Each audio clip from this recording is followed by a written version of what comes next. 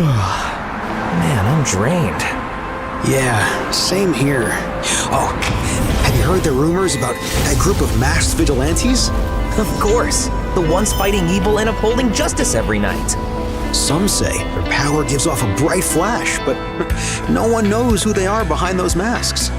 Ah, a light in the darkness. Sure sounds like justice.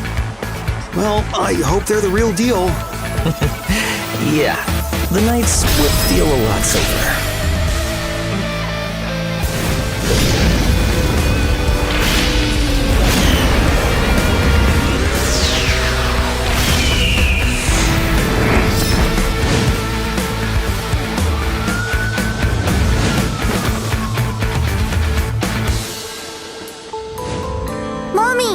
Mommy! Is the lady with the glowing lollipop coming tonight? You mean that brave young lady? She only appears in the darkest places. Really? She's not scared of the dark? That's right. So we should all be brave, just like her. As long as you believe in her light, she'll be there to protect everyone.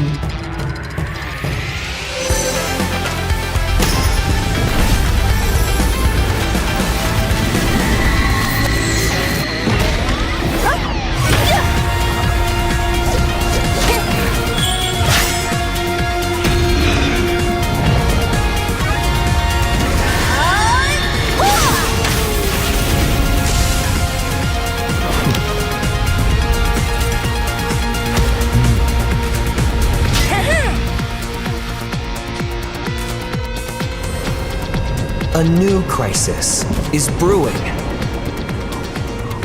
Once more, the masked guardians must unite.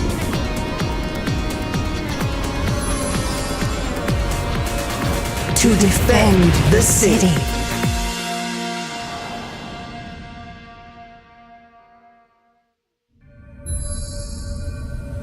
And she will return.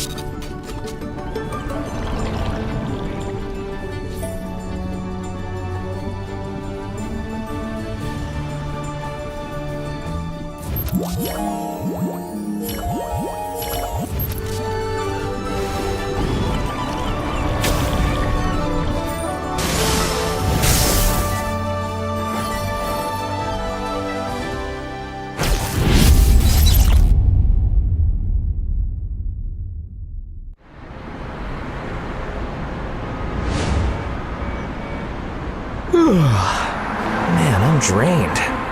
Yeah, same here. Oh, have you heard the rumors about that group of masked vigilantes?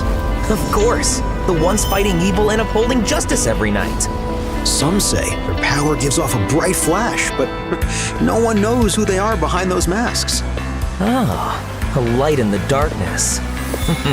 Sure sounds like justice. Well, I hope they're the real deal. Yeah, the nights would feel a lot safer.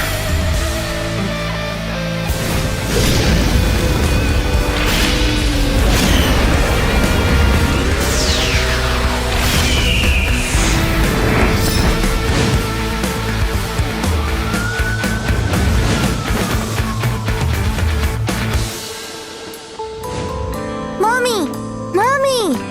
Is the lady with the glowing lollipop coming tonight? You mean that brave young lady? She only appears in the darkest places. Really? She's not scared of the dark? That's right. So we should all be brave, just like her. As long as you believe in her light, she'll be there to protect everyone.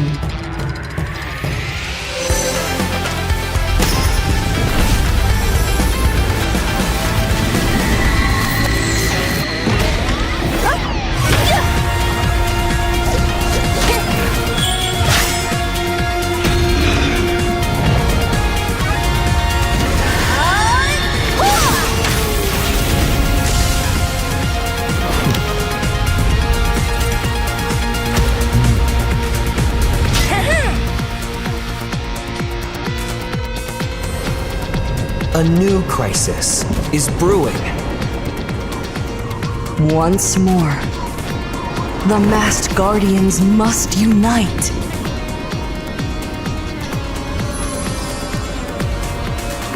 To defend the city.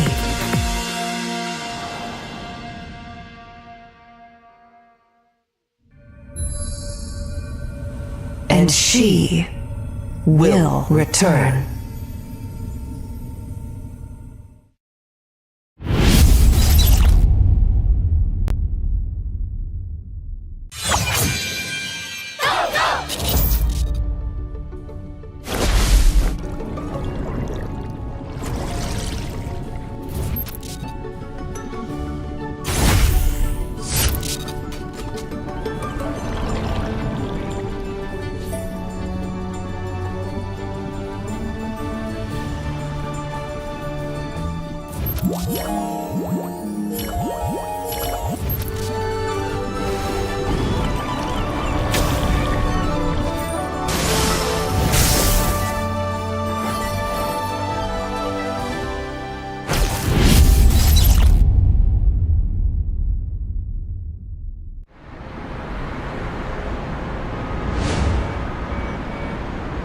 Man, I'm drained.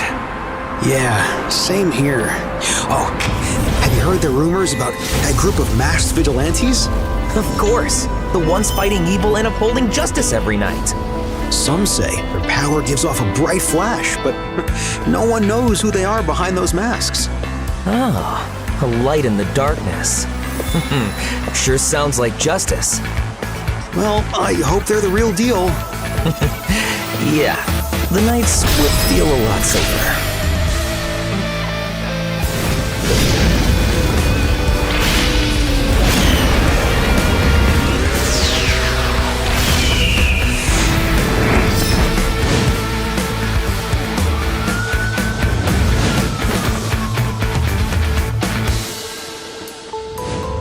Mommy! Mommy! Is the lady with the glowing lollipop coming tonight? You mean that brave young lady? She only appears in the darkest places. Really? She's not scared of the dark? That's right. So we should all be brave, just like her. As long as you believe in her light, she'll be there to protect everyone.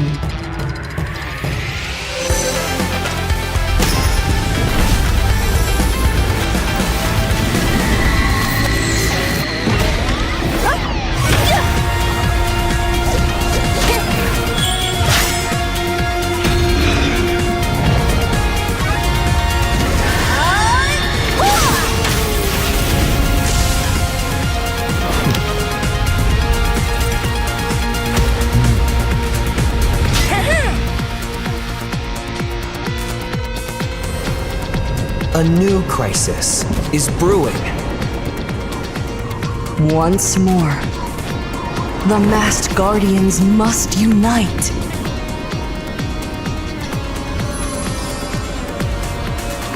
To defend the city.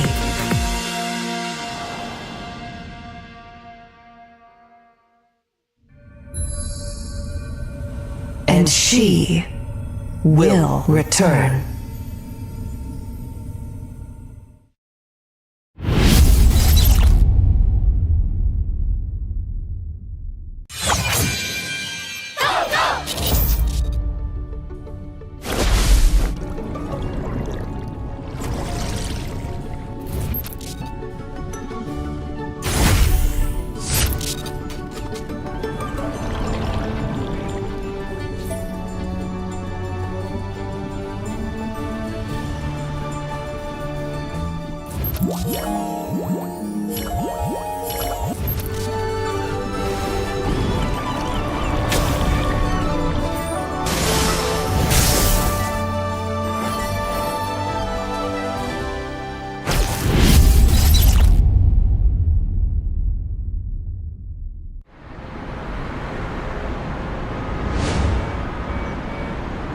Man, I'm drained. Yeah, same here. Oh, have you heard the rumors about that group of masked vigilantes? Of course, the ones fighting evil and upholding justice every night. Some say their power gives off a bright flash, but no one knows who they are behind those masks. Ah, a light in the darkness. Sure sounds like justice. Well, I hope they're the real deal.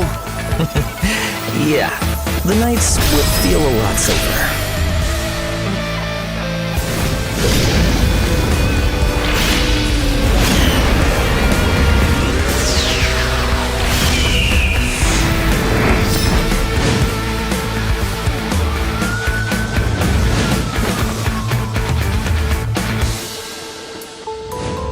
Mommy! Mommy! Is the lady with the glowing lollipop coming tonight? You mean that brave young lady? She only appears in the darkest places. Really? She's not scared of the dark? That's right. So we should all be brave, just like her. As long as you believe in her light, she'll be there to protect everyone.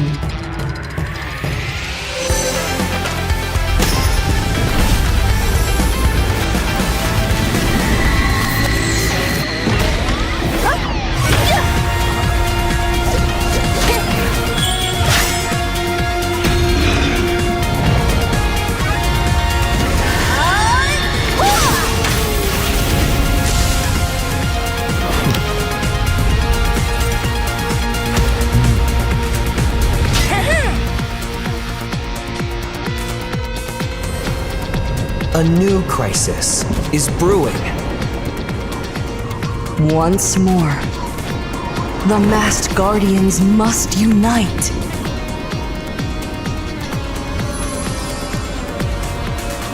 To defend the city.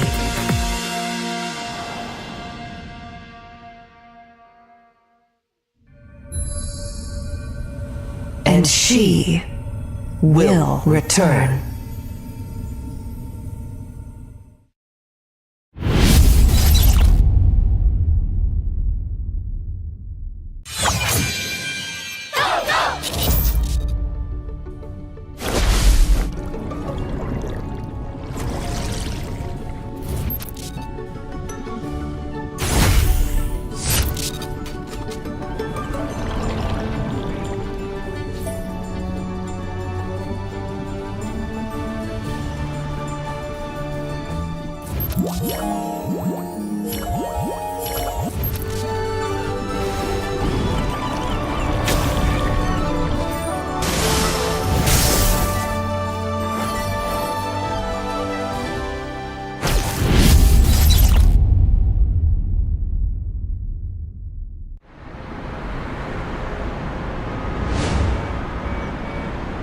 Man, I'm drained. Yeah, same here. Oh, have you heard the rumors about that group of masked vigilantes? Of course, the ones fighting evil and upholding justice every night. Some say their power gives off a bright flash, but no one knows who they are behind those masks. Ah, a light in the darkness. Sure sounds like justice. Well, I hope they're the real deal. Yeah, the nights would feel a lot safer.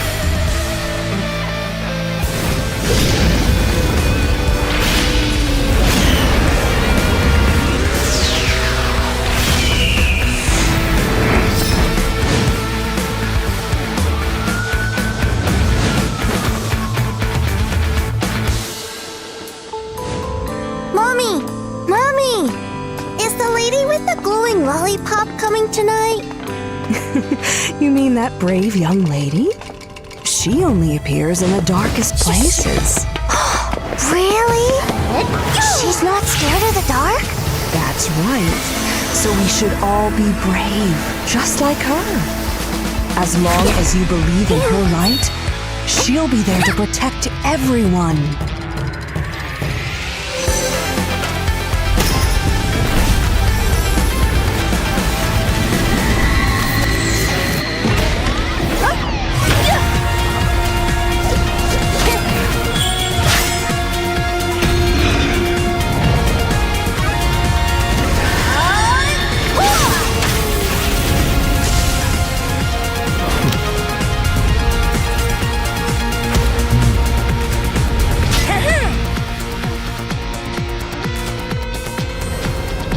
A new crisis is brewing. Once more, the masked guardians must unite.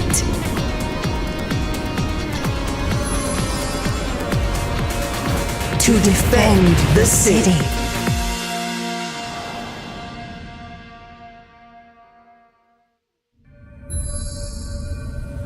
And she will return.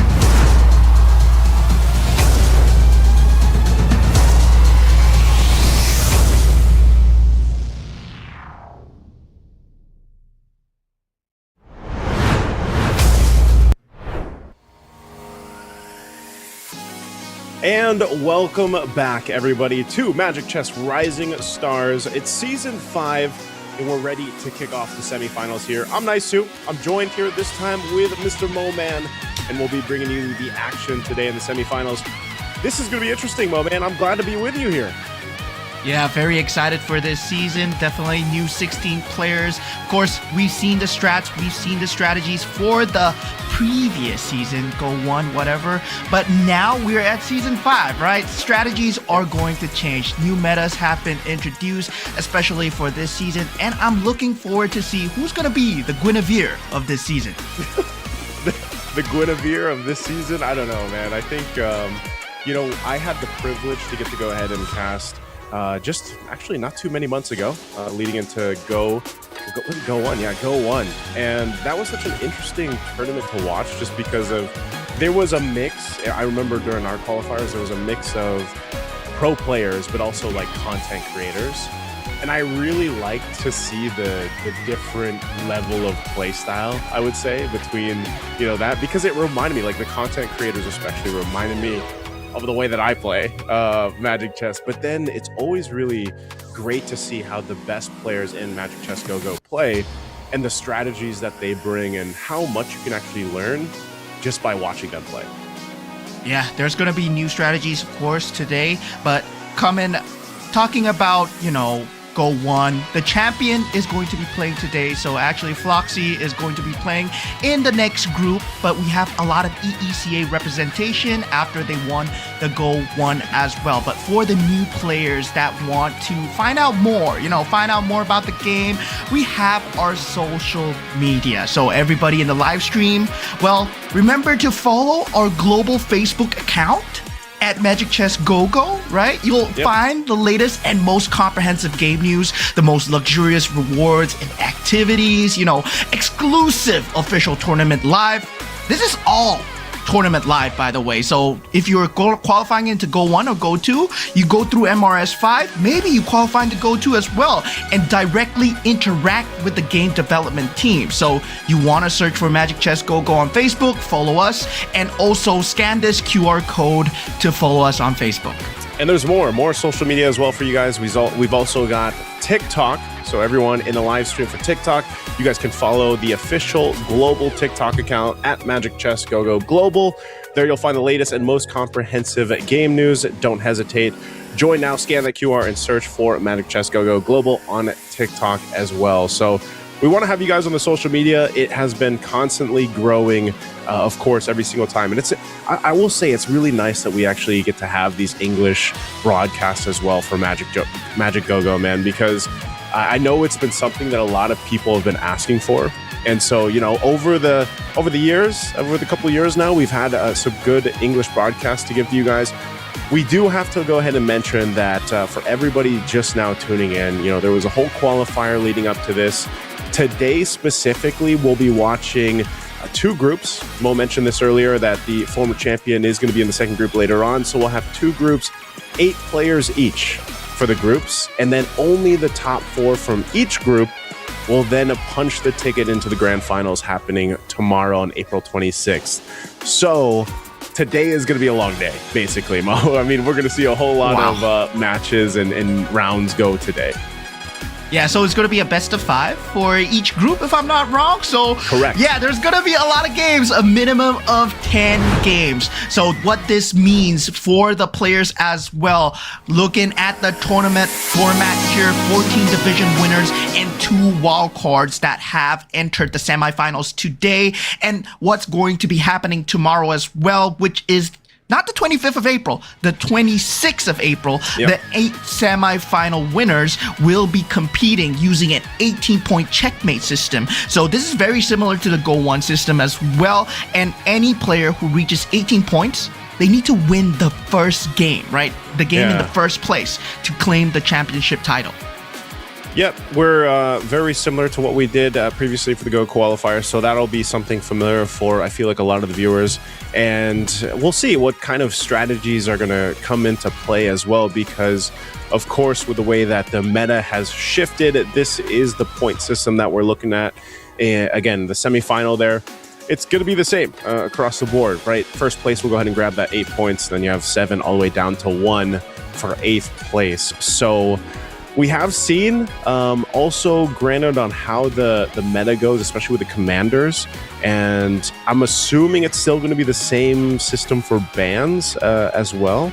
We'll see if that ends up being the case, but nonetheless, there's definitely some stronger commanders and that are going to be played throughout each round. And now this is the prize pool. This is what the players are going to be fighting a portion of. You got the champion getting a $3,000 US. Second place is going to have 1,800. Third place 1,000. Fourth place 800. Fifth to 8th place 500 each, and then of course the last 9 to 16th place will get 250 each. So everybody gets a portion really of the prize pool, and may the best player win for this round.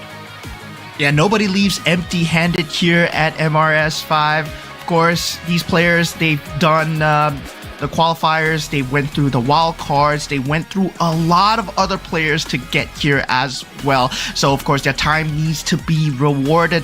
And this could be you as well, right? You could be playing in the MCGG MRS as well. But looking at the players, a lot of new players, a lot of new faces. We got AOT, Shadow QC coming all the way from Vietnam, BIB Muffin coming through the wild cards from the EECA region, Sunobody from the EECA region as well, and Buds from the Philippines. Yeah, and then we've got Moon, SSB, Gideon, Sabo, and Sen ZT all competing here for that first round. And I will say this. I feel like both groups are pretty stacked, man, for one. And what I like that you mentioned, because I feel like a lot of people weren't, I don't know if they were aware of this exactly, because I got a lot of questions before, and even until now, can someone just from home join this? Can someone become part of the rising stars of one of the seasons here? And yes, you can. That's where some of these players, they went through the qualifiers, the wild cards, and everything else. And so even your average person sitting at home, if they really, really get good at Magic Chess Go-Go and they love it, there's a chance for you guys to get a opportunity to come here and compete, of course. And it's just continuing to grow. I think even back for the Go 1 viewership was actually pretty surprising for, how early it is. Because again, you got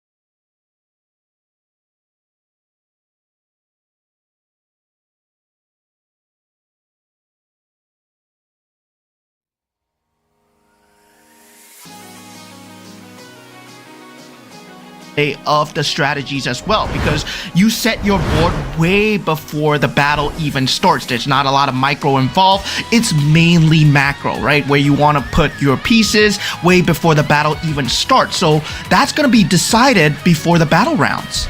It's actually so funny, Mo, because I don't want to bash our internet out here, but I will say there's plenty of times where I've actually been playing Magic Chess Go-Go in while I'm outside of my house. I'm not inside the comfort of my house, and I will kind of have like a disconnect go on, and this is just very frequent in places in Southeast Asia, and I'm still able to actually quote unquote play the game, like play it, still actually get wins even here and there, and I think that's what is so interesting about it. We actually I think the other thing that's surprising about it is just the concept of laying down your pieces, laying down your commanders, your hero or your heroes, and then playing with this strategy.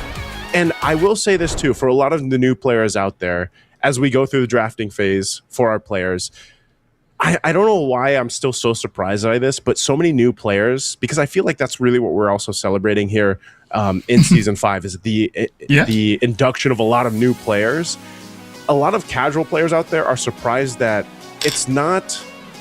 there isn't this huge barrier to entry as they think there is. What I mean by that is they can jump into the game of Magic Chess, and if you just want to go ahead and, let's say, get a load out of a composition you want to run, right, with a commander or something like that, it's as easy as almost switching your equipment set in MLBB, It's like you can go ahead and load up that lineup and then jump on in and actually have an indicator to go ahead and help you, pick out your strategy and everything else. Obviously, the pros here are playing on a different level, but for those people that are interested in getting involved in Magic Chess Go-Go, I think that was one of the big hurdles for them. Because even for me, when I was coming into Magic Chess Go-Go, I was like, man, what if I don't know the strategies? What if I don't know what hero to grab or what Go card to grab? But there's such good tools within the game that actually really help out.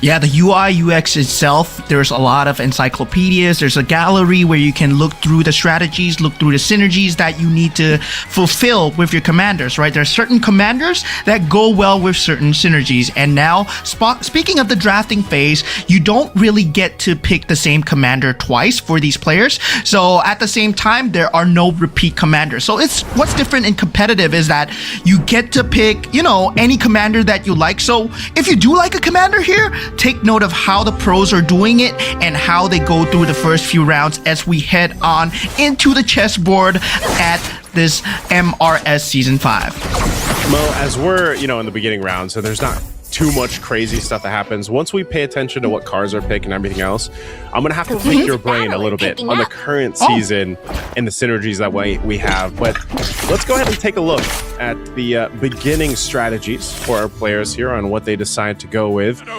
Already building things out. Actually, a couple synergies already being locked in too. Let us bloom brilliantly How do you in early capacities as well? You're in my way. Yeah, I mean, in the early game, right, you want to get the win streak going on, especially if you're an early game commander, such as, Gideon, who's playing the Karina. If you're playing a Lancelot, who really relies on that early game win streaks, because you don't get to control your economy. You don't get to control when you level up. It's already pre-decided for you. So you want to get the early game win streak. You want to get the early 1-star, 2-star for your 1 cost and 2 cost as early as possible as well. And if you're going for something later game, like a Minotaur, like a Ruby, where they scale up with your Cloak and Scythe, where they scale up with your enhanced items, and well, that later stages of the game is going to be building towards that end game synergy. Currently, the best end game synergies are still maybe Dauntless and Stargazer. That's been the #1 synergy so far. We do see maybe 6 Exorcists as well, but we see a very early pivot towards KOF coming in from Muffin right now. He already has, no, actually, this is a Neo Beast. So he has 3 Neo Beasts, and this is a losing strategy. So actually, you want to lose more. You want to let your units die off so that you get the chest, Neo Beast points. Yeah, the better chest here, because you can see Sen is also going for the Neo Beast. Whole lot of Heart Bond as well. A couple couple players locking in the heart bond, so they've got that. Also looking at the table, we've got the Swift Blade coming through alongside with the Soul Vessels from a couple of our players, and then some of the variety. You got Weapon Master plus the Marksman coming out from Buds from the Philippines. So good variety. I'd say good variety across the board, at least for our first game anyway. What do you think about the heart bond, man? Like, when I go ahead and play the heart bond, it was one of my favorite synergies to go ahead and play. Is that the strategy? Is it an end game strategy as well with Heartbound, or is it just more so early to kind of that mid game? So for Heartbond, right, really depends on your roles, but in the early game, what you're really dependent on is getting that Mia for that early game DPS, getting that itemization for the early DPS as well. Preferably, you want to have 2 marksmen just to enable that marksman synergy. At the same time, you're hoping for a Kufra that's able to peel for a Mia, and as of now, right, if you take a look at Moon's board, the Mia is still kind of exposed, but luckily for him, Sen's ZT is based off of magic damage, so he might be able to pull through here. The Mia is still able to lay in the damage, but if the Mia gets taken out, the entire Heartborn strategy in the early to mid game, it falls apart. And for the late game, you're relying on the Lancelot. That gets shut down easily by Hanabi, that gets shut down easily by Hayabusa, so it's really a game of rock, paper, scissors here. I really also, you got to take note of Gideon's win streak right now. He is going similar to what you usually see. As we jump into the first round here as well, we'll see what our players end up picking. Usually, I was going to say that Claw to Theft Device, you're going to go and grab that. A lot of these big key items, first items being picked up here, are going to be pretty big for the initial setup here. Golden Staff being taken. All right, so most players will go ahead and prioritize weapons or items as they want to go ahead and build out their builds here. And going back to Gideon, for example, that's what I was talking about. The Soul Vessels, man. The Soul Vessel. Once you, even a 2-star Dijang, I hope I'm pronouncing that correctly. Yeah. He's pretty strong. Like, it's a pretty strong piece on the board to have. But then when it gets to the 3-star, and if you're stacked up on the items with your Dijang, like, he's almost, I want to say it's almost pretty difficult to take care of that, especially if the board is built around that and tanky enough even in the front line. Yeah, the cool thing is you get the synergy coming in from that 3-star Dijang as well.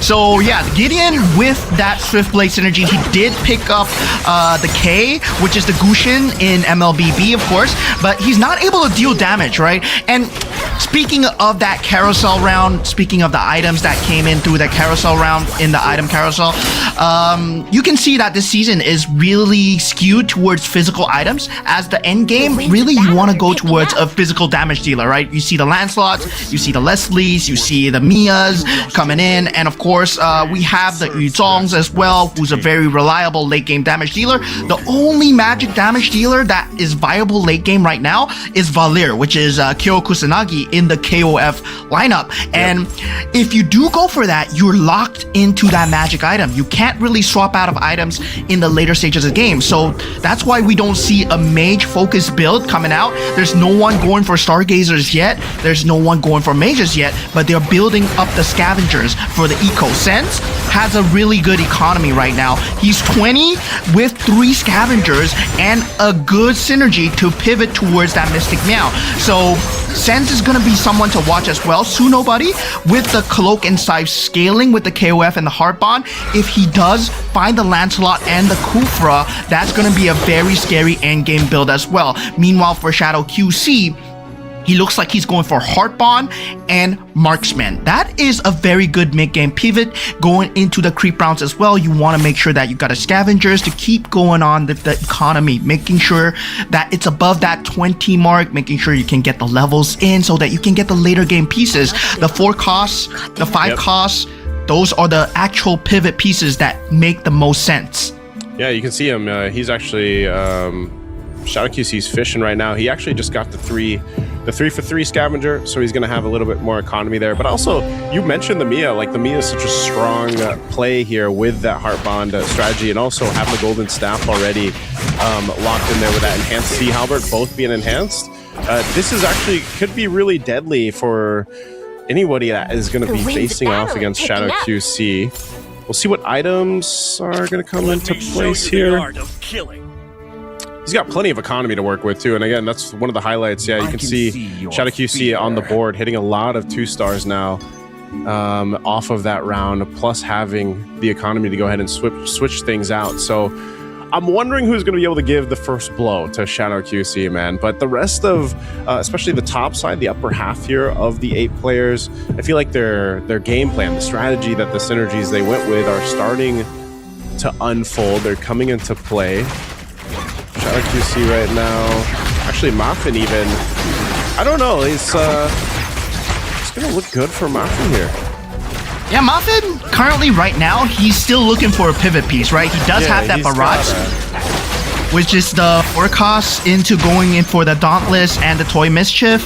But Toy Mischief is not something that's very commonly used nowadays, given the fact that bruisers are not that strong anymore without the Guinevere. So, yeah. He might be pivoting towards that Dauntless Stargazer, but his itemization, he does not have the Holy Crystal that is really needed in that Stargazer as well. Exorcist is a possible out for him, but at the same time, whether or not the first person that gets the first Mystic Meow, who gets the Leslie first, that determines that end game state, right? The Leslie with the skill burst will be able to shut down a lot of what these players are doing because nobody's playing towards the Swiftblade, and the exception of Gideon, who can actually counter that out. All right, tell me about the Swift Meow, man. I know it works with synergies, especially the more synergies you have here. Why is this such a deadly endgame strategy for a lot of the top players to go for, or at least try to attempt to get? Yeah, so Mystic Meow is very similar to the Metro Zero from the previous synergy as well, where the more synergies you have, you scale up in percentage of HP. So 3% for every synergy that you have. So for example, if you have 10 synergies, that's 30% extra HP throughout the entire board. And as your costs go up, as you have more stars, they scale up in percentage as well. So MCGG is a numbers game where that numbers become exponential. And with Mystic Meow, you get a blue or a red Mystic Claw that also scales up your physical or magic attack, depending on which one you choose.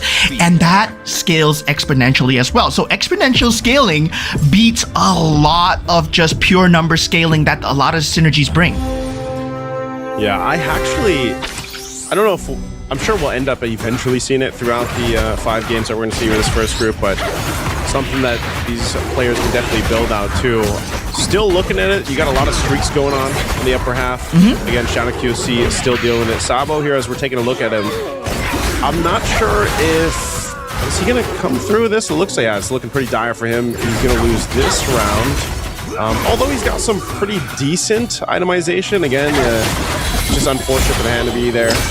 Still needs time, I feel like. He's still going with the Neo Beast. So I don't know if the chest is really going to change it for him. I know usually what is the sweep mark for the Neo Beast chest as we get into the next carousel round? Usually you want to go for the 300, especially if you're in a pro game. You won't be able to keep it until the later stages of the game. But now we go into Carousel. Sabo does get that +1 capacity, right? That is a huge game changer, especially if you have that Neo Beast, if you already have the pivot on hand. But looking at his points, I'm not too sure whether he should be able to open his chest yet. And Sunobody, looking like he's in a very, very bad spot as well, right? He's going for the KOF. 4, only 4. That's not going to be enough. You need the 6 KOF. With the Luminexus, well, he still hasn't able to find that pivot yet. Yeah, I don't know if he's just going to go for, because he's probably got a few rounds, maybe a few rounds left, and he might have to just go for an attempt there. Also, even looking at Sabo, because every time we get close to players being knocked out, we have to see exactly what their game plan could be, if it's going to be a pivot or not. But also, again, for Shadow QC, he's pretty locked in. His Mia is untouchable. This is probably just going to be his 9th win here. What is the answer for the Mia when you have this kind of pop-off happen here and there isn't even a level, not even a 3-star? How do you deal with the Mia in this situation? especially when it comes down to late game Mia, when it comes down to that 3 cost, a lot of the 4 costs are able to deal with him actually. If you get a Terry Bogard, if you get a Hanabi, if you do get something along the lines of a Hayabusa into that land slot as well, that's gonna be a lot of backline damage, right? Something that can penetrate that backline. Well, we do see the Exorcist being built by Shadow QC, so if he does get the Hayabusa, he might be able to just deny players from countering him out. So as a Mia player, you want to just prevent people from canceling that out as well. But in the later stages of the game, that Mia is not going to be your top one, right? You're not going to be able to end the game. That's not the end game damage that you're looking for the Mia. It's just a 3 cost, so you still want to pivot into a 4 or 5 cost. All right, let's see. We're going to take a look at Su Nobody because he could be getting close to counting himself out here, at least in game 1. We'll see if he ends up winning this. Pretty close. It actually looks like he's going to be able to beat Sabo here. So at least he comes through, buys some more time within the game. This will be a clear out for him. So him and Sabo fighting it out here. Very close between there. Also, Muffin takes some damage. So it's, I want to say it's relatively close in the bottom 4 right now. You can see that, right? 30 across the board and then all the way down to 21. It's going to be another minion around here. We'll see what they end up getting for items. Usually around this time too, some of these items that get picked up towards this stage, stage 3, can actually turn the tide for some of these players that are more so down here. I just don't know if they have the synergies they're looking for. You can see Sabo too. He's at the 295. For those that can't see, he's at 295 on the Neobeast chest. So he might actually might just be going for that long game play where he's just down with his back against the wall. But itemization here, we'll see what they end up getting.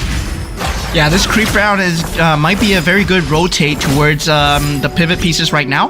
But something that I forgot to highlight about Shadow QC, right? He is playing a Minotaur. So I just realized that all his items are enhanced. So he has the Kufra, he has the Mia, and he has an enhanced Sea Halberd with an enhanced golden staff on the Mia. So that's why he's able to shred through so much of these boards. A normal Mia wouldn't be able to shred through so many of these opponents, but Shadow QC really going for that all-in now, wants to accelerate the pace of the game, want to take out Sabo, Su Nobody before they get that late game strategies going, because Su Nobody, he has a very big late game capacity. He does have that Luminexus, which is a lot of defense shred with the KOF that provides also exponential HP. All right, let's see what Sabo ends up doing. He did a lot of switching around here, and this might be a tough one for him to win. Still working for it, really utilizing the KOF he's got here too. So yeah, he's actually going to be okay. Ends up winning the round. So this is the pivot that we've been talking about. Still, eventually, once these bottom 4 try to survive or not, or get through this, they're going to have an answer for Shadow QC, because like you mentioned, you know, with all the enhanced items and everything else that he's built up, he hasn't really been contested at all here. So let's see what everyone else is going for. Oh, and by the way, his Kufra just hit 3 stars, so he's got 3-star now. He's close to getting to the 3-star for the Mia as well. Yeah, this is exactly what Floxy was doing in one of his qualifier games as well, right? Focusing on that 3-star Kufra, the 3-star Minotaur into the 3-star Mia. But the difference is, well, he was on that scaling Ruby, but now Shadow QC is on a Minotaur, right? We did see the Mia nearly getting taken out, but with the Kufra around now, that 3-star is gonna be a very hard peeling target for the Mia. And wow, going up against Moon.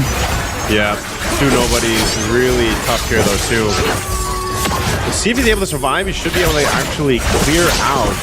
But whoa, Muffin was actually eliminated. Oh, just barely. With 1 HP, man, just holding on by a thread there. But also, yeah, so Su Nobody goes down. Muffin is out too. Man, I can't believe the Link survived that. Oh my god, both the EECA region representatives are out so far. Now we're left with the top 6 here. We did see Sunobody want to go for that late game pivot, but he's just trying to brute force it a bit too much, right? He likes the build. No one else has the build, but Gideon is playing Luminixes as well. So a lot of the Luminixes pieces are actually being held by him. And MCGG is a game where you got to consider the bigger portion. This is when we talk about min-maxing, right? You can start to take away opponents' pieces when because there's a limited number of pieces in the pool as well. That's when you go into the late game strategies where you deny away pieces away from your opponents so that they don't get the synergy going. But look at that Sabo. He does have that 6 bruiser synergy as well. So if he gets the Exorcist through, he might actually make it. Yeah, he locked that in. We're taking a look at Shadow QC to see if anyone can stop this guy just yet. This is a pretty good fight from Sen, but not looking too hot. Again, that 3-star Minotaur and then the 3-star Mia in the back, just able to go ahead and unleash. And you can see just how much damage even the Mia is doing. Again, I don't know if anyone's actually going to be able to stop Shadow QC, at least in game 1. He had a really good early mid game, and then this late game's just really solidified that lead for him. So let's see what this carousel brings us. 6 players left. Capacity going to be the prio for Moon. Sabo grabs Synergy. Capacity for Sen. Gideon will go ahead and grab Synergy for Heartbond. You got the couple defensive items, at least for Shadow QC, to make him even more tanky. So someone's got to have an answer for him, man, because I just feel like he's too built up. He's too versatile. Looking at Moon, though, potentially the next one to get eliminated here. Looking at his multi-synergies, you can see this, right? He's got 2, 4, 6, 7 synergies locked in. What is he hunting for here? What's Moon's play?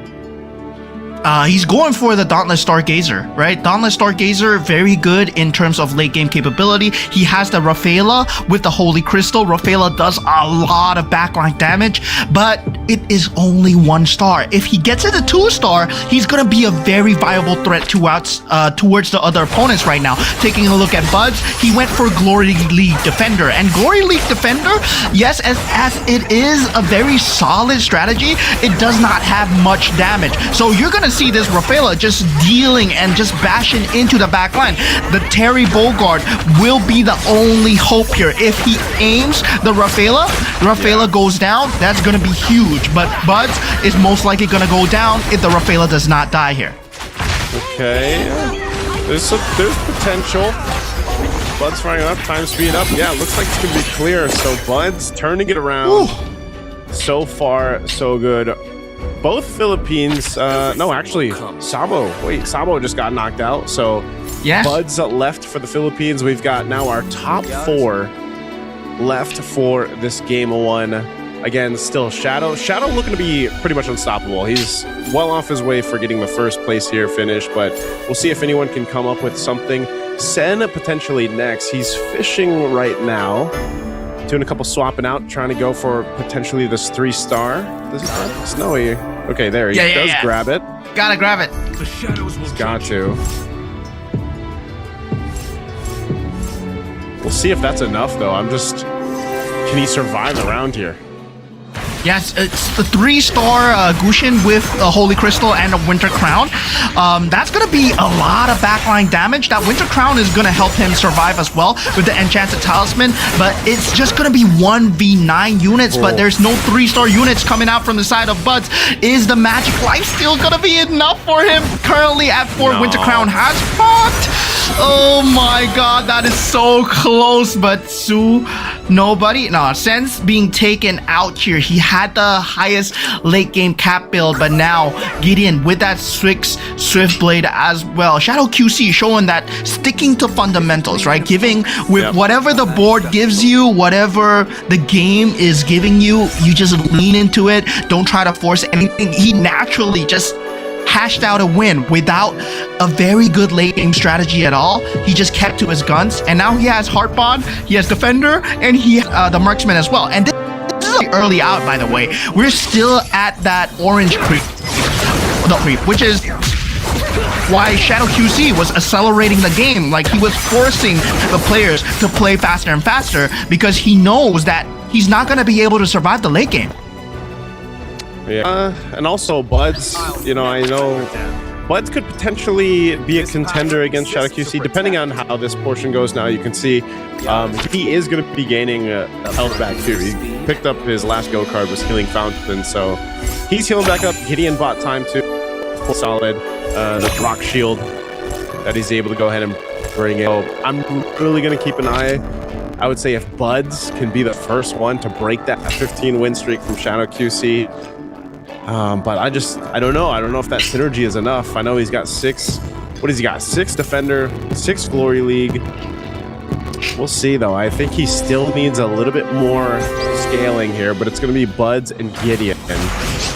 Yeah, I mean, at this point right now, Shadow QC, he has 3 3-star, right? Three 3-star units. So that is going to be a very big exponential scaling that they need to take out. And currently, Buds and Gideon, they don't have any 3 stars at all. So Shadow QC, as you said, he might be looking for a flawless victory here.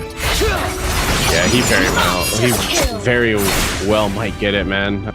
Bud's taking a loss there against Gideon. It was a close one, but again, also just having that Ling there in the hands of Gideon, and then playing around the strategy, of course, with his Swift Flat and the Luminexus, even that little bit of, you know, taking away some of that hybrid defense actually plays a part in at least his matchup with Buds. I don't know if it's going to do much against Shadow QC. I don't know if anyone really will be able to do much because, again, just 3 3-stars locked in.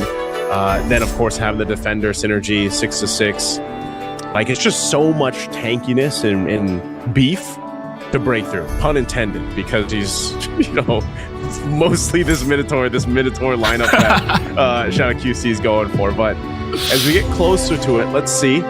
It is going to be Gideon now after he took a round against a Bud. Take this one against QC. Yeah, I mean, at this point, he does have the Lancelot, but I mean, those blades, are they enough to take down the beef that you said? It is, actually is. And Shadow QC, well, looking like he might suffer the first loss for the first time. That Ling, that 2 cost, that 2-star 5 cost actually doing a lot of work here for the side of Gideon, if I'm not wrong. Yeah, it was Gideon. Impressive that he was able to go ahead and make that happen.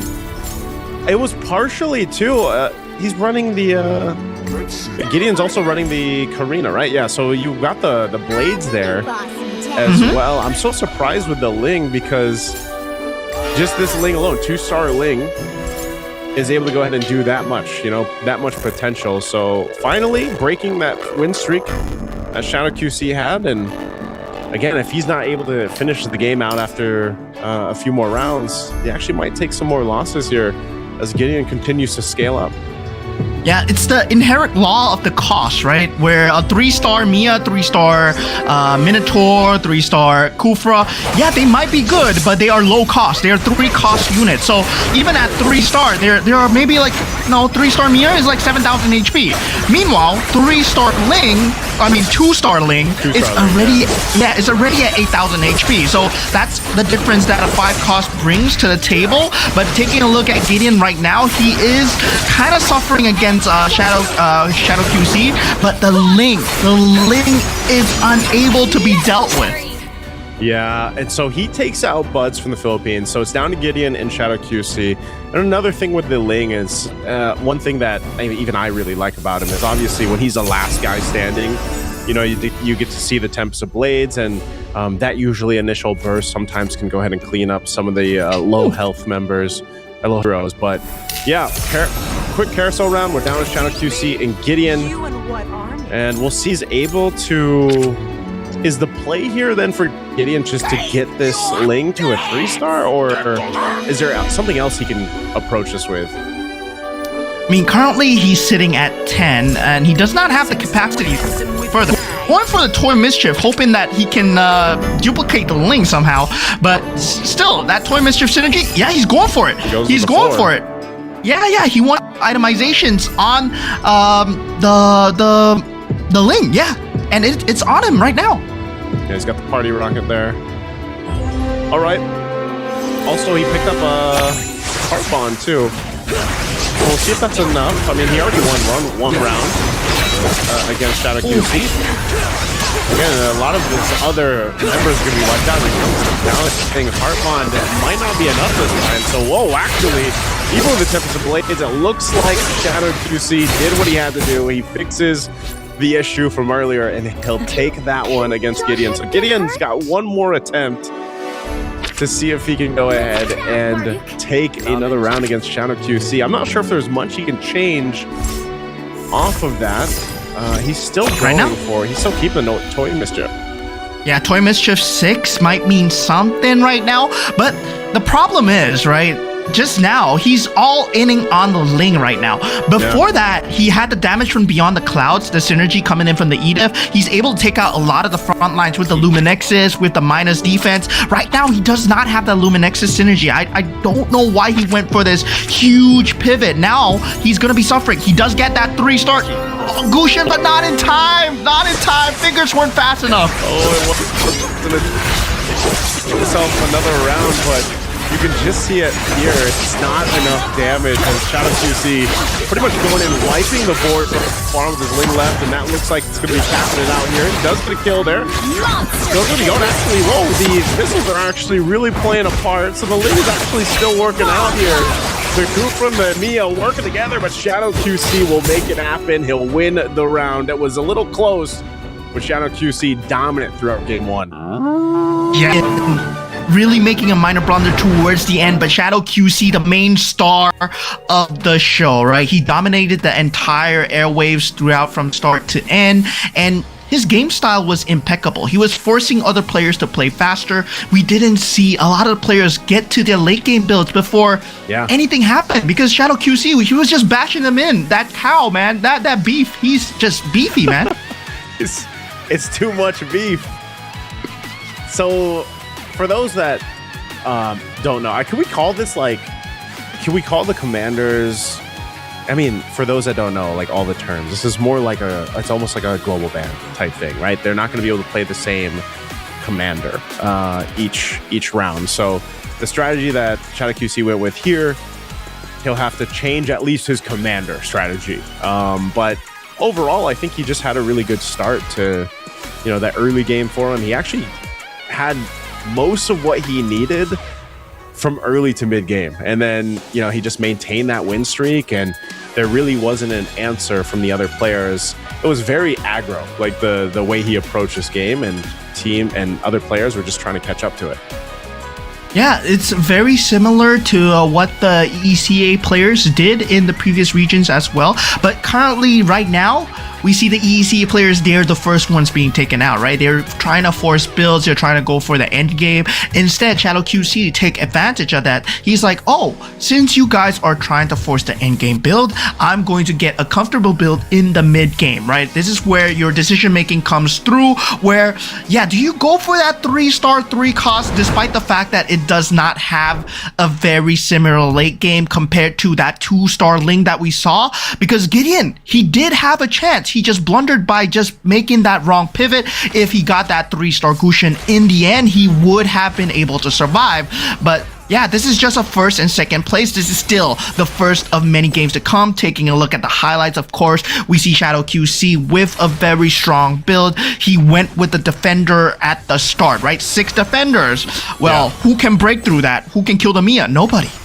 Yeah, that's what I was concerned about for the other players here when Shadow QC, even when he had the 4 defenders, just how quick he was able to go ahead and build up. But then not only that, but also just like you mentioned, having the enhanced equipment with the Minotaur really go ahead and kind of locked him in for the early game. And although there was that little window, like the little window that we saw competing on Shadow QC, breaking his 15 round win streak, it just wasn't enough, and but nonetheless, again, this is a point system, so even if you don't get that first place, it's still okay.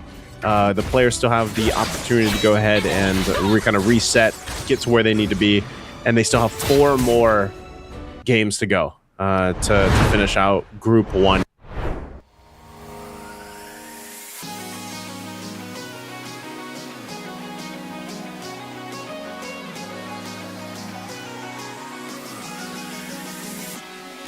sometimes we'll focus a little bit on different areas here, because I will say this though too, for a lot of people, again, a lot of new players have joined a Magic Chess Go-Go just in the last year alone.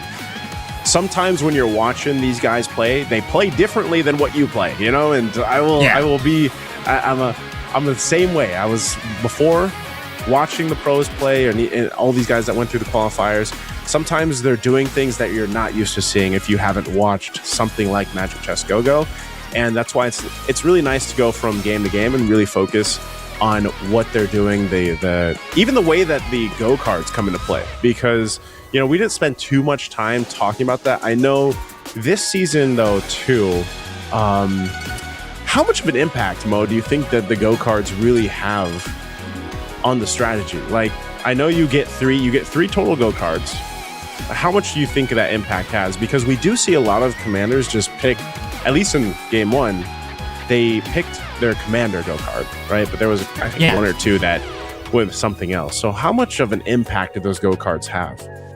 Actually, not quite a big impact unless they are economy Go cards, right? The premium clients, if you get the glittering refreshes, glittering jewels, those impact the game very significantly, because you just bring the late game way further. But in this case, it was purple then blue, right? We didn't get the very high tier of Go cards. We didn't get the highest tier of Go cards as well. So yeah, not a lot of economy augmenting Go cards here that accelerates the game. That's why Shadow QC was able to take such a great lead. The momentum didn't come from the Go cards at all, and the rest of the players, you can see what they were going for. Look at Muffin. He's building towards the Stargazer Dauntless. Nobody. He's going towards that KOF into Luminexus. He got the Mortal Rivals already. Those are very good endgame builds. But look at Shadow QC's build. It's 6 defenders, 4 marksmen. Basic, but it works because he got the 3 stars. He did what he needed to do to secure that mid game. Yeah, and I like how you pointed that out too with the, you know, the whole thing. Even though Shadow QC ended up being dominant throughout the whole thing, as we take a look at his lineup and everything that he had, again, the synergies and the Go cards that he ran with, but also just the lineup that he presented. That Mia is such a strong play. Like, even if you just have it at 2 stars from that early and then mid game, it actually provides quite a bit of damage. And then, like you mentioned, when we started that game off, having that solid lineup in the front, which he was able to go ahead and 2-star and then eventually 3-star the Kufra and the Minotaur pretty quickly. It all provided enough, basically, peel that you mentioned for the Mia there. And I don't know, I would have been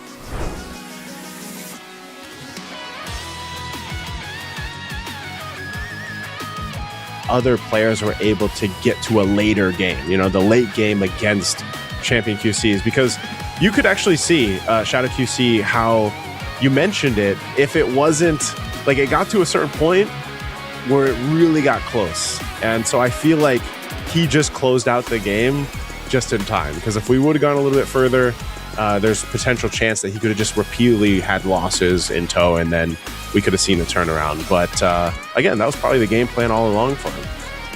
Yeah, and this is where the min-maxing comes in, where the difference between the pro player and the competitive player, the ranked player, comes in, right? What are people looking for when you want to go pro? What is this edge that a Go 1 champion or Go 2 champion, the upcoming Go 2 champion, must have? And this is something that we saw out of Gideon, right? In reminiscent of gameplay, reminiscent of Shadow QC as well. What are you consistently doing? You're consistently looking for a way for the board to get better every single fight. So you gotta make sure that the board keeps going better. And look at Shadow QC, our Malaysian representative, very pleased with himself. Of course, you're looking for what ends the game well. At the same time, the economy, what is offered to you, these are the strategies that you need to consistently cycle on the top of your head. You're not just AFK. Yes, it is an AFK game, but at the same time, every single time you're thinking about, what do I do? What do I need to get it better? What item do I need? Which unit in particular is going to counter out my opponent? And that's what Gideon was going for with that Toy Mischief pivot, right? But he couldn't find it in time. Yeah, and I also want to see if we can see specifically our representatives from the EECA region have a better start here, specifically Muffin and Sunobody, because I just feel like they didn't have, and that happens because again, part of this whole, the way the game works, obviously, is you are at the whims a little bit of RNG, and I just feel like they didn't get what they wanted to in the early, and sometimes, especially when you have someone setting that kind of aggressive build and momentum that we saw from Shadow QC, if you're not blessed by the RNG gods in a way, I don't want to say it's completely RNG, right? But there's obviously a play into it, and with Muffin and Sunobody, I just feel like they didn't have the start that they wanted to. So hopefully it's better here for them as we're getting prepped and ready to go into the second game. In just a bit, we'll also see what commanders our players are going to go for. Let's also see what we end up with the drafting phase again. All right, and you can also see the point system as well, like the points that everybody landed with. So again, we'll keep an eye on Muffin and also Sunobody. They are the players that definitely need the points here as we go into our game 2. Yeah, as we go into the drafting phase, of course, there's not going to be duplicate commanders coming out. So we're going by last order first. So whoever lost out first, you get to pick first, and Muffin will be going first. I believe we can see the draft that's going on. And yeah, for the previous draft, I'm surprised, right? Moon had the first pick. He went for the Lancelot. Not really common. Now, this is much more common, right? Going for the Fanny, very, very common as well, because the extra board space that comes through. And now, Sunobody, again, going against the grain, right? He picks up a Kagura. And this is not common in pro play to pick up the Kagura. This is Sabo the Minotaur as well. It's good, but it's a very defensive character. So Kagura, you're forced to either go for a very late game build, and the early game, yes, you can dominate the early game, but your defensive capabilities are best used in terms of securing that later game as well. So Kagura, I expect to see him go towards Neobeast, and Buds as well. He goes for the Angela. Very defensive gameplay coming out for all these players right now. I think part of the game plan there is they want to, even if they have to be a little defensive, just go for it. Go for more of a defensive play, buy the time that you need to get to those rounds where then you can pivot if you really need to, and so maybe that's the adjustment. Again, this is also one of the great things, Mo, of having obviously multiple rounds, having the 5 games that you have to go ahead and get a chance to get the points that you need. So with that, we're going to be jumping into our game 2 here. Again, semifinals. This is that first group of our players, our first 8 players for today for the semifinal. So early things. Let's go ahead and take a look at what everyone's going to start off building across board. Again, you can see a couple heart bonds being built up. Let's also take a look at the go cards. So again, looking at even the Kagura here, actually you see 2 of our players. Oh, what'd you see, Mo? Oh my god, this is the most defensive game, right? This is so crazy because everyone is going defensive. So at the start, it's gonna matter on who gets the Neo Beast first. And the worst person to get it, Shadow QC, he got the Neo Beast in the early game, straight up. So yeah, he is playing Nana, who has a second life, and you want your HP to go down. You want to get your itemizations from dying the first time. So Shadow QC, he already got that 2 Neobeast at the start. So it's looking like a great start for Shadow QC. That's crazy. This is like game 1 winning strategies right there. Well, let's see, because Sen also got the 2-star Neobeast. Plus he's got he built up the defender plus again Heartbound. So I don't know. We'll see. Shadow QC, good start for him, just like we saw in the previous game. Looking at the rest too, I wanted to see the rest of it. If everybody went with the regular go cards for their heroes here, yeah. Again, even for Muffin, I really want to pay attention to Sunobody and Muffin. We'll see what they end up building this early game. Taking a look at Buds too. He's got Scavenger, just playing for the economy here right now. And the rest. Yeah, Muffin looks to be celebrating the game, right? He went for the Karina Gogo card, which is the Swift Blades. And of course, as a Fanny, you have an extra unit on the board as well. So he wants to secure that early game as much as possible, get that economy going. But something that he needs to watch out for are the players that are losing on purpose, right? Shadow QC, yeah, he's losing on purpose because he knows that he's a Nana. He's going to keep himself at 20 and then keep that economy going, making sure that he gets that 2 gold interest every single round. And eventually, he's going to reach level 8 ahead. So by the time he reaches level 8, if he's unable to deal the damage that takes out these late game players, Muffin will be in a very bad situation because currently all he has is Dauntless and Heart Bond. Yeah, you can already see it too. What's he building? Even for Shadow QC, again, one of the great things about the Nana is just the equipment that comes with it that you eventually get. And then, like you said, playing into the fact that you get to play with her blessing, Melina's blessing passive. So we'll see. This is all part of the plan, though. I remember first thinking, when we jumped into Magic Chess, being like, man, are some players just losing on purpose? Is that also a strategy? Yes, for our viewers out there, that's also a strategy you can go with. Now, jumping into our first carousel round, because of that, Shadow QC will also have one of the first choices here as he's second to pick behind Suno, but he goes for that glowing wand. Muffin as well picking up. No one's going to go grab these heroes. I think they all want to prioritize. Oh, nope, we do have Sen grabbing. And then Moon goes to Blade. Okay, so we do have a couple heroes being grabbed up. Yeah, I'm surprised no one went for the Blade of Despair first, right? Yeah. BOD is one of the #1 items in the game right now. And you can see, right? They went for Feather of Heaven and the Scorching Wand, the first 2. Magic items, as we said before, magic items are not preferred right now because the late game damage does not favor magic items unless you're going for Stargazer or Mage build with Kill Kusanagi. And this looks like they're leaning towards that right now. Shadow QC with the Scorching Wand already has a very early Stargazer, but he wants more Neo Beast and he's unable to find it. In game 1, we had, 2 Neo Beasts as well. I think the chests were open, if I recall, right around 300, like you mentioned, but that's also because the players running that were relatively low early on. So we'll see what Shadow QC ends up building to. Our winner, at least first place for game 1. But yeah, he'll go ahead and continue to take some damage here. Looking at our top this time, though, Gideon actually doing really well. Off to a great start on the win streak alongside a Moon. And they are playing into, so far at least, similar. I think we're just going to see a whole lot of at least Defender for a lot of the compositions, huh?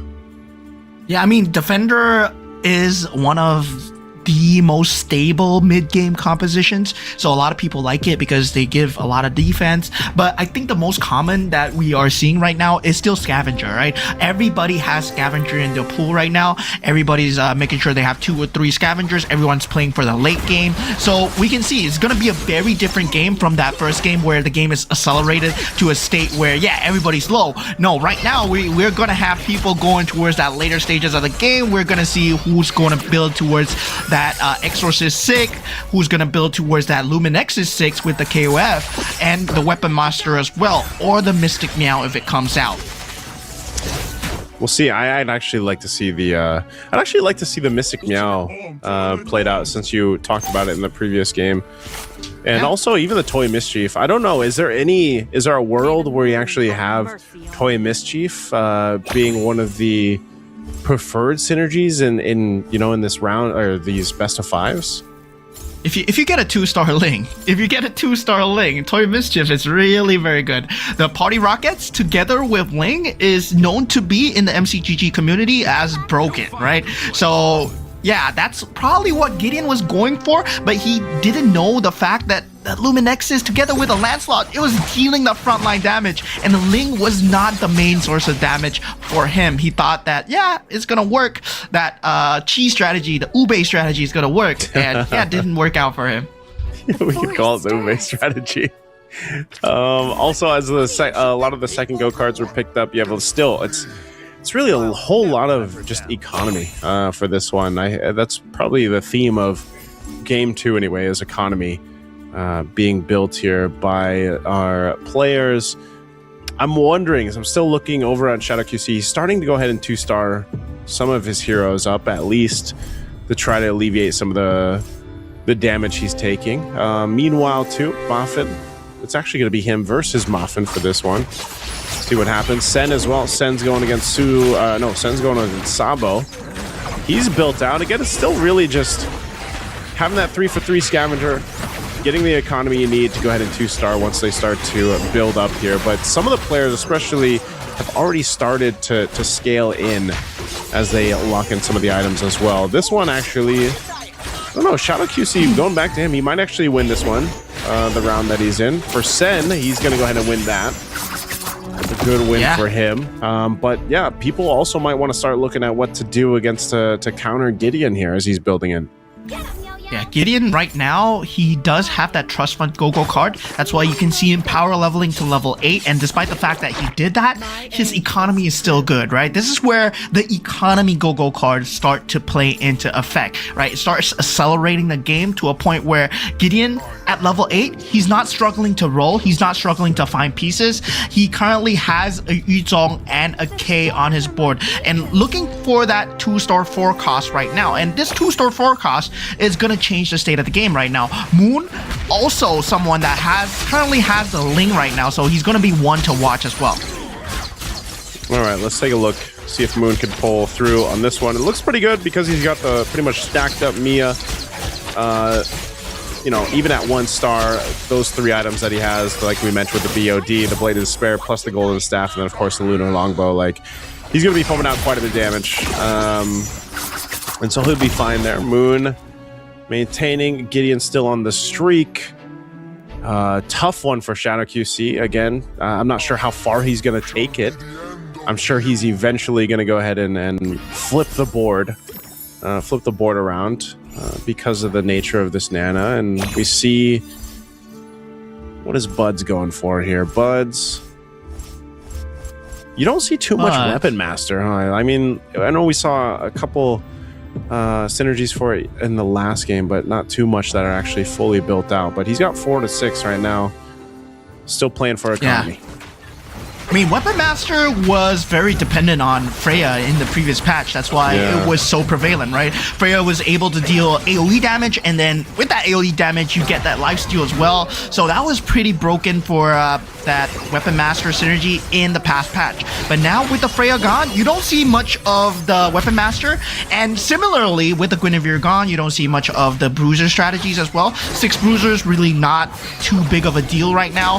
Now, it's much more of who gets the Luminexus, who gets the KOF, who gets the Heart Bond, and also Exorcist is gonna say that 6 synergy for Exorcist is also very strong as well, especially if you get the Hayabusa. Yeah, I like the Hayabusa, usually with the Exorcist. Carousel round, let's go ahead and see what the priority is going to be. Is anyone actually going to take the Benedetta? Okay, yeah, I figured it'd be Bud since he's 4 to 6 right now, so he'll grab the Benedetta. I'm wondering if that'll change for him because he did just lose that round to Shadow QC, and Shadow QC went with capacity. So this could be the start of Shadow QC continuing to not going on that lose streak that he was on. So looking at what we got right now, we're going to switch over. We're taking over. Or even so, Fredrin building up. Yep, Gideon. Gideon still, I don't know. I don't think he has to worry about too much, at least for now. You can see he's got multiple synergies unlocked. Are we potentially going to see him go with the Meow synergy, man? Like, is he going to go for that? You gotta. He's looking for the Leslie right now. I mean, with the Meow, you want the Leslie, but you're unable to find the Leslie so far. So yeah, it's a 5 cost. Currently he's at level 9. He has a 14% chance of rolling into a 5 cost, but you know, it can be any 5 costs. So yeah, 5 costs are rare, but they are the end game of this state of MCGG right now. It is going to be the end game of a lot of MCGG states as well. So a lot of people always look at the 5 costs when it comes to patch. And currently in this patch, Leslie's really strong, right? It's been revamped to a 5 cost from that 2 cost weakling face warper that it was in the previous patch. Right now, it's just dealing insane amounts of damage. That's something I like about Magic Chess as well, is just, even the heroes themselves kind of go through different phases with every season. It's always nice to see some of the new synergies. I think that's some of the exciting things to see with Magic Chess.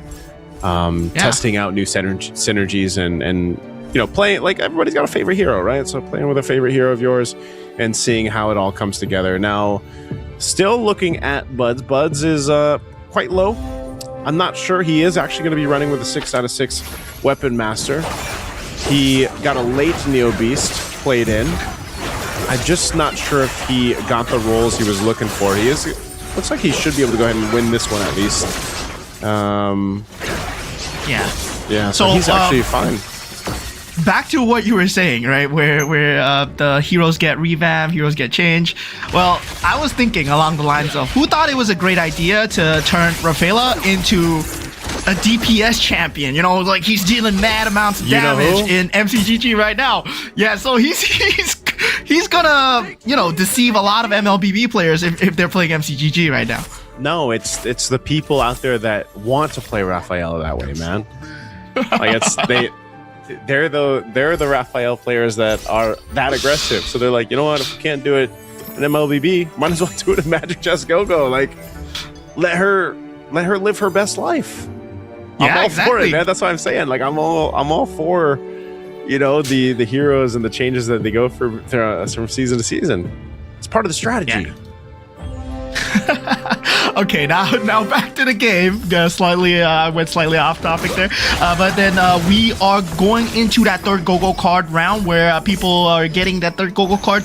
A lot of economy cards coming in. Looking at Muffins in general, right? He's sitting on that 68 gold right now with the trust fund at level 9. He is at prime to roll for all these 5 costs, similarly to Shadow QC, but Muffin has way more buying power, so he can buy out a lot of these 5 costs in the shop, especially if he stumbles across it.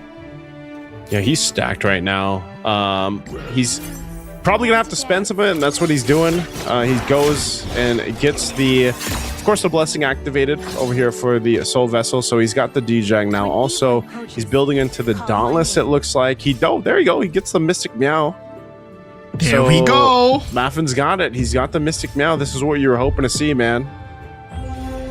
Yeah, wonder if he took the blue or no. It only comes out at 9 synergy, so yeah, he's gonna have a lot of HP, but he's dealing with a Benedetta right now, and the opponent, oh my god, this is gonna be tough because Buds does have that Soul Vessel synergy, and that is a lot of AoE damage.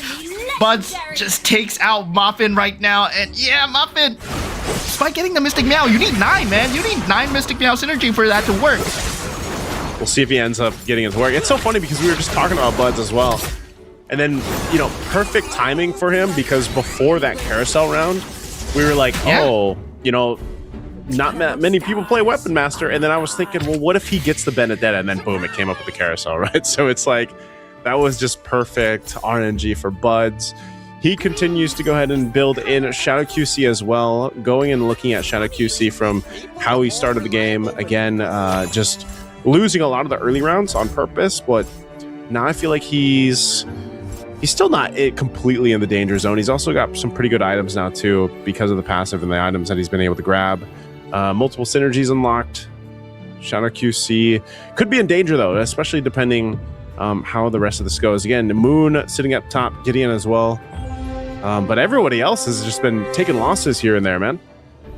Yeah, but similarly, Moon went for that Mia, the Heart Bond Mia that we saw Shadow QC went for in that previous game. Now we're going to see the difference, right? What happens if the game isn't accelerated? What happens when players aren't forced to die out before that orange buff round? Now everybody is heading towards that later game where you're going to get your 6 synergies. Everyone's reaching the point where they can buy 5 costs. Muffin, well, he was so close, but he gets taken out. He did get the Leslie, but now it's back in the pool, and Shadow QC, he's going to be looking for it.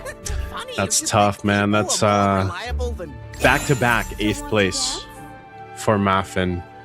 He really needed the points here. Not going to get it in game 2, so we'll see what the rest of the 7 players end up doing. Sabo potentially next here. He does, again, have that 6 defender synergy locked in, but I think he's just playing for the 3-star Mia. If he can get it, he does. He does get the 3-star Mia. So, and he's got the stacked items there. Again, they're enhanced because he's got the Minotaur. So he's got the DHS Enhance Inspire with the Golden Staff. This 3-star Mia should keep Sabo into this. You can see just how much Mia is able to go ahead and provide here. But can the rest of the team actually survive through this too? Taking a couple shots from the far side across from Sen. Looks like he should be able to, but then even there, the Barrett's is still alive, but unfortunately... Oh! Yeah, good heal. Again, utilizing that Heartbound. I don't think the Barrett's can kill this. So yeah, this is going to be a round for Sabo. Very close. Sen barely staying into the game. Now sitting at 5 HP here. So that one, again, that change for the 3-star Mia changed that whole outcome. Yeah, I mean, Sen's also had a chance if he went for 4 Luminexes instead of 4 Stargazers or the Exorcist, right?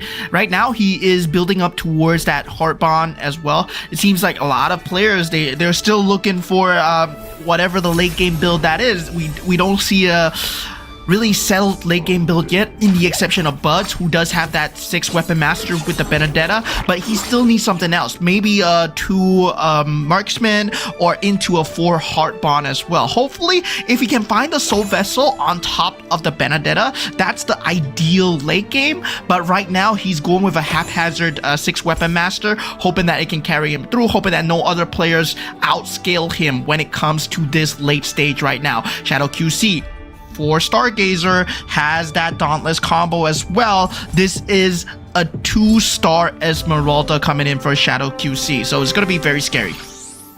We'll see what ends up happening here. Sen potentially going to be the one to get knocked out here against Nobody.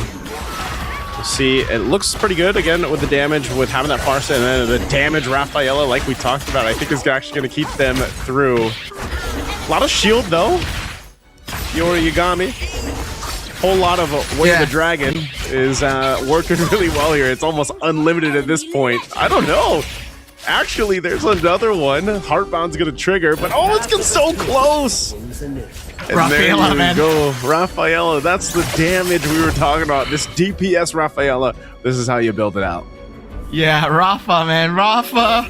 Well, yeah, it's been a nightmare in my MCGG games as well to see that Rafa just being in the back line, able to deal so much damage. Now Shadow QC gets a 2-star Rafa as well. So yeah, a lot of prime damage going through. And we know what Shadow QC went for in that early game, right? He went for the Scorching, the Scorching Wand, yeah. Yep. So he does have that as well. So yeah, magic damage secure. He went for the Stargazer build, and this is what he was envisioning. Right now, he's looking for something to add onto the synergy, but he got the main meta synergy right now. 4 Dauntless into 4 Stargazer. If he gets a 2-star Ruby, that's going to be the cherry on the top. All right, let's see. We're still keeping an eye on Sen to see if this DPS Rafael can keep him through. So he's going against Shadow QC, the winner from the previous game. Again, Rafa topping the damage charts, just completely fine in the backside there. Good front damage too, but it looks like Shadow QC actually might be able to pull this off with his own Rafa there. It's so close once again, but the Heartbound is actually going to be able to trigger the Ruby. Can you stay alive? No, not today, as Shadow QC takes some damage, and Sen with 5 HP has stayed from round to round up to this point. Yeah, this is the Dauntless Stargazer build that everybody has been scared about. This is the top meta build right now. This is the Guinevere of this season, the Guinevere into 6 Bruiser build. Yes, this is it, guys. Dauntless Stargazer is the way. If you're able to build it right now, it's totally unstoppable, especially if you can get a Luminexus on top of that. Now, Sense did a really good job into making sure that Shadow QC's Ruby is unable to deal damage. Now, it's a race to see who gets the Leslie first. Yeah. Well, we saw one earlier. Yeah, they don't have economy. We saw the Leslie earlier, but let's see what ends up changing. Very close this time. I mean, amongst the at least for the 3 players here, still fighting for the top 4 spot even in this one. You got 9, 7, 5 HP, of course. You still got Shadow QC with his Nana here, so he's actually going to be fine. Nothing too much changed, just like, at least for items being picked up. Yeah, I don't know if it's going to change much for Sen. I don't know if can he actually go for, let's see, a couple items too, now that he's got a Cyclops, so it's like he's got double Ice Queen, double glowing. His Esmeralda is also quite tanky, so let's see how he fares against Gideon, the leader right now currently. Playing around this Ling that he's got. Yeah, Buds too. What's Buds gonna be able to pull through with Shadow QC? Yeah, currently right now not having a good time. Shadow QC able to pull it out. I mean, this is the end game build, right? Everybody dreams of this build.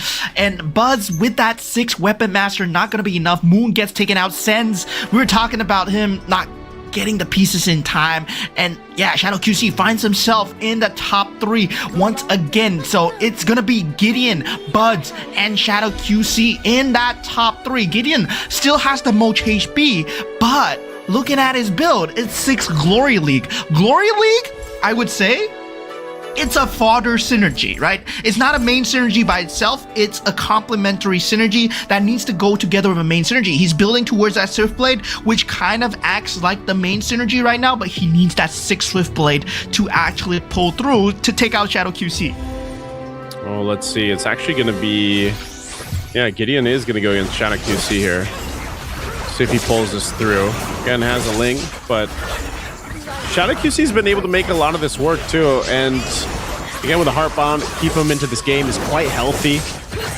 That Ling, as beefed up as it is, I don't know if it's going to be enough, but he does clear out a couple. He's still got the Gushin there on the board too. The K. It looks like, again, even with the Heart Bombs, this Ling, so devastating, man. Whether that's just the way the Ling works or even having that little bit of invulnerability with that Winter Crown, you know, really tough to deal with. So it's Gideon and Shadow QC down for our last 2. Yeah, Shadow QC is rolling it down right now. Donkey rolling it. He has 32 gold left over. It is his final hurrah. If he does get a 3-star Ruby or a 3-star Esmeralda, that's going to change the tide. That's going to change the state of the game. Right now, he does get a 2-star Esmeralda, 2-star Farseer maybe, but still, the 3-star is yet to be found. And he's actually going to hold for the next round here. Does he have the invulnerability still? I thought it was used. I could be wrong. So this, I'm surprised he didn't roll, but maybe he does still have it. I can't actually see it on the indicator here, but yeah. All right, let's see if he survives this round. So far, so good, but the Ling is still the problem. This is exactly how it happened. The last one, again, he might have just decided, you know what? Okay, he does. Yep, so he's still got it. Yep. So that's why he was keeping the economy. I was gonna say that makes sense why he kept it before the carousel round. All right, what does he grab here? Shadow QC will just go for the Heart Bond. Gideon grabs Swift Blade. I thought he would go for the Ruby. It was just staring at me. Yeah. Why the Heart Bound? What? Some move here from Shadow QC. He's still going for the Barretts, it look like? Is he still trying to go for the 3-star Barretts? Yeah, okay. He gets the 3-star Barretts. But he doesn't have anything else that he can grab for the Esmeralda. Oh, no, he does get it. Oh, there we go. With the Econ move, dude. Yeah. And he gets a 3-star Cyclops. Oh, what a move. At 1 HP. At 1 HP, does Shadow QC have enough in this exchange against Gideon? Again, Gideon's been on a win streak. He's got a beefed up 3-star Barrett, Cyclops, and Esmeralda. And it looks like that was actually going to be the answer to deal with Gideon here. This Ling all left alone against all these 3-stars. You can move all you want. That's going to be a round up for Shadow QC. Yeah, and Shadow QC still has synergies left over to build. So if he wants to, he can actually fill up the synergies with the Heart Bond as well. He can get the 4 Heart Bond, but he goes for the 6 Stargazer right now. So yeah, that's going to be something that's interesting. But at the same time, Gideon has an out, right? He gets that 3-star K, but he does not have the economy for it right now. But at the same time, there's another cap that he can go for, which is the 6 Swift Blade. That's gonna poke through the backline and take out the Cyclops. Oh, he's rolling too. He goes with a 3-star K, so he made the move.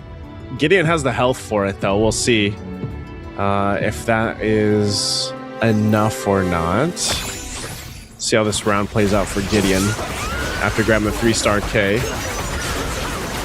Again, pretty good damage. Use that invulnerability, but still, this Barrett's also just so tanky. Still has the Ling too, so can this 2v1 play out? Tons of damage there. There's the Tempest of Blades, gets the shield, but this Barrett's so beefy. Can Ling do it? Couple shots from Barrett, so close! So close. Gideon takes the shot. About 1 HP on that Barrett's there. So maybe now, especially this is the Lord Creep round, we'll see what ends up happening here.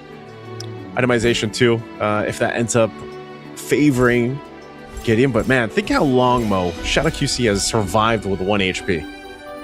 Yeah, or Shadow at least QC, like low HP. He's been impressing me throughout these 2 games, right?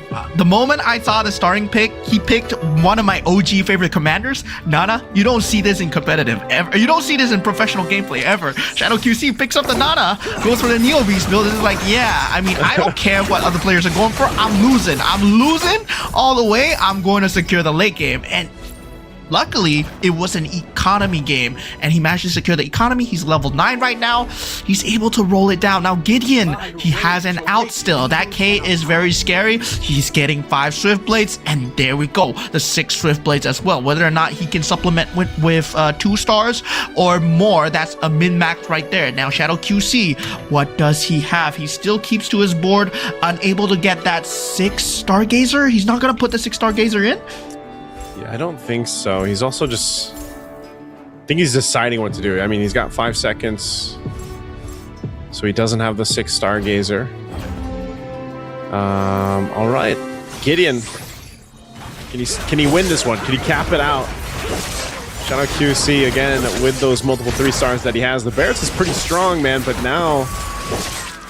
I think he might have enough here. It looks like he does. And that looks like it's going to be it. Good play. Gideon, though, down to 2 HP. Man, Shadow QC, the winner from last round, knowing that he's got enough. And then, the Toy Mischief. Very good call. Yeah, very good call here. Shadow QC going for the Toy Mischief with a 4 Stargazer, abandoning the other synergies, right? You don't need the other synergies because the main source of damage is the Party Rocket with the Cyclops. Very similar to what the Link provides, but Gideon, he does not have the Toy Mischief synergy. He went for a Glory League synergy. And Glory League, as I said, it's fodder synergy. It might be top 2, but it's not on the top tier of synergies at all. Yeah, here we go. Last one. Shadow QC. Looking to cap it out. His Cyclops is now unmelina. Just unleashing. Oh, this is going to be a tough one again. Even that Barrett's just so strong, even though it's supposed to be pretty much tanky. But yeah, it looks like it's going to be a clear win here. Shadow QC again.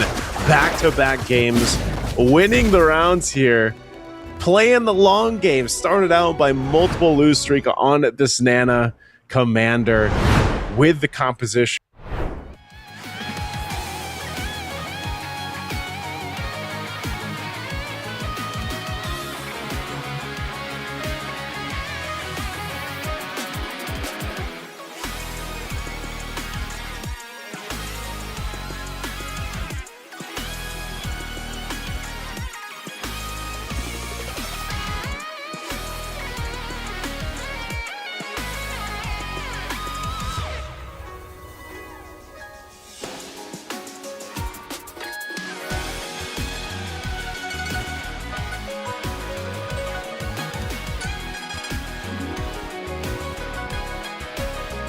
that secured him the win. The Mystic Meow, man, it's I I haven't seen it fully utilized yet. I feel like we might get a chance to go ahead and see that. But I liked how, especially at the end there, I know we'll take a look at the highlights in a second here, but even the decision to go ahead and switch into the Toy Mischief, grab your 3-star synergies that you have, or your 3-star power spike that you basically have through this, was just really good from Shadow QC, because it's all showcasing a patience that is needed as well. This is some of the first players that we saw knocked out, of course, throughout our game 2.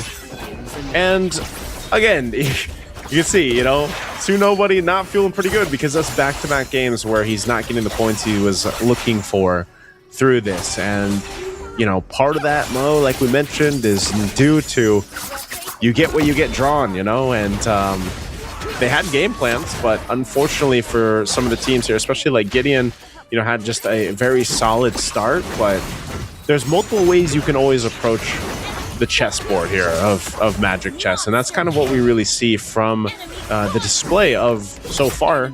Shadow QC, Gideon even to an extent, and some of these top players right now currently in Group A. Yeah, I mean, at this point, it feels like a lot of the players, they're getting knocked out. They've been forcing strategies, right? They've been forcing a playbook, and this is not exactly recommended, right? When you are trying to force a playbook, some board doesn't give it to you, and when the board doesn't give it to you, well, what are you gonna do? What is your contingency plan? That's why many of the best players, such as Shadow QC, such as Gideon, as we see, they go with the flow. Whatever that's offered with them, they keep their economy going still. They have an overarching game plan, but it's never too rigid. They're willing to pivot at any time, given the board favors their pivot. I think, again, I'm really keeping in mind the newer players out there, and more so like our casual players out there that are starting to get into the competitive scene of Magic Chess Go-Go, because, when we look at just like what happened in game 1, and then, well, game 1 was mostly just dominated by Shadow QC, right? Game 2, I feel like, probably had some people on their edge, like, oh yeah, look, Shadow QC is so low health, he's probably gonna get knocked out. Well, no, again, it's a different kind of strategy and a different, I would say, tempo that we actually saw in this game, in game 2. And that's why the dynamics change so much depending on how these professional players, the best of the best, showcase that. And for the new players out there that are looking at this, they might be thinking, well, how do I pivot? How do I figure out? Because what you see these players doing is, even if it's down to the last bit of their HP, or that last bit of health that they have, they go and pivot. And when we say pivot, sometimes you'll see them change up synergies, sell some of the heroes that they have, even if they're changing things out, and they'll go and lock in different synergies or different approach to the game. And I think that's one of the hard things about it, Mo, is like, for newer players out there to understand, when does that happen? When is that timing for them? Because even when I got into Magic Chess, it was like, well,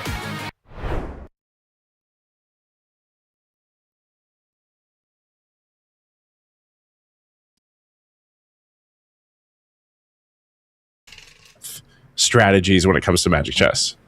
Yep, and this is something that one of the Indonesian casters taught me as well, Professor KB. Pivot pieces are very important, right? Identifying what are the pivot pieces when you're going for a certain synergy. So for example, if you're going for Toy Mischief, what will be the pivot piece, right? For example, it will be a 4-cost. So Barats, it's going to be the pivot piece. So any 4-cost that is a purple or higher into that synergy, it's a pivot piece. It's a very good pivot piece, but you gotta know your ins and outs, the strengths, the weaknesses of the pivot piece. From Shadow QC, we saw the pivot into the Barats the moment he got the Toy Mischief. So he know that he has the Barats to play around with. He has the Dauntless. At the same time, he has that Stargazer synergy, right? The moment he got that 3-star, he went towards that 6 Toy Mischief synergies so that he got the added damage to finish off the round. Meanwhile, from Gideon, we saw that he was trying to pivot. He got the pieces on his board, but what really ruined his plan was the K. When he got the 3-star K, there was no economy left over to pivot, and then afterwards, Shadow QC just won by default because he did have the pieces already. He had the master plan already in his heart with the Barat's 3-star? In his heart, man. The power, the power of the heart of the cards, basically, or the heart of the draw, you know? And Yes, sir. Sometimes it comes down to that. But yeah, big shout outs to KB, Professor KB over there. He's actually the one that introduced Magic Chess to me. And really like taught me the initial, I guess, understandings of it. So, you know, it's great that KB shares his knowledge of Magic Chess, because I remember seeing him play and just being like, dude, I don't know what you're doing, you know? And I feel like, again, that's why sometimes when we go through these broadcasts, like I want to go ahead and theme it in a way of our new players out there, man, because I just feel like when you look at Magic Chess and you see it at this level, it's very different from obviously when you play it. Just like when you watch any game out there, it's very different when you see the professionals do it. And sometimes they do it really quickly. That's one of the things about Magic Chess. It's funny because when leading into this, we were like, you know, even if you lose your internet connection, like you're still good, right? You can still play. But you have to remember, these players, as you take a look at the standings currently after 2 rounds, these guys are so quick in their decision making, and that's why they are here. You know, that's why they are the part of the final 16 that qualified. And again, these players are all fighting for that top 4 spot to get to the grand final tomorrow. And if you guys missed it at the beginning of the stream, they're all fighting for a prize pool as well. So that's what everyone's going for. And, you know, it's when you get 2 rounds in, Mo, and you've been at the bottom now, as you saw from, you know, especially our EECA representatives, this is where it gets a little dicey. Like you've, especially if you just had back-to-back 8th place finishes, you have to be able to go ahead and come in with a better game plan, I feel like, for rounds 3, 4, 5, because that's where you're potentially, if round 3 goes similarly, or even, you know, let's say you don't get a top 4 finish, it's going to be tough for you to qualify for that grand final tomorrow. Yeah, and I really like the point that you were saying, right? When it comes down to new players, when it comes down to professional players, the gameplay becomes very different. But if you take a look at the best players, right? What are they so consistent with? Why are they the best in an RNG game? The RNG doesn't really decide everything. This is also a game about decisions. You gotta understand that there are a certain number of chess pieces that are involved. There are a certain number of synergies that work best. It's a rock, paper, scissors. Some synergies destroy other synergies. And also at the same time, some commanders are well suited to do certain things. Like, for example, Fanny in the mid game, complete monster with synergies. For example, Nana, when you go late game, complete monster as well. And Minotaur, it is a scaling unit from start to finish, especially if you get the right items. But you gotta understand, there are some commanders that are a gamble, but how do these players make the gamble work for them? And this is here what we're here to find out here at MRS Season 5, because a lot of changes to the commanders, right? How do the pros do it? And now you can see for yourself how they come out on the edge and how they come out with an edge every single time. Mo, who's your favorite commander? My favorite commander? Yeah. The most gambly commander, dude, Harley. Harley? Yeah. The most gambly commander? Oh man, we'll see if he gets. Do you think he's gonna get picked up? Dude, if someone picks him up and he wins, it's the most high roll game ever, because Harley's ability is just to give you 5 costs, right? And if you get the perfect 5 costs, you win the game. But if you don't, you lose. So it's either 8th or 1st place. So that's a huge gamble right there. But that's why I love the character, because, you know, you get a chance to pivot in. Like, oh, you are given a 5 cost and the game is telling you to work with it. So that's one of the part that I love about the game. It's like, yeah, take this, work with it. You like that excitement, huh? Yeah. This time we're going to see Moon get the Minotaur here. So again, a lot of the commanders that you are going to see, obviously, just like with any game, there are meta commanders.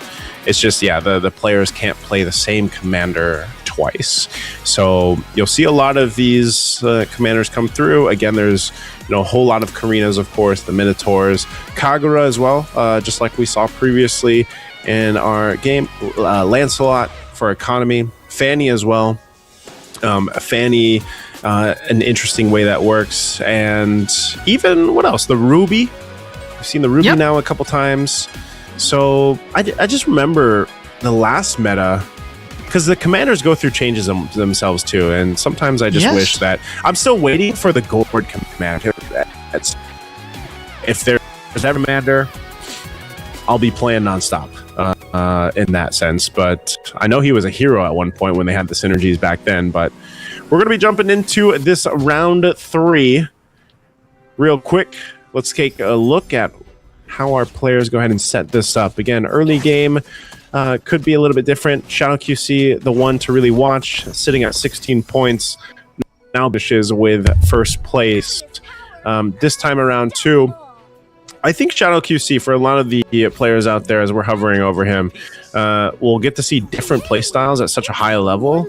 And, you know, rolling with the Angela. Yeah, this is Angela, yeah? Yeah, this is the Angela that he's got. So how does this work in the Alpha Shadow QC so far? Because you mentioned it, Mo, like game round, very aggressive early start, right? Very aggro. Game 2, the long game, like taking his time.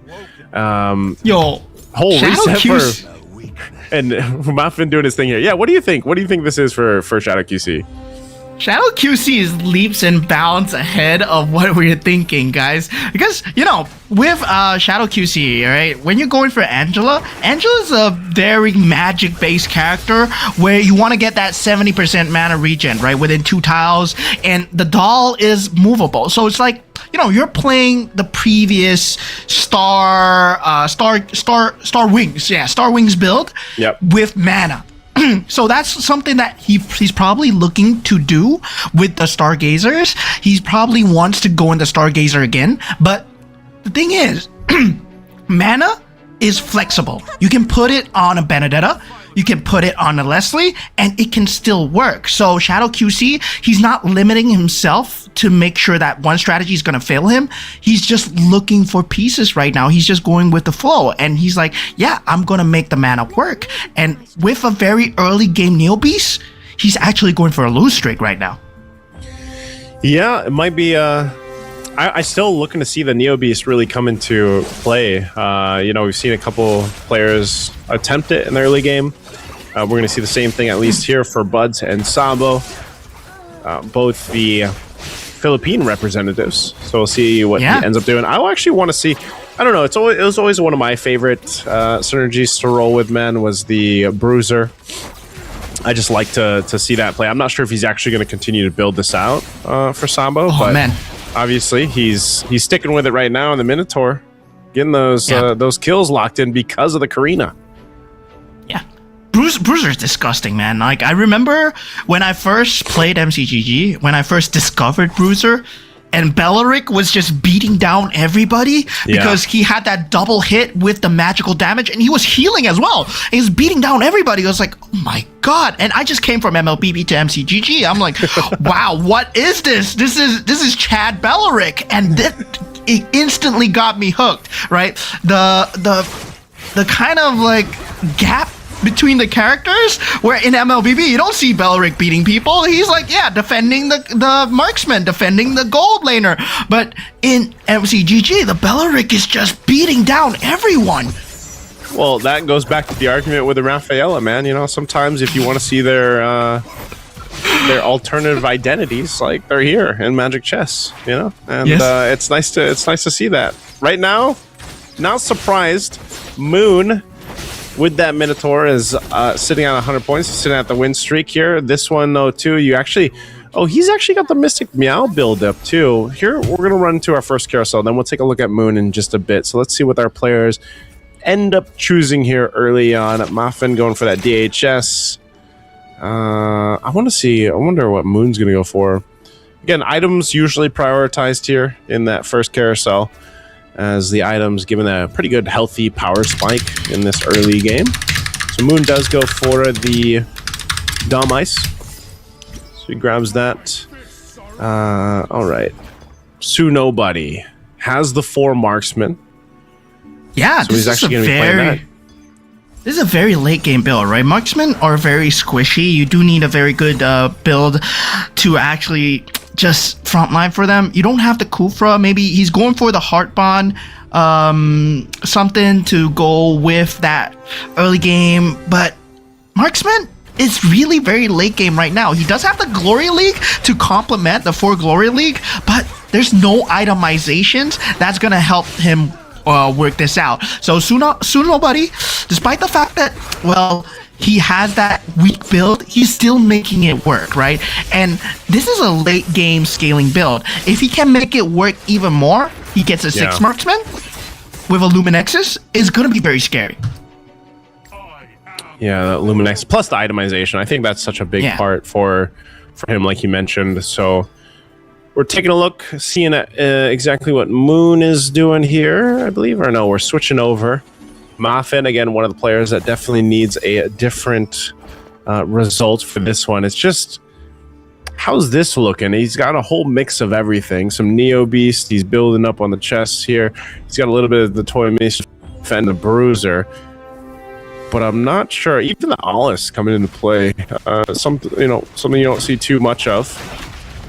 Alice really mostly used for Toy Mischief synergy at this point. Not really a key piece at this point.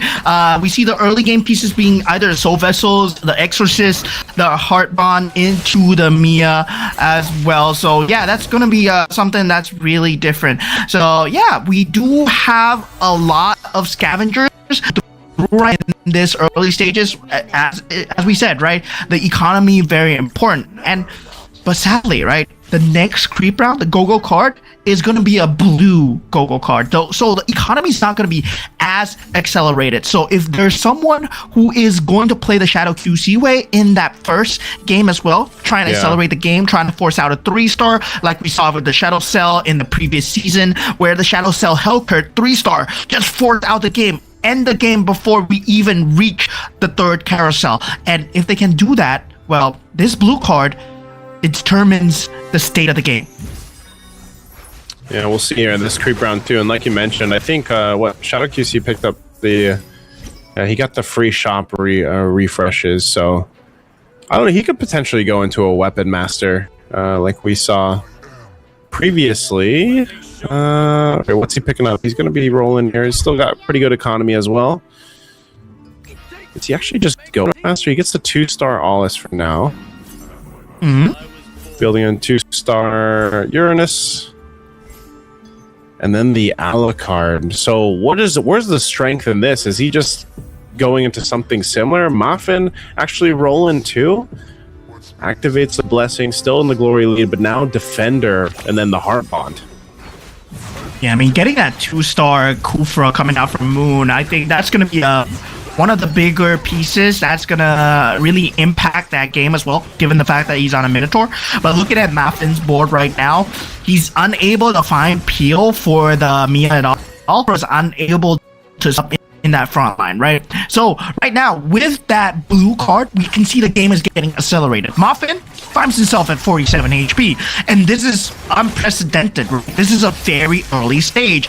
You're already down towards half your HP. It's telling to what the game is. It's never not gonna go into again. It's gonna be very reminiscent to game 1. People are trying to accelerate as much as possible. You gotta lose those scavengers. You gotta go for your synergies now. Try and form your heart bombs. Try and form your Luminexes. Try and form your KOFs. I think that's what we see him doing. We'll take a look at Muffin later, but he's probably going to play into that 3-star Mia if he can get there. Over on the flip side, we got Buds building up here, a similar thing, but still building up his Neo Beast chest as he's got the 4 synergy locked in, playing with Scavenger again. If for our viewers out there, a lot of the newer viewers that might be tuning in, Scavenger, an economy play, allows you to go and get one of the random heroes, and then you can also get some extra gold, and then of course sell the random hero to help build that out. So Buds wants to basically have his heroes go down so he can continue to build out the chest, and that's what he's doing. We have been seeing the Neo Beast chest procced up, opened up around 300 plus. Mo's mentioned that previously. We'll see if that's the move here. Moon's going to win that round. And Nobody, I would say for Nobody, having a much better round 3 than he had in the previous two rounds, so off to a good start. I think Muffin's really got to change things around here because he's in that danger zone. He's fishing for that 3-star Mia, though. Yeah, very good pivot coming in from Sunobody, right? We saw him having that 4 marksman. As I mentioned, it's not going to be in the mid game. It's not going to be very optimal to carry him through the mid game. Marksman is more of a late game synergy where you already have the frontliners that are necessary to peel for your backliners. So he formed the Glory League and the Hurt Bond, which is pulling him through that mid game right now. Now, Muffin still kind of struggling, but he did find the Hanabi. This is going to be huge because the AoE damage is going to deal much more, especially with the fact that he has the crew for in front and the Mia in the back as well. This Heart Bond marksman finally coming through for the side of Muffin. He will finally take a W. Yeah, he needed that though, man. So his work pays off. We're going to go into a carousel round. We'll see what they end up picking up. Muffin's got the first choice since he's the lowest health. He'll go and grab that defender. Gideon grabbing capacity. Got the winner crown over here for Buzz. A BOD for Sabo. Nobody picking up that. Is that the Benedetta? Yeah, that's Benedetta. Claus over there. And then, of course, the Edith for Moon. And Shadow QC will pick up Damai. So good distribution of items here. Let's see. What does Muffin want to do? I think him and obviously Gideon getting relatively close. And because he's got defender, he's probably almost got. He should have a pretty good chance of getting to the 6 out of 6 defender here. He's almost got the Mia built out as he picks up another 2-star. Gideon as well, keeping an eye on him. He's got the Bruiser still building up, picked up 2 Exorcists, still has Marksman. He's going for a move here. We'll see if he makes it, but Gideon's going to survive this round against Muffin, both of them nearly in that danger zone, and we talked about the Leslie earlier on. So we'll see how this ends up playing out. It's got the Haas Claws on it as well as Retribution. So good damage, but just the front line I don't think is going to be good enough right now for Gideon, as the rest of his board actually is just dealt with so quickly again with this Mia. One with pretty much stacked items and the other just with that DHS. So even this Hayabusa and the Exorcist not going to be much. Yeah, usually Leslie is the final pickup for the Mystic Meow Marksman into the combo. So yeah, picking it up this early, that's a 5 cost, right? That's 5 gold that you're putting into a very early state of the game where the Leslie is not going to be super useful. And Muffin, he needs to find a better synergy than that Defender Heartbond right now, and so does Buzz, right? Luckily for him, he's been running the Scavenger, now pivots into Mortal Rivals, where he does have that Kill Kusanagi with the Stargazer. That's going to help him survive this mid-game right now. But looking at Shadow QC once again, he's sitting at the top. Okay. Sitting at the top, Shadow QC again, man. He's going to be fine. Gideon, though, as we look, potentially, can he clear this out? Mia popping off the damage. He's got 2 of. Looks like he should survive this, but that Yuzhong is pretty crazy. But having the Mia there will help him out. He survives, keeps himself into this one. So getting dicey down to the last 4. And we're gonna have another creep round here, another minion round to go ahead and build up some of the items that they need. And this is where we have seen it. Players shift focus, or at least pivot, like we talked about. Leading into that later portion of the game, but still, we would call this still mid game ish. Yeah, kind of like that mid game. Let's take a look at what the move's going to be here, though.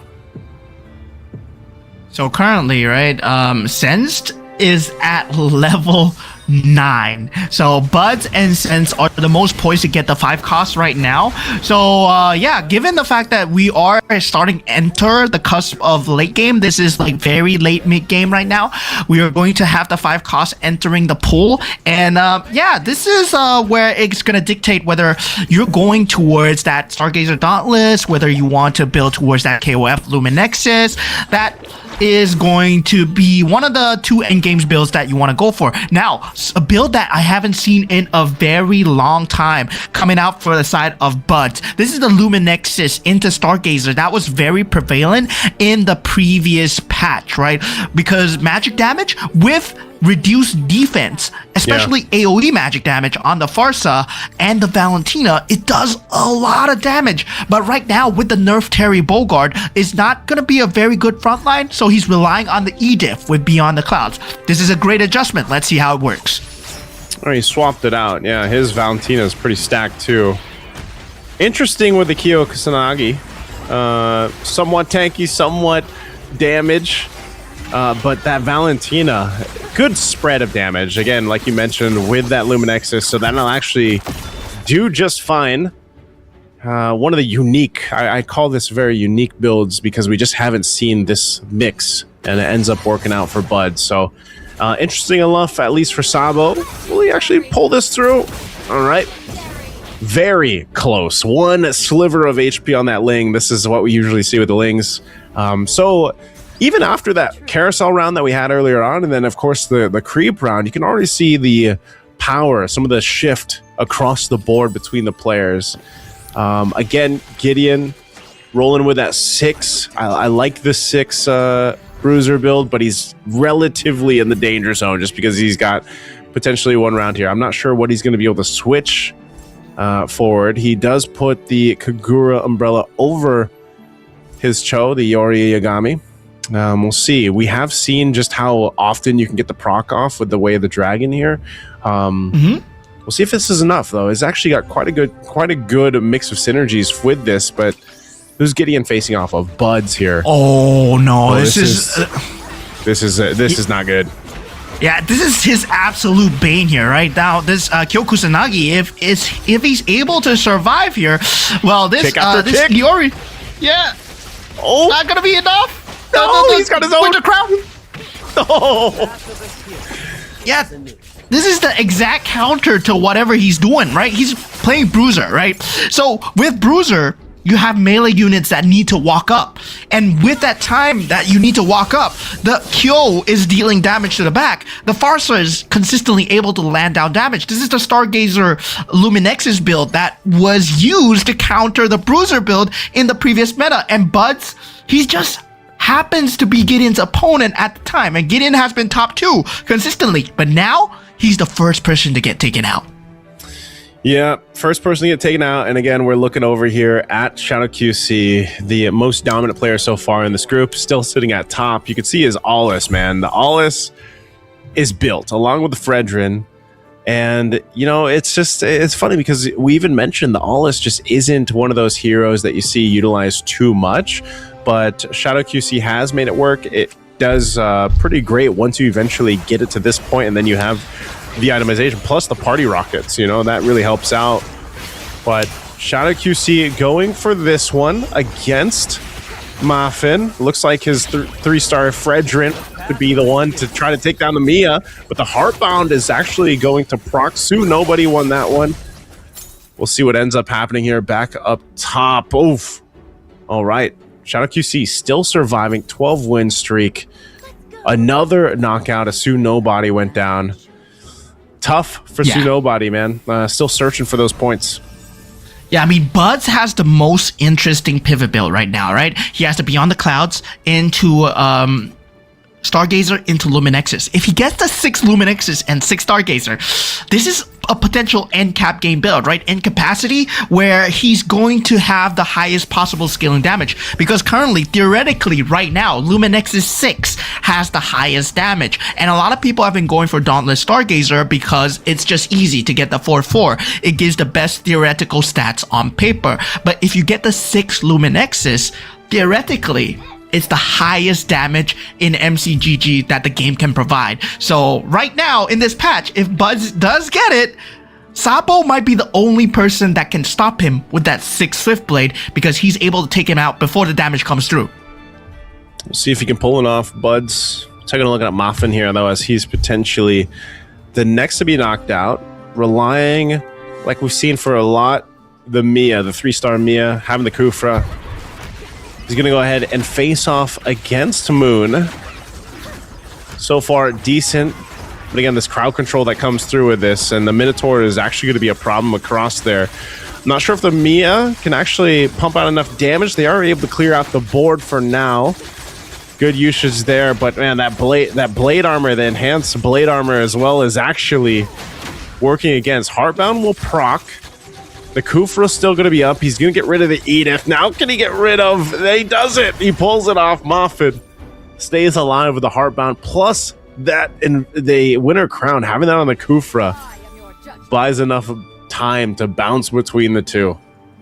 This is the interesting build that I was talking about. Luminexus into Mage, into Stargazer, into Beyond the Clouds. This is so much magic damage. This was the build that was terrorizing a lot of the pro players in Go 1. So yeah, this was one of the endgame cap builds that we saw from a lot of the pro players back during Go 1. Now he's bringing it back. Buds made a slight adjustment with the nerf Terry Bogard. Yes, we put the Edith in front now. We put the Beyond the Clouds. Very good adjustment coming in from him. And now with the Mortal Rivals, he's able to get the damage from the Kyo Kusanagi as well.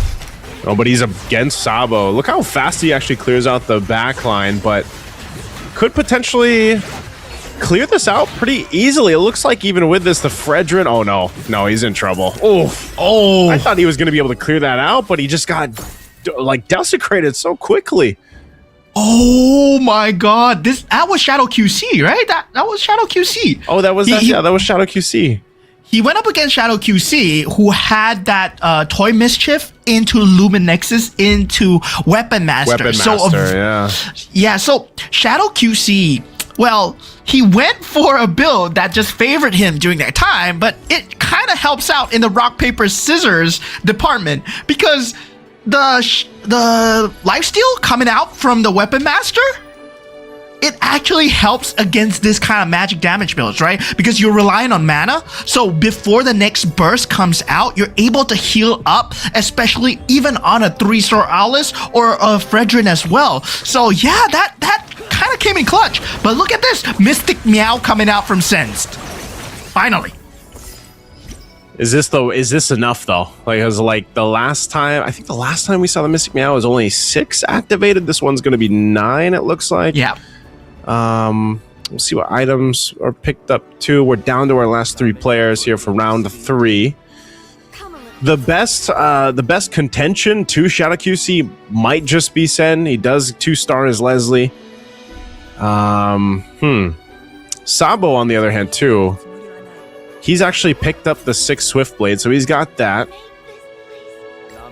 See what he ends up playing with. He's still got a little bit of gold to work with here too. His Ling is actually pretty strong as well. I don't know. Either Sen or Sabo, I feel like, might potentially be able to win a round against Shadow QC, but it's been so tough for anyone, really. Let's look at the Sabo versus Sen. He's got what he needs. He's actually clearing out the back row really quickly. Still, both having the Lings just kind of jump around. This is still very healthy, so Sabo should be able to clear this out and win that round against Sen. There's the Tempest Blades, Ling versus Ling, but clears out the Lancelot. Has the Winter Crown, but unfortunate. Yeah, Sen's having that extra HP from the Mystic Meow, it actually mattered there in the Ling versus Ling battle, right? Because they both have the Swift Blade, they both have that piercing, they both have that penetration, but they don't have similar amounts of HP. Now, since he has a higher HP cap because of that Mystic Meow, and that's why people favor it so much during the later stages of the game, but the sad thing about Sense is he does not have the economy to go for higher levels. He's stuck at level 9. He needs to wait for the next carousel to get a +1 cap. If he gets that 10, he gets another synergy. It's gonna affect his Mystic Meow even more. Okay, well, let's see. No one's still contesting Shadow QC. Looking at Sabo, he's gonna be up against him. This is gonna be a tough one again. Just clear out what he needs to, relying on that Ling, but that Alice is just unrelentless in the front line, just clearing everything alongside the Fredrin. Ling will go ahead and deal with it, and actually, Sabo makes it happen this time. Will deal some damage to Shadow QC. Yeah, I mean, this was the build that I was scared about, right? 6 Swiftblade was going to be the answer, but since building that Mystic Meow, he is also in that later stages of the game where his build is superior, right? Depending, there are metas in the game, there are highest damage caps in the game, and for Sense, he is gonna have one of the highest damage caps. Sabo similarly as well. Now it matters on the itemizations and the stars and the placement of your characters, right? This is where these kind of micro details are going to be coming in. All right, it's getting down to it. What do they end up going for? Little search here at Sen. I mean, even having the 6 Swift Blade, like, you've already taken out Shadow QC. Now he's got to go Sabo. He can potentially almost do the killing a blow to Sabo here, but Sen actually doing really well, just clearing everything out there in the front. Not sure if Sabo's lineup can actually withstand this, as he's relying on that Lancelot. Oh, he's still going to be up. Little knock up from the Edith, and actually clearing it out too, but the Edith still having that Primal Wrath form. And actually, it's going to be just fine, I think, even with the Ling versus Ling, but the Heartbound coming on through. Still has a winner crown, but there you go. Once again, Sabo will take the damage from Sen. Yeah, Sen's with that Mystic Meow, right? We were looking forward to it the entire time. This Mystic Meow is going to change the game. Now, Sabo, he has the opportunity to get the +1 cap. Will he go for it? Yep. If he does not, Sense is going to jump on that. And yeah, Sabo going for that +1 cap. Hopefully, he can get a Mystic Meow for himself. But the Leslie is over there. Okay. Capacity. I'm wondering if that's actually going to be enough. I'm actually wondering if that's going to be enough to help him or not here. Looks like he's going for a 3-star Edith, at least for Sabo. All right, so yeah, going for that 3-star Sabo. 3-star K. I'm not too sure whether he's going to be able to have the economy to get it right now. Currently, Sense is still looking extremely strong right now with the Mystic Meow. So yeah, this is the Mystic Meow Phase Warper that I was extremely scared of. This is the endgame state. I don't think anything can win this unless Shadow QC can prove me wrong. Let's see what happens here. Shadow QC dealing with Sabo. Oh! Again, this Ling also just so beefed up and strong, man. He's gonna be fine, yep. There's a Tempest of Blades, comes up, clearing it out. Another hit to Shadow QC. So great. Again, this is such a... It's this late game switch that ended up happening here for Sabo, holding on, you know, with just such low HP. What else can he do to make this better?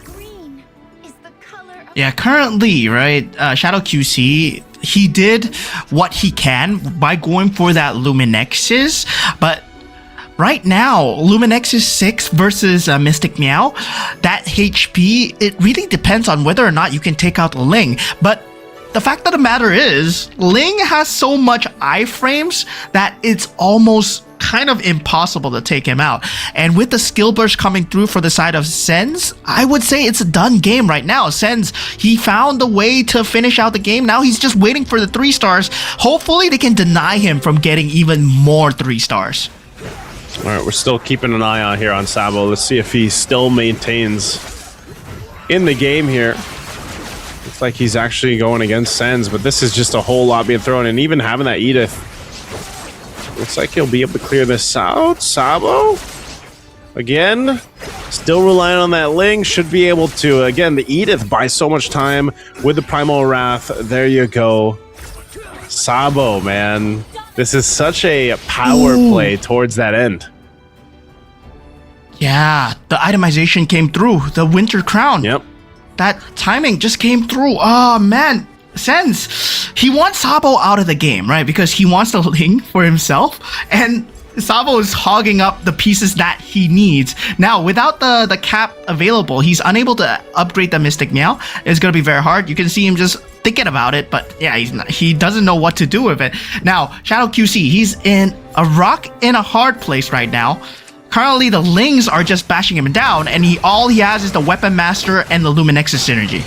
So if your problem is the Ling, and you're in Shadow QC's position, what do you do to deal with the Ling here? Hey, I'm here, big guy. Easy, boy, easy. Don't. Problem is the Ling. What do you do here, right? Hopefully you can get a pivot into Iori Yagami, the bruiser build, that might be an answer, getting a lockdown, but with the Winter Crown, that is not going to be a move. So yeah, Sense now has that 2-star Leslie as well. Another good counter would be trying to get the Melina's gift, right? Last time, the Sun and the Melina's gift, that would have done the job, but right now you don't have the ability to split unless you get Toy Mischief. Yeah, so he's got the 4 out of the 6 Toy Mischief here. Let's see how it plays out. Still, Sabo holding on to the 5 HP. He's going for this against Shadow QC, so still, his Ling actually took a lot of damage, but with the Edith, he's actually going to be cleared out this time. Oh, no, the Ling's still alive. No. Ling is a problem, Ling man. is a problem. Especially with the Karina, too, man. It's just like that burst, that initial, having those Supreme Blades there. This is looking good for Sabo. He's held on to that 5 HP for the longest time, and now each of our top 3 players, 10 HP or below. Definitely looking like Sabo can't be stopped right now unless something major changes here between Shadow QC and Sen, but I don't know if they have an answer to deal with the Ling. Yeah, Sense just spent all his money donkey rolling down, and he couldn't get the 3-star Gushin, the 3-star K. So, yeah, he was going for the 3 stars, trying to upgrade as much as possible. Now he's left with a 1-star Terry Bogard, but looking at Sabo, got a 3-star Roger. Yeah. That's gonna be very scary to deal with. All right, let's see. Sabo versus Sen. Looking to cap out Sen here, clearing up the back lane. It's going to be some Ling versus Ling action towards the end. Still with the 2-star Edith up. Tanking up a lot of this. Trying to deal with that Lancelot. Again, Primal Wrath is going to pop after that Revitalize. But still, the healthier Ling right now. And after the Primal Wrath, and this just gives enough time to go ahead and cap things out. Again, just showcasing just how good of a synergy those two heroes work out well.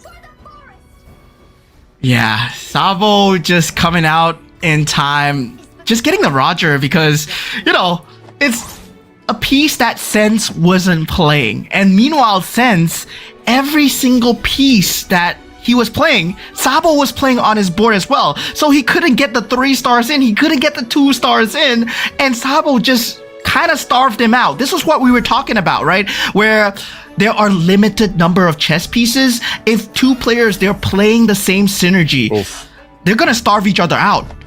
All right, Sabo just picked up 3-star K or the Gushin. So even more work that Shadow QC needs to deal with if he wants to deal with this. Most of it's been the Ling and the Edith towards the end, but you can just see how quickly things are being worked with this time with that Roger clearing it out. Looks like Shadow QC might be able to pull this off. Shadow QC! He manages to get back-to-back-to-back first place finishes. Chad?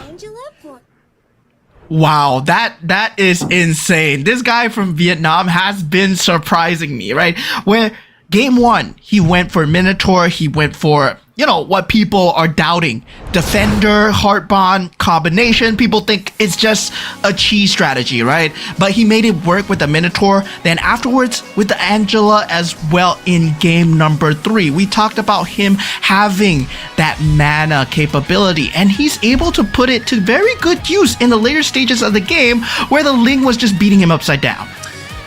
It was a good attempt, I'll say, from Sabo, though, because it took him a while to get to where he needed to be with that lineup, but once he had it, the Ling was just shredding through people, and of course the Edith, like we saw, really good at just buying time because of the way the Edith works and having that Primal Wrath, and even the itemization. It was just unfortunate that because it came really close. It honestly very close between him and Shadow QC there, but I would say, nonetheless, our round 3 was probably one of the more interesting ones that we've had, just because of the variety, the variety of synergies that we actually got to see our players bring to round 3, Mo.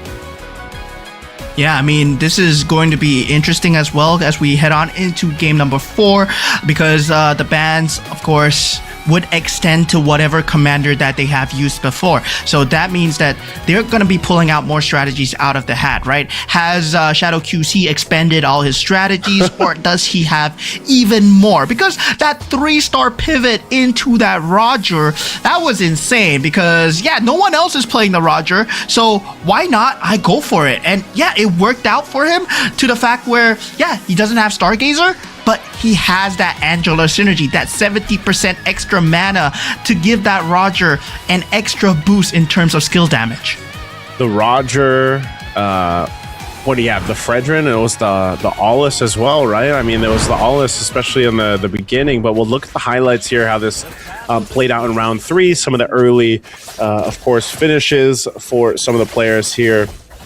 You know, Gideon being one of those players that did relatively well in the early rounds, round 1 and 2, and Nobody still, you can see maybe getting to him at this point, you know, 3 rounds in a row, really struggling to find what he's looking for, to make it work.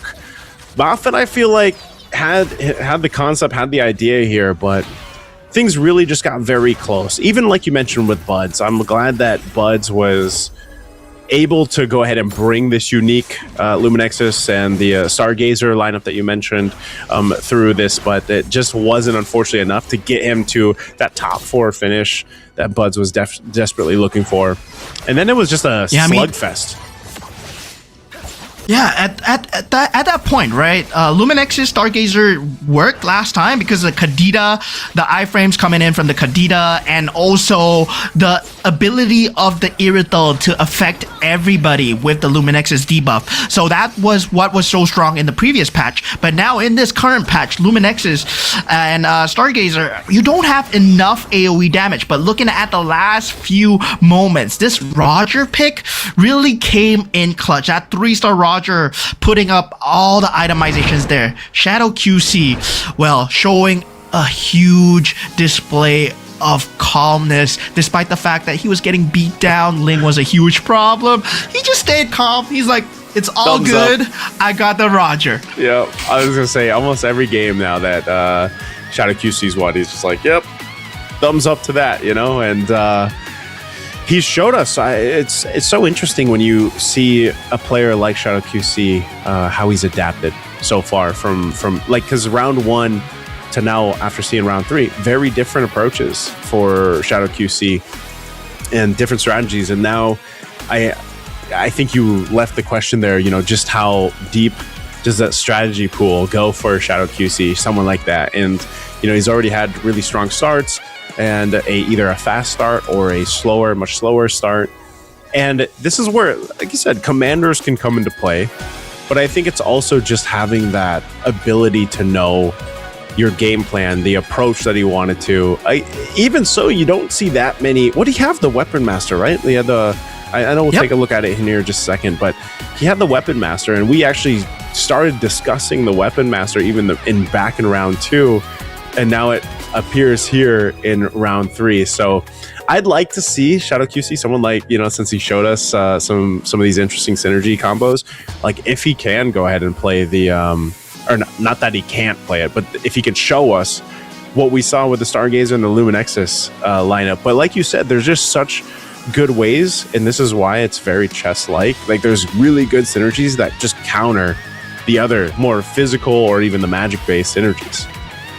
Yeah. And once again, of course, reminding the players, reminding the audience of the stakes at hand here, right? We're only going to have 8 players make it into the finals tomorrow. So out of these 16 players, only 8 players will go to the finals tomorrow as well. Right now, Shadow QC looking like he's all but set to make it into the finals as well. But we will take into account the other players' points as well. Sabo, who got 2nd place. Gideon, of course, who got knocked out in 8th place, but he has been getting 2nd place for the 1st and 2nd games as well.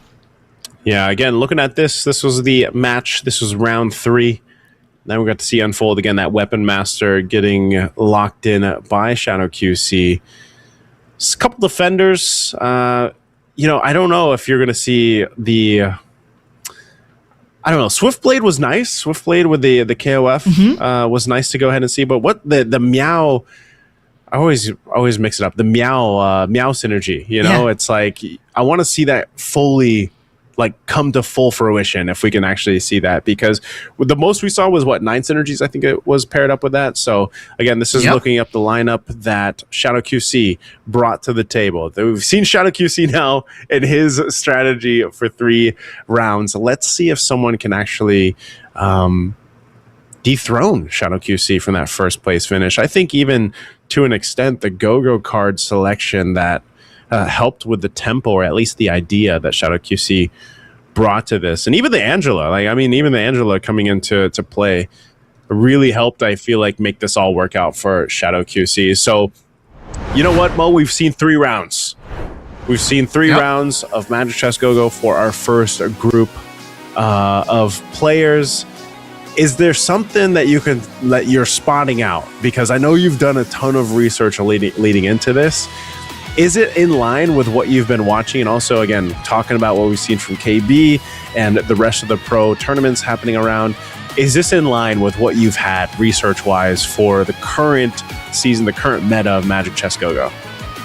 Okay, so when we talk about the qualification matches, right, how the players get here in the first place, the top 16, how they reach here, right, the metas that they used to get here were very similar in terms of going for 4-4, Dauntless Stargazer, be it KOF, be it Lumi, getting that top 4 finish as much as possible. Not a lot of players are going for that 6 synergies, as we can see here, because we are still not at the grand finals. You're not going to be playing to win. You're playing to enter the top 4. So your mindset when you play the game is slightly different, right? You're playing to survive. You're playing commanders that can survive as well. You're playing against the best of the best. Everybody knows how to get top 1, but still, how do you survive in top 4? So you gotta go for strategies that no one go for. And Buds, he went for different builds. You can see that Sunobody, he's been trying to force down builds, but it's not working at all because the other players are denying him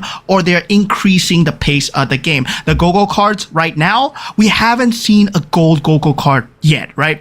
We've only seen a purple card and we've only seen blue cards. What are the chances of the golden Go-Go card coming through? I know that's basically RNG, right? So it's like, what are the chances of seeing a gold Go-Go card for our new viewers out there? I think it's very equal chance in every single game. It depends, like we said before, it's an RNG game. When you go in, it's already decided, right? It's not rolled on the spot, but there is a chance that you can see the Go-Go card if you pick up the Yuzong Commander. So if you pick that up, well, you're gonna see a Go-Go card no matter what. So I'm curious to see who picks up the Yuzong, since we have not seen that yet, and who goes for, the old favorites, the Gushins, the Loyis, whether or not they are still viable in the meta of the pro game right now. Even I think from Go 1, a whole lot of Valiers. You still had, was it the Amon also? That I know we've seen the Amon before pop up quite a bit.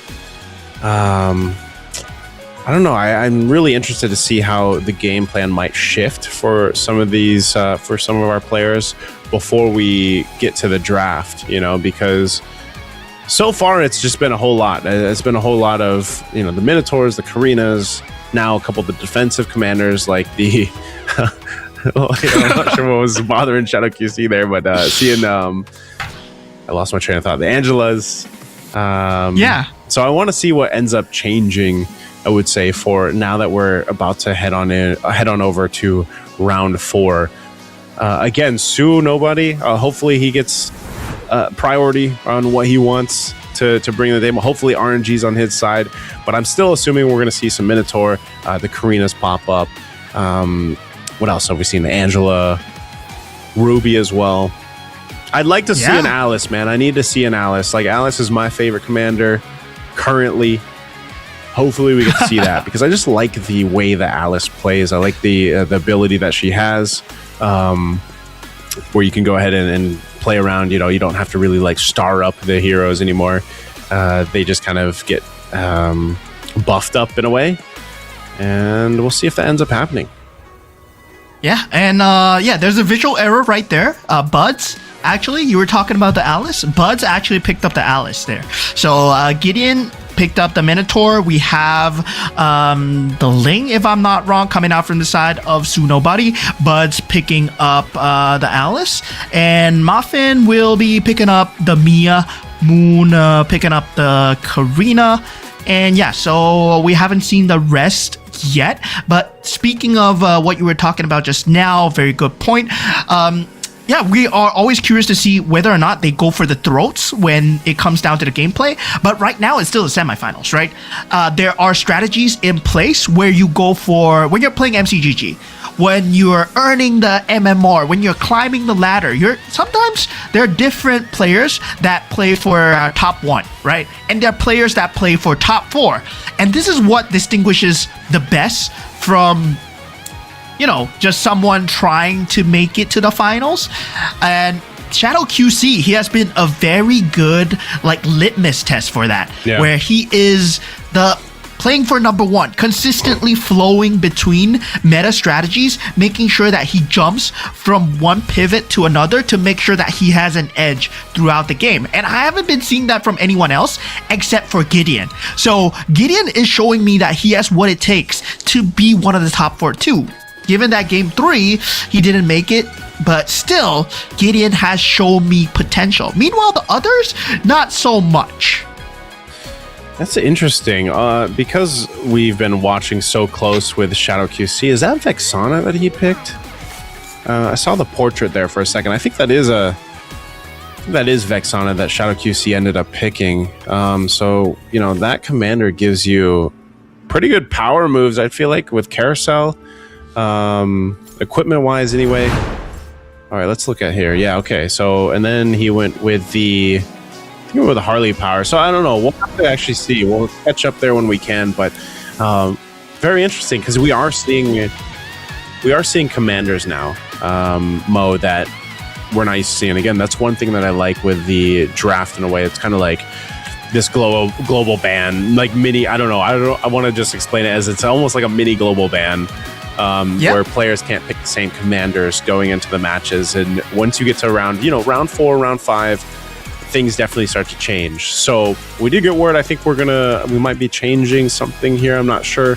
We'll see if we actually jump back into this round. But yeah, so I don't want to break it down too much in case anything changes. But so far, Mo, we've seen some great matches. Up to round 3, our last Go winner, our Go champion you mentioned, is in Group 2. So we'll be saying that later. Okay, we are jumping into the game, I believe. Yeah, I mean, man is from the EECA, of course. Floxy, the man that pushed MCGG in the EECA. We casted him in the Go 1 as well. And yeah, he did a phenomenal job going up against SEA Games winners, going up against named players from Indo and from organizations. And man, he was alone in doing it. So right now, I'm hoping that Sunobody and also Muffin, coming in from the same region of EECA, they can carry on his legacy. But right now, we are not seeing that much. But going into the early game right now, we're seeing that, yeah, most players, they want to go for that kind of economy. You want to secure the early game as much as possible. You don't want to buy too much pieces in the early game, right? You don't want to overcommit. And looking at all these commanders, you don't want to overcommit that much too. You don't have a Moskov, you don't have a Dyrov that are really going to carry you through. And I'm surprised that no one is playing Popo and Koopa, because PNK was the defining commander for Go 1. Yeah, I remember that. PNK was everywhere. Looking at this again, you already see the Go-Go cards that were selected for those first cards and some of the early synergies being built up. This time, you actually got a couple bruisers. Over here. But all right, I think this is definitely going to be a different early start than what we've seen from our previous 2 rounds. As we're getting caught up, it looks like, yeah, Shadow QC. What is this? I have to know. What is this this skin for Vexana? This was one of the original throwback skins, isn't it? One of the before they were heroes. I'm forgetting the name. Yeah, it has a name, right? It has a name, yeah.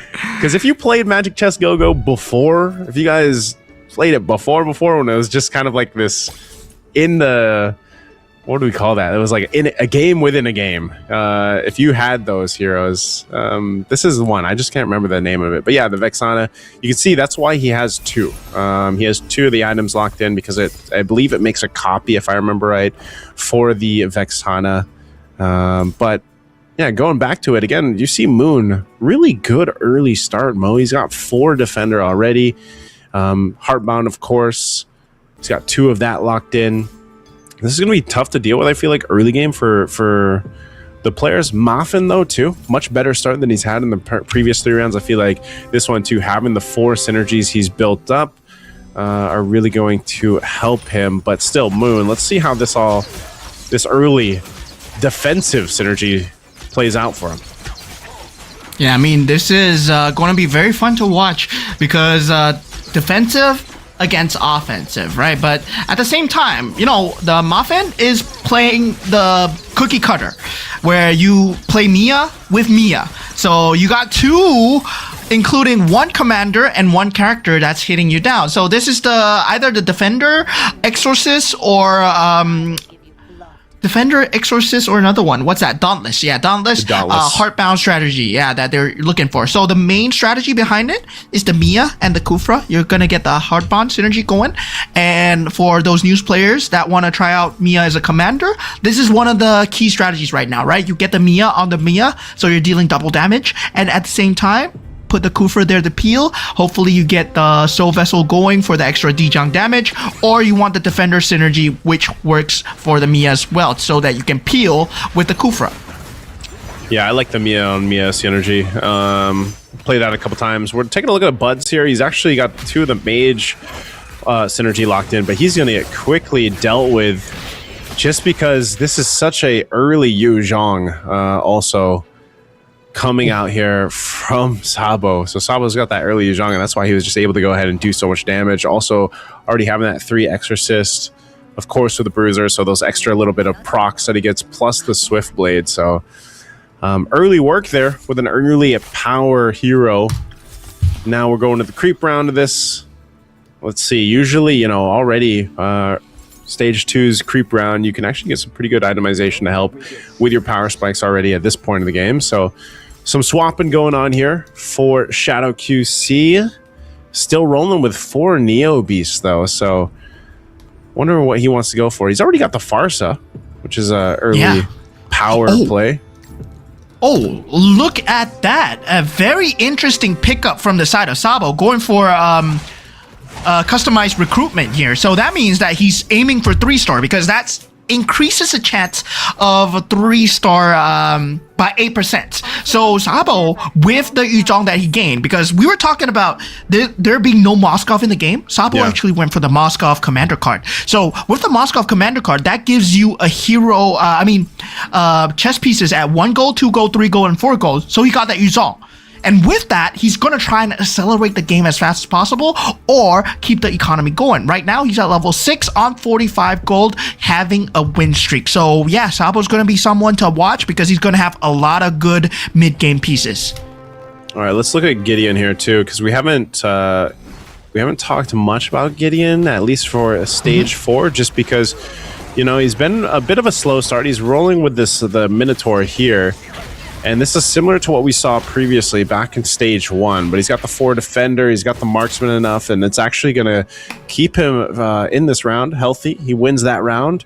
His Hanabi, though, is, I feel like, really good timing on this. Multiple enhanced, now 3 enhanced items on there.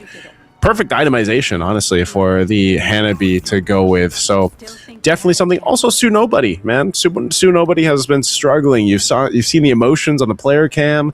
You know, much better start for him, too. He's got the 4 Swift Blade, rolling for the Scavenger, for the economy that he gets with it. Of course, has the KOF, at least 3 out of 4. I don't know if he's going to play with this. He switched in to go with a 4, but he's going to stick with a 3, and then, of course, he's got that. So, better start for Sunobody. We're going to take a look at Gideon here, how he plays through with this Hanabi against Buds.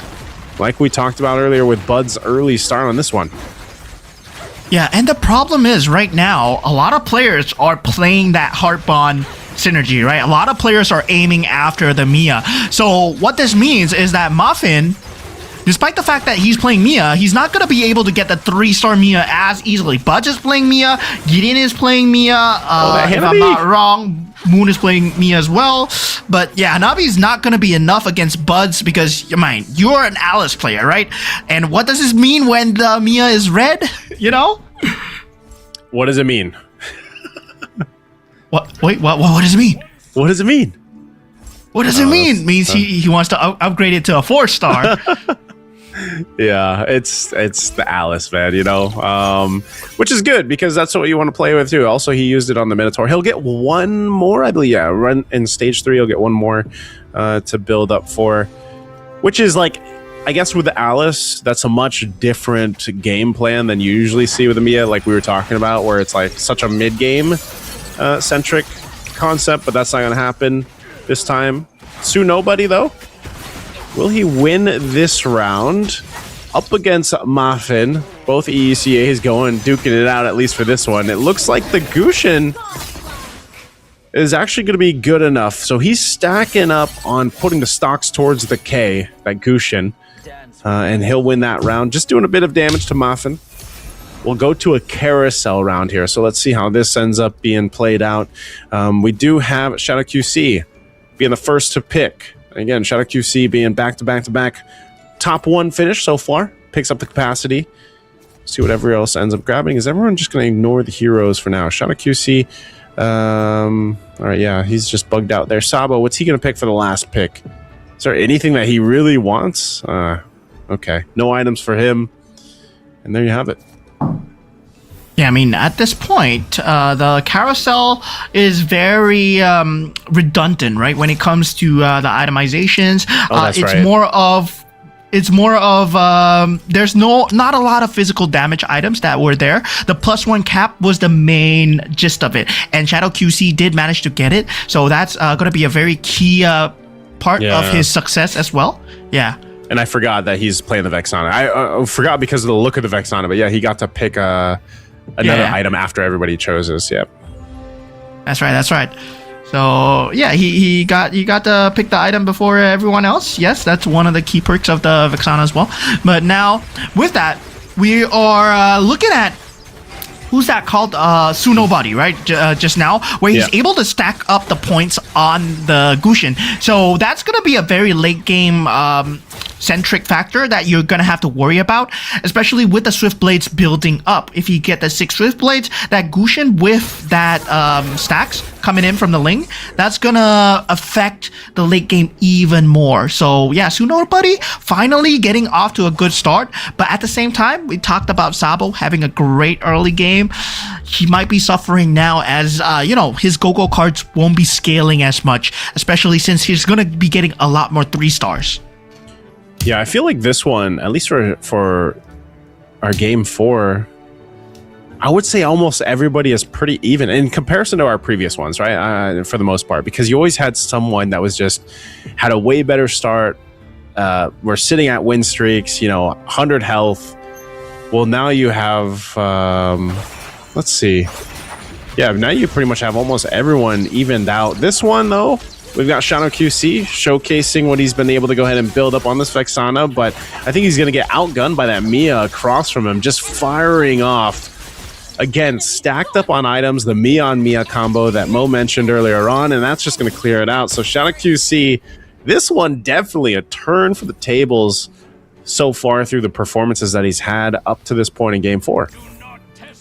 Yeah, but this is not the end for Shadow QC, I feel, because he's racking up the Neo Beast charge, right? He's currently at 298 in terms of Neo Beast charge. Right now, we're taking a look at what go-go cards that they are going for. Shadow QC going for Dimensional Shot, and meanwhile, Sabo going for a Fateful Dice, so meaning that he wants to really accelerate the state of the game, get more units coming in, and Muffin getting a Beatrix and a Marksman Magic Crystal as well. And Sue Nobody with the Luminexus and CC as well, so that's gonna affect the layer stages of the game. Meanwhile, the rest, they just took some economy cards just to boost their economy as well as your rerolls. Rerolls, yep. A couple reinforcement cards here too. What else do we got? Ready to fight again. Synergy, bit of hybrid attack for Sen.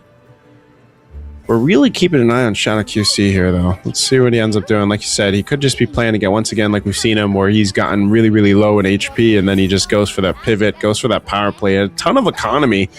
So he's actually doing it now. You're seeing this happen. He gets most of his gold out, but he just managed to, at least for now, he's got the 2-star Farsa. Is he still going to go for? The Blessing was activated too for the Dauntless, for that Esmeralda, and this is where he goes for the switch. So ends up building the 5 out of 6 Dauntless. He's still got the Stargazer, multiple synergies unlocked, and also the itemization on the Farsa, who's going to be his main source of damage. And with using that Luminexus, like Mo's been mentioning, that reducing that hybrid defense really helps at this stage. So this was that moment that he was waiting for, but right now against Buzz, seems like he's actually in a really good position. Yep, the pivot coming through at the correct timing, right? The creep round pushed him to above 300, gave him the security that he need to push to level 9. Then now, right now, he's gonna get a 2-star Florin. All right, he might be looking to pick that up. So yeah, he got a 2-star Barats as well. So yeah, Shadow QC once again looking to turn the tables. That Dauntless Stargazer synergy. Well, AOT Shadow QC, man, that is just crazy pivots. That is wow. This guy's amazing. He deserves the top 1 spot for the first 3 games for sure. That is great moves, great pivot at the perfect time. For the first group, man, Shadow QC definitely just showing how good he is. We're taking a look at Buds. Buds relying on that powered up Mia from the Alice. Pretty good with the defender, but can he get through this Fredrin? 3-star on that, stacked up with damage items, and also, meanwhile, a Masha there. So really relying on that, but just deleted so quickly as Buds gets brought down to just 4 HP. And now, Bud's really in danger of just not making it to the grand finals as well. Currently, he is at 15 points, yes, but if he moves down to 1 point, well, he only gets 1. It's not gonna. Yeah, it's not going to be looking good, right? These last 2 games are the games that really matter here, because the placements will mean much more, and the points, well, they do stack up as well. But at the same time, going back into the game, Sunobody has a Luminex's KOF, right? Luminex's KOF really counters out what Dauntless Stargazer is trying to do. So I'm very curious to see if Sunobody has the pieces available to form the 2 stars or the 3 stars. All right, we'll see if Buds ends up surviving here. Once again, he started up a bit on the Minotaur, the Kufra as well. He should be able to go ahead and at least withstand a lot of this brunt damage from Muffin, and it looks like he's getting through it, but the Hanabi in the back, just like we mentioned earlier when it was picked up, is just having the time of her life. Even with the Heartbound, it's just not going to be enough. Tanky enough, and unfortunately for Buds, he's going to bow out here in Game 4 early on. But Sunobody also having a better start. He's also very close now, sitting at 2 HP again for Sunobody. We're back to the carousel round. We'll see if there's a change here that can actually turn this around for our players sitting down here at potentially their last round.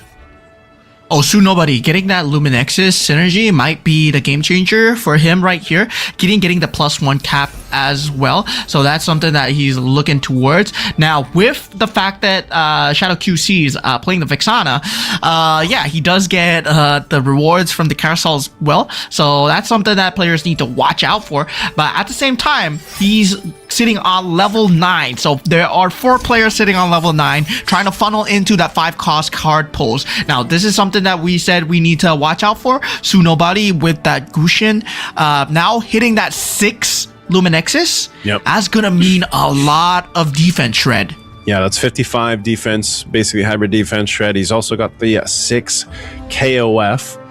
So he's got some extra damage. We'll see also with the Ling that he's playing with if he can keep this K alive. That's the Luminexus shred, but does he have enough burst? Wow, he's just so quick. And quick work.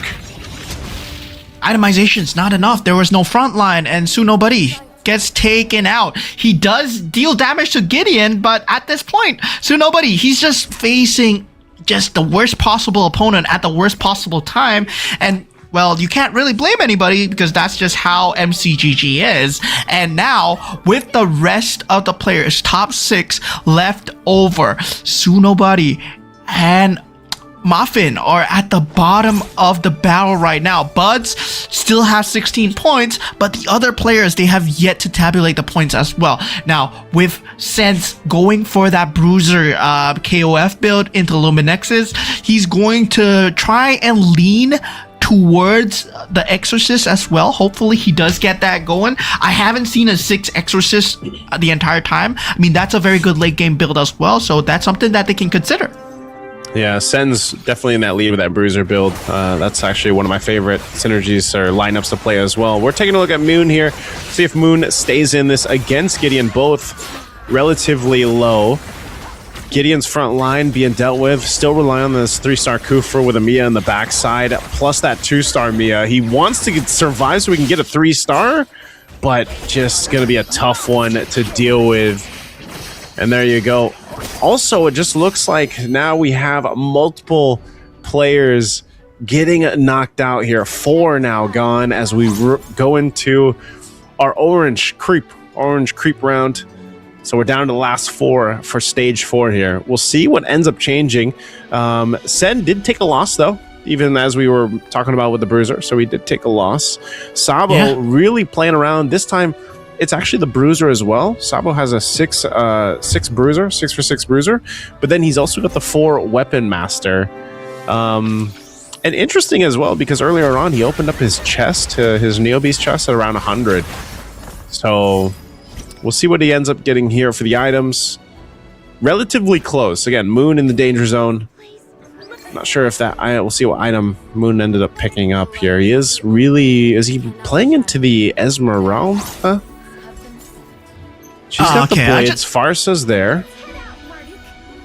Okay, there's a Cyclops, but I just saw Shadow QC pick up a 2-star Rafaela, and yeah, he does have that toy Mischief synergy on a Ruby with extra added party rockets on the Ruby as well. So that's going to be very interesting to see Shadow QC. He has found a state of the game where he's completely zen right now, right? He's 4-4 with the party rockets, 2-star Ruby. Yeah, he's just destroying everyone. We'll see if Moon survives. Moon's actually going to be going against CT, so this could be a turnaround for them.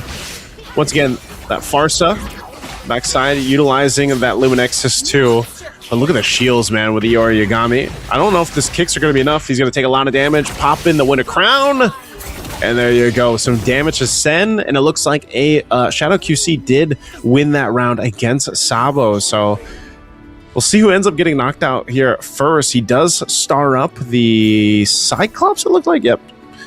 And then over here, what else does he do? Does he play for the Rafaela? Is he going for the... Is it even worth him going more for this Rafaela? Currently there's only a few Rafaelas left in the pool. I mean, if we're looking at Shadow QC here, yeah, there's only left. There's 3 left in the pool unless Moon gets taken out. So yeah, that's something that Shadow QC can lean towards, or Moon can lean towards as well if each other gets taken out. But looking at Sense getting that 3-star Yuzong as well, that might mean good things if he does get that 6 Exorcist, but he's on Bruiser still. Yep, Shadow QC potentially going to take out Moon from the game here. Again, that Farsa, the Farsa with the Rafaela being able to do so much, and it looks like that's going to be it for Moon.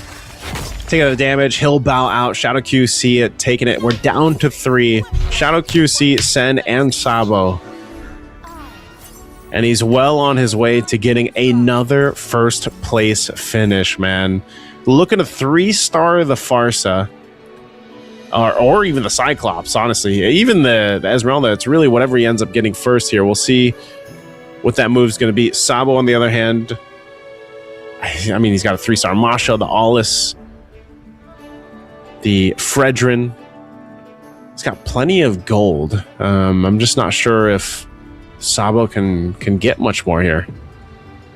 Yeah, at this point, Sabo with the bruiser build, I'm not really favoring it. Molina's gift, yes, it is very good, but he's looking for more Toy Mischief synergy, unable to find it at the moment, and right now he's just getting beaten up from the likes of Shadow QC. His Rafaela is still up, and yeah, we talked about the DPS Rafaela.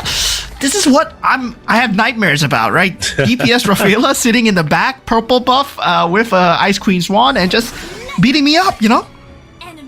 Yeah, it's not a good time. Shadow QC did take damage though. So Ooh. let's see. It's gonna be a close one, man. There's potential that we see Sen come out on top here in the first place finish. He's gonna go ahead and grab the defender. Shadow QC, what does he go for?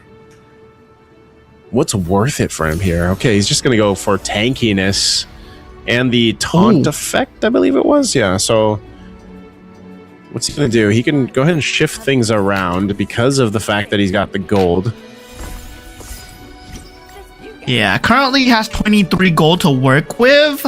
He's still searching for a 3-star, unable to find it so far, rolling it down and not able to get any action going his way. Finally gets the 3-star Barat. So yeah, that's potentially something that might work his way right now. But at the same time, right? Is that taunt enough to stop the Yuzong from tearing through the backline? And does Sense get a 6 Exorcist synergy going? No, he doesn't. So Shadow QC might have a chance with the 3-star Barat. Yeah, this 3-star Yuzhong is pretty built though, but Sen right now looking really good. So there you go. Sen ZT will be the first place finish for game 4. Finally surpassing Shadow QC. Great play there. Great job. Great job from Sen ZT.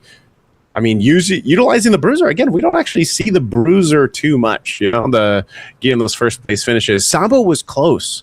Sabo had the bruiser, and I believe it was the weapon master that Sabo was running. Well, this one, Sen ZT was an early. He had the early Yuzhong build-up that he had. And then he had the 6 bruiser, and then I think it was the Exorcist that really helped him out too. So, but again, even that Yuzhong, the 3-star Yuzhong with the items that he had were just really, really good. And it was enough to take down Shadow QC. So congratulations on the first place finish there for Sen ZT. But obviously Shadow QC still getting solid points, sitting at second place in this game 4. And then Sabo definitely building up there. Moon getting that 4th place. So that was our top 4 there. Sen ZT, Shadow QC, Sabo, and Moon. Yeah, I mean, at that point, I would say, right, Sen ZT did a very good job of picking up that Yuzong, right? Identifying, it's the same play that identifying the gaps in your opponent's strategies, right? Knowing which pieces are much more available than the others, which pieces are much more viable to 3-star than the others as well. So he saw that gap with the bruiser, right? Originally, he was going for bruiser, but there was no Yuzong in his build. And he was like, oh, wait a minute. I could just pivot into Exorcist. And this is a very good key thinking that actually saved him from securing that top place, right? But Shadow QC, once again, consistent, top 2. I think he secured a grand final spot, man. Yeah, I would assume so, man. After the 3 first place finishes and then the second place, it should have locked him in. But yeah, again, nobody not getting the results he was looking for, man. And I feel bad. Buds, he brought out the Alice when I was like, man, I'd love to see it Alice. And Buds ends up finishing 8th. Just not enough either. And we see a whole lot of Defender just not work out too well for at least currently with a lot of the line we're seeing here. Looking at this lineup, like Moon, I like what Moon. I liked his idea. I like to see the Stargazer. I like to see the magic, man, the magic or the mana buildups, the mixes that you can do there. But yeah, just Bruiser, Exorcist, and even Bruiser and Weapon Master just seem to be it for this game 4 for our players. Yeah, Exorcist really, together with the Yuzong, is one of the key DPS dealers. I mean, of course, with the dragon able to pierce through the front lines as well, you're able to get the Shard Residue off. And yeah, there's a lot of damage coming through from the side of the Yuzong. And I'm surprised why a lot of people, they don't play this more often. I'm surprised why we're so many defender into Heart Bond. It's maybe just the luck of the draw where Mia and Minotaur happen to be in the board where, yeah, you see it on the board, you see the possibility. It's like, oh, there's a Mia, there's a Minotaur. Yeah, I can go for the Mia Minotaur, the Defender Heartbond build. Well, this build is not that good if everyone else is doing it, right? The build gets weaker when more players are doing it because you don't get the pieces needed because you need a 3-star 3 cost. And that's a lot of pieces. That's 9 pieces. You need 9 pieces of that hero, and it's not going to be that easy. I think the Heart Bond is it's good in, like, let's say early, just because it can you know, buy you a little bit of that time, and then even, I guess, depending on how it plays out towards the late game. But for the most part, that early to mid game where you just have the Heart Bond. Also, like you said, also just part of the luck of the draw of what you get in that first draw of heroes and everything, and what you can build from there. Because even looking at this match overview, you guys see it a lot, right? There's multiple Heart Bond in every single round that we've seen so far between the players. But yeah, so far, I'm just glad because I did mention, like, I like to see the bear also. And so that ends up winning it for Senzi T here. Now, across the board, man, I think one of the most prevalent, aside from what we've seen with Bruiser, is what do we mention? The Defender. Like, Defender, I guess it's there, but it's only for maybe certain commanders. Even so, wasn't this the Minotaur? Was it going to have the Minotaur? Yeah. I mean, think how dominant it was back in round 1, you know, with the Minotaur, the Defender, and then playing around that. So I think, again, there's a good mix of energy for Magic Chess Go-Go. Just what worked in round 1 or round 2 won't necessarily work forward. And that's what we've seen from the players here, especially as we look at his lineup that he had, the cards that he went with.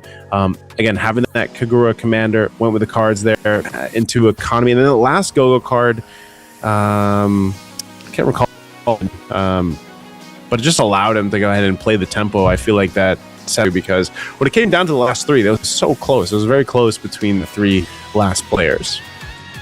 Yeah, I mean, I think that's the Solid Alliance, if I'm not wrong. The one that gives you the hybrid defense, given the amount of synergies that you have. But yeah, it didn't really come into play that much, right?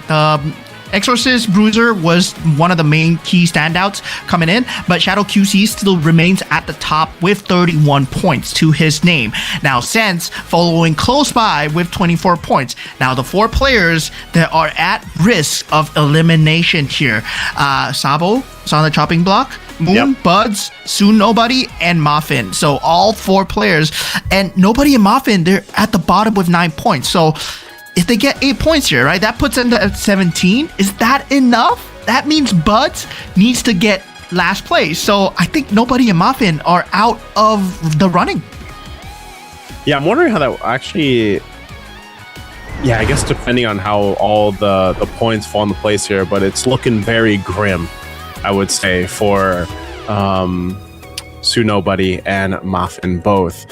Hopefully they can somehow turn it around here, get a better ending. But I think that solid standing in the top 4 already, Mo, is pretty dominant. You saw how many first place finishes again that Shadow QC had. So I'm wondering if Shadow QC will even change his game plan here, just because he's managed to win so many rounds. Like, if he's just gonna, maybe he'll pick one of the commanders that isn't necessarily meta and just kind of go with that, or if he'll bring a different game plan here, because every single round has essentially been a different game plan, partially in due to the fact that, you know, he's got a different commander each time. But like I said, you saw some brilliance from Senzi T, from I think even whether what Sabo tried to do, Moon.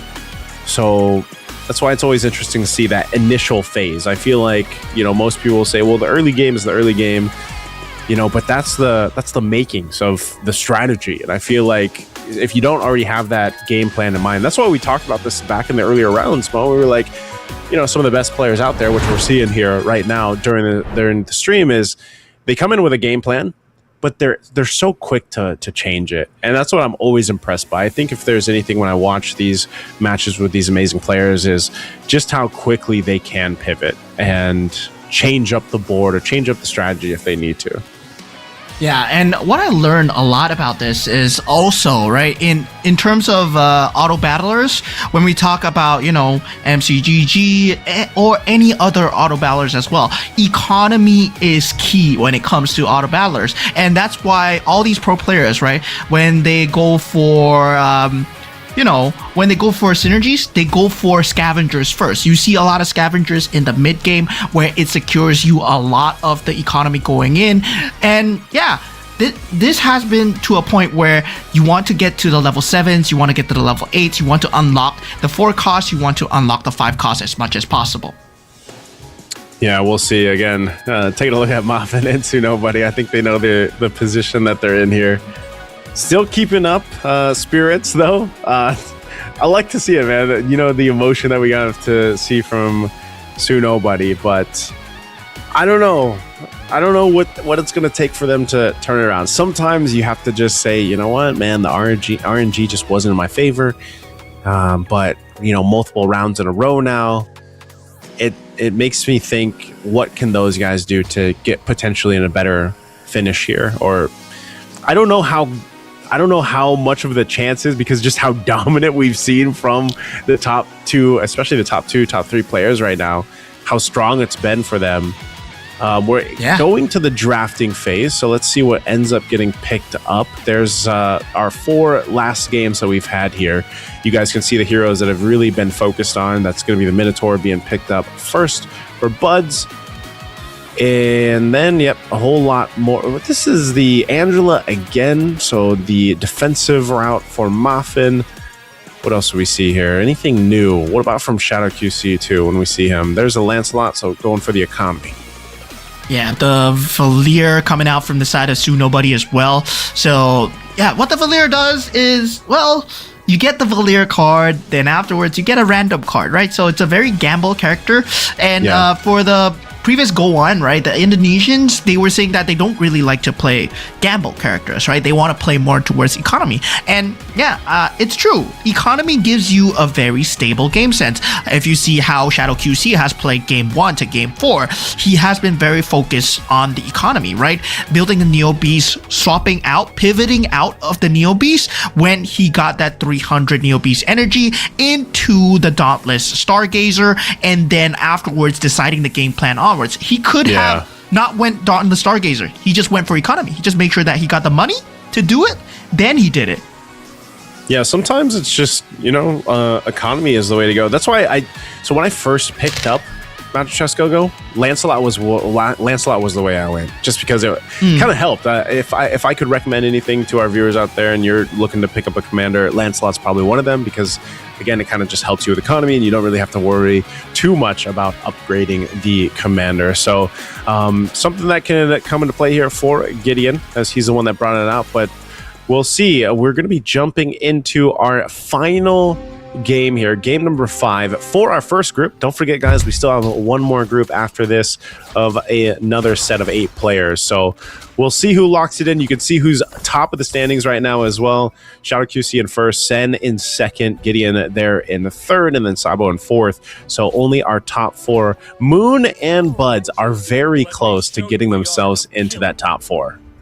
Yeah, so going into the game itself, we see the points, we see the standings, but now it's going to be about the go-go cards at the start. Lucas's power has been picked up by Nobody, who went for the Valier, right? So you get a statue, it deals damage, then it leaves the battlefield. So not really too useful in terms of economy. So Nobody didn't get a very good gamble in terms of the early game, but still, that's damage. That's damage on the board, which secures you a bit of the early game as well. And Moon with that very early Heart Bond Stargazer into Weapon Master synergy. So this is a very good synergy, given the fact that you're able to get a win streak going. Hopefully Moon does not blunder or does not meet up too hard opponents. And interesting pick, right? Sense going for that Diggy, and yeah, with that Kagura card as well. So very interesting pick from Sense, our winner of last round as well.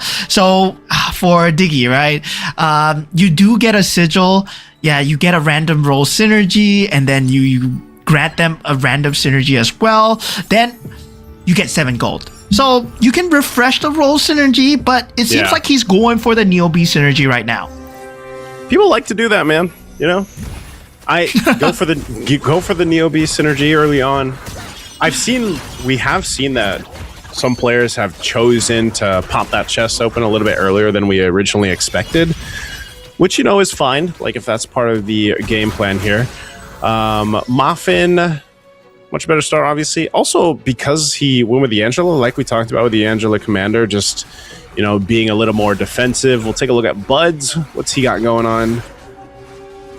Buds, okay, with that Minotaur, like we've seen so much of, he should be able to win as he does, utilizing that Winter Crown, doing a little damage to Sen. Sen will go ahead and level up as well, so good start here, I would say, across the board, except before maybe Sunobody, man. Yeah, I mean, Sunobody, I was talking about him not getting the perfect card, right? He got the Lucas card, so not really good in terms of helping him with the economy, but he's still going to keep himself at 20 gold just to get the interest going, get the lose streak going. Yeah, you can take a lot of HP damage, sure. Doesn't matter. You want to find the pivot pieces going into that 4 cost or the 3 cost, right? Your first 4 cost or the 3 cost really decides what kind of build that you're going towards. And it shouldn't be from the first get-go, right? Oh, I want to do this, I want to build this no matter what. What if other people get it first? And that's something that these pro players, they're always keeping in the back of their heads right now. Moon with a very early Heartborn synergy, but everybody else has Heartborn as well. Once again, Shadow QC, Sabo, and Gideon, all with the Heartborn synergies. That's what we've seen, at least so far, early Heartborn synergies. Now we're jumping into the carousel. See what's taking up. Winter Crown just doing so much work, I feel like, for everybody, especially if you get it early on. So Sen grabs that golden staff over here. That extra damage, the BOD, still being slept on, man. This is the first carousel. No one's going to grab it. Yo, this is... yeah, this is so different, man. The Holy Crystal being picked up ahead of the BOD. Wow, that's a statement right there. But now, for the first time ever, I believe I'm seeing a Hayabusa. So yeah, so finally. Are you a Hayabusa fan? Yes, I am a Hayabusa fan. Well, I mean, it comes through. Also, let's see what Shadow QC is building up here. He's got his not too much in terms of like synergy power, but it's more so just kind of like evenly spread out. Tanky enough, I'd say, in a sense too, just with having the Heart Guard, but I don't know if he's going to be able to deal with this Beatrix back line, have that golden staff. Looks like he's just going to get through the Minotaur here, but oh, the Beatrix will survive. Oh no, it doesn't survive the Esmeralda. Yeah. Actually pretty Esmeralda. good. Yeah, I mean, at that point, like, Winter Crown is not going to help you, my friend. Like, yeah, I know you picked up the Winter Crown, but if you picked up the BOD for the Beatrix, you would have probably won that fight. But it's a late game play. That's what if there's anything that Shadow QC has taught us, Mo, it's the late game. Wait for the late game. Looking at Sunobody. What's he going for? He's still just got the... so he's got Glory League. He's got this Swift Blade building in. And then over here for Shadow QC, he's actually got the Stargazer now. Heartbound still. See if Shadow QC ends up winning this one. Yeah, Shadow QC right now, he does have that 4 hot bond into that Dauntless build and Stargazer in the back as well, right? So he's not going to lean towards the hard bond. 6 hard bond, of course, very strong synergy, but at the same time, you want the damage coming out from the Dauntless Stargazer. So that's something that he's looking to pivot towards, keeping it as an option. And at the same time, picking up the Toy Mischief will be coming through on the side of Moon as well. Moon, his showing has been somewhat subpar, right? Coming in all the way from Peru, and him and Sabo are sitting at the same number of points now. They need to perform, at least get themselves in the top 3 and distance themselves into that top 4. Okay, we'll see if they can do it. Economy still playing here a part for Sen. Creep around right now too. I think is he holding off? Okay, he's got... Yeah, like you mentioned, he's got the Toy Mischief going on. He's got his items pretty much locked in. He went and put the weapon crystal on Mia. So now he's got the 2 activated Weapon Master. We'll see what cards end up going into play here too. Hey, it's about time. I can't remember if you mentioned this, but if we finally got a gold card, man. Yeah, we finally got a gold card. So there are going to be a lot of economy changes here.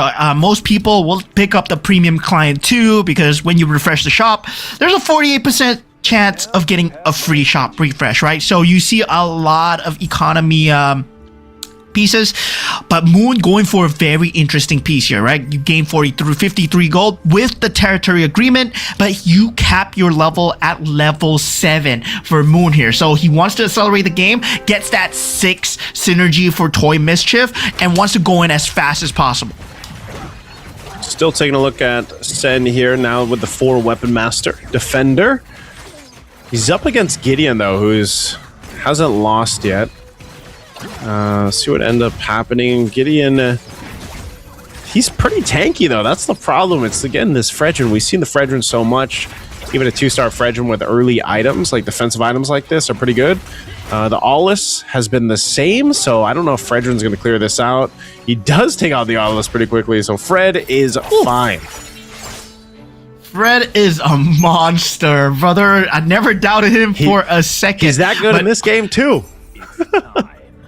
Yeah. So, thing is, Moon is not playing for the late game at all. So, yeah, he's trying to accelerate the game as much as possible with the go-go cards. And I don't like this, right? Everyone else is going for premium. Everyone else is going for either economy. And Moon just straight up went for territory agreement. He straight up went for the gold.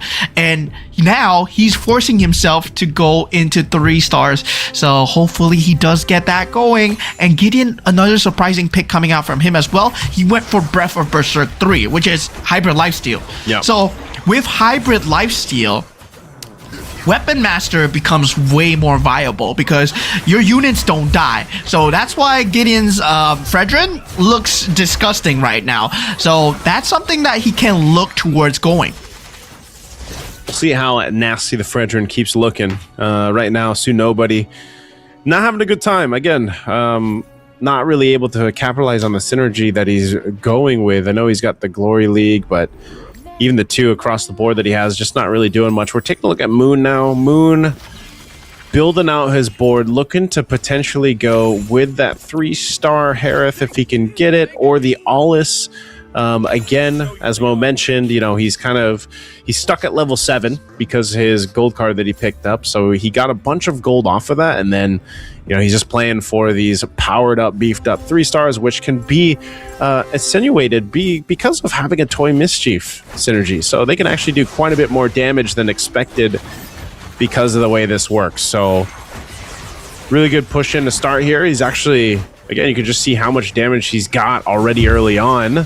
And it's you, like you mentioned, Mo, it's these rockets. It's the party rockets.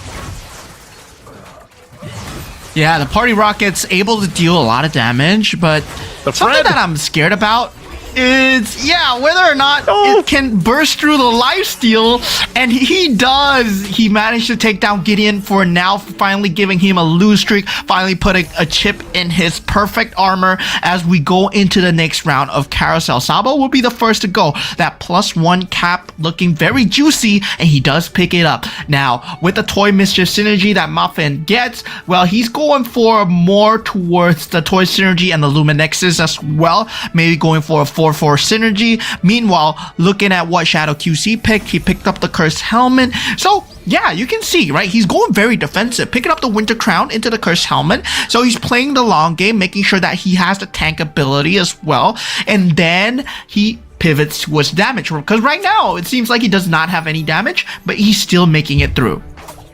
Yeah, it's a little deceptive, but it's a long play for Sabo to eventually get there.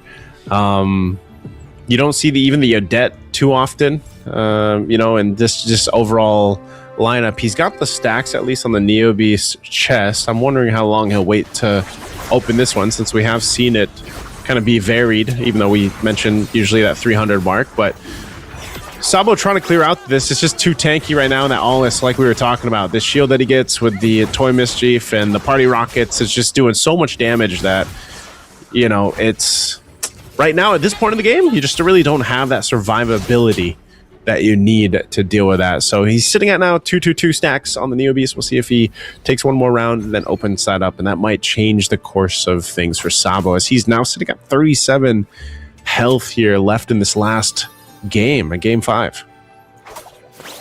Yeah, I mean, at this point, game number 5, Sabo still tied up with Moon, right? You want to get points to accelerate yourself into the top 4. Shadow QC looking set so far, but taking a look back at the synergy, Buds not having a good game in the previous one. Right now, going for the same thing, Defender into Heartbond, but lucky for him, Shadow QC is going to pivot out of the Heartbond really soon. Moon is going to pivot out of the Heartbond really soon, so he might get a chance to get into that 3-star rhythm. Yeah, Buds right now rocking the Mia like we've seen so much of, plus the Defender. So his front line's great, and then that gives enough time for the Mia to go ahead and pop off. And so he'll be fine, at least for this round. So Buds will go ahead and get that, giving some damage over to Gideon, who Gideon, again, hasn't lost too many rounds. And, you have to keep an eye on it, because Buds is relatively close. Like, as long as Buds can secure himself a good finish in this one, he can be one of the top 4 players moving to the grand finals. He's just behind Moon and Sabo, who are both sitting at 18 points.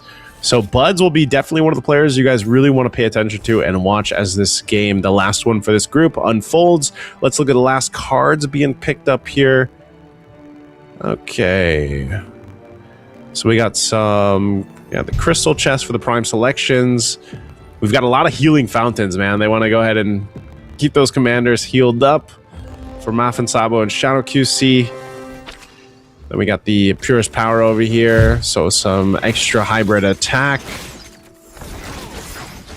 Yeah, I mean, at this point, right, it's really a big gamble here for Sabo to go for the Fanny with the Neo Beast. He's still keeping, and now I think he opened the chest right now, so he has that 82 gold. So finally able to play and pivot, but what will be his choice? Buds already getting that 2-star Mia, very close to that 3-star as well. Gideon still keeping a hold on that Heartbond, and now Buds with another 2-star Minotaur. He's trying to work towards the 3-star, and meanwhile, for the side of Moon, he's been sitting at 90 HP for the longest time, but he's still stuck at level 7.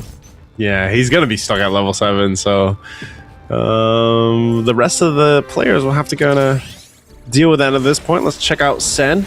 Taking a shot from the Lucas there. Power, but still Sen quite healthy with the Iori Yagami, and that should be just fine for him to win this round against Sunobody. Again, that kick, that reset, the itemization that he has on it too, that's going to be what he's playing into, at least for now. We'll see, especially with the Bruiser. Again, this is similar to what we saw previously, but you have Bruiser plus the Weapon Master. See if he continues to build out that way. Meanwhile, up top, I'm wondering with the way that this is going to work for Moon, is he's going to have multiple 3 stars, it looks like, that he's going to have. Nobody, though, this is not looking good, Mo. Sitting at 12 HP, could potentially be his last one. The scary thing is he's playing Toy Mischief, right? He's putting Toy Mischief inside, and Toy Mischief is being hogged up by Moon right now. So that's not going to be a viable angle for him to go towards. Going for Scavenger, and I don't really like this, because at this point, the Rafaela is not really well protected. All he has is that statue, but if the Lancelot is able to peel for him, that's gonna be good. Oh no. But I don't think it's gonna stay alive for long, man. No, you're Rafaela! Not looking good. Just not really what he's looking for. Even with the Cyclops, the Haas Claws, that's just not gonna be enough. So Nobody, he takes a bow out. GG at WP gives us the salute, man. Nobody, good try.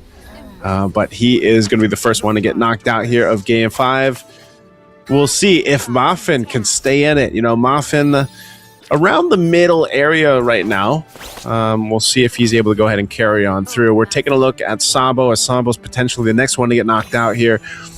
He's built up. What has he got? Stargazer, Dauntless, still with the Scavenger, bit of Exorcist, Heartbound, and KOF. I'm not sure if this is exactly what he wanted to go for. Who's he got on the platform here? Is that the Rafaela? Yeah, he's got the Rafaela there. I don't know. I just don't feel like he has even the items that he needs with this kind of lineup, and he might have to do some fishing, but he's got no gold to work with. So Sabo up against Muffin. Let's see how this works out. His Rafaela has some items, but now, those are 3 stacked Guardian Helms for the Benedetta. He might be able to clear this out. Oh, so close, but the Electro final blow. And he still tried, but Savo, not enough, man, as he gets knocked down as well. Man, that was close. Yeah, so that means Moon is more likely going to make it at the point. I think Moon identified that, I'm probably not going to get top 1, right? Let's go for this territory agreement so that I get the gold, I get the synergy going, accelerate the state of the game, I take out the competition. Yeah. Now he's top 4. So he's top 6. So now he took out Sabo. Now he just needs to survive ahead of Buds and Gideon, and then that will propel himself even further. Now Muffin, on the other hand, he needs first place to kind of secure himself, I guess. No, not even first place is not enough. Oh yeah, I don't know. First place is enough. Yeah, it might be. Should be. The math is there.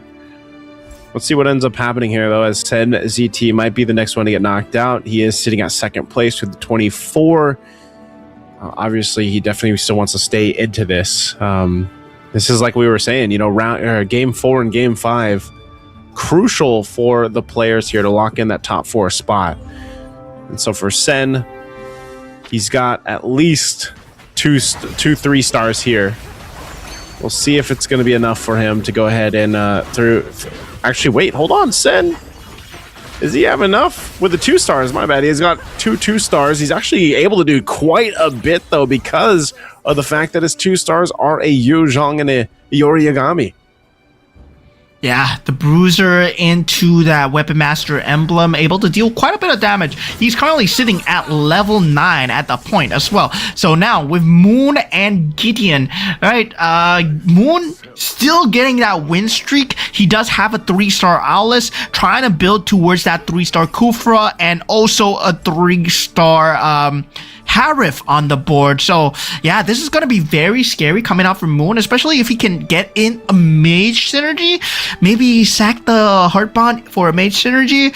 But if he gets a 3-star Heart Bond, then maybe he can keep it just for the added peel when it comes down to the Harif damage. But what I wanted to say about the UI UX here, right? The UI really looks like I'm looking at Wall Street here, right? Every single round, I'm looking at green and red. I'm looking at, I'm looking at stocks dropping, stocks going up, and these players, these HPs, they get even more and more tense.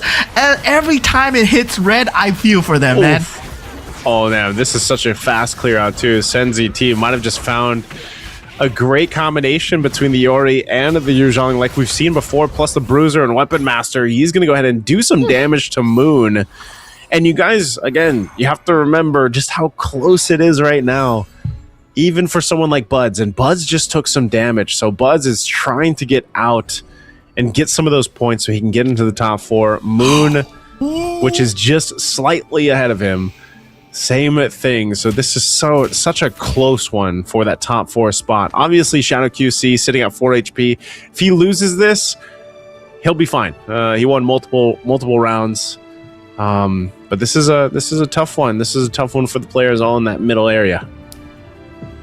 Yeah, he's taking a break right now, you know, it's like he's just chilling, but at the same time, he has a very good build. Dauntless 6 already secured, Stargazer 6 already secured as well. All he needs to do is get up the stars. So yeah, AOT, Mr. Shadow QC doing extremely well in his department for synergy, but Sense might be the spoiler here. He does have the Luminexus into Bruiser, into Weapon Master that we talked about just now, that Yuzhong.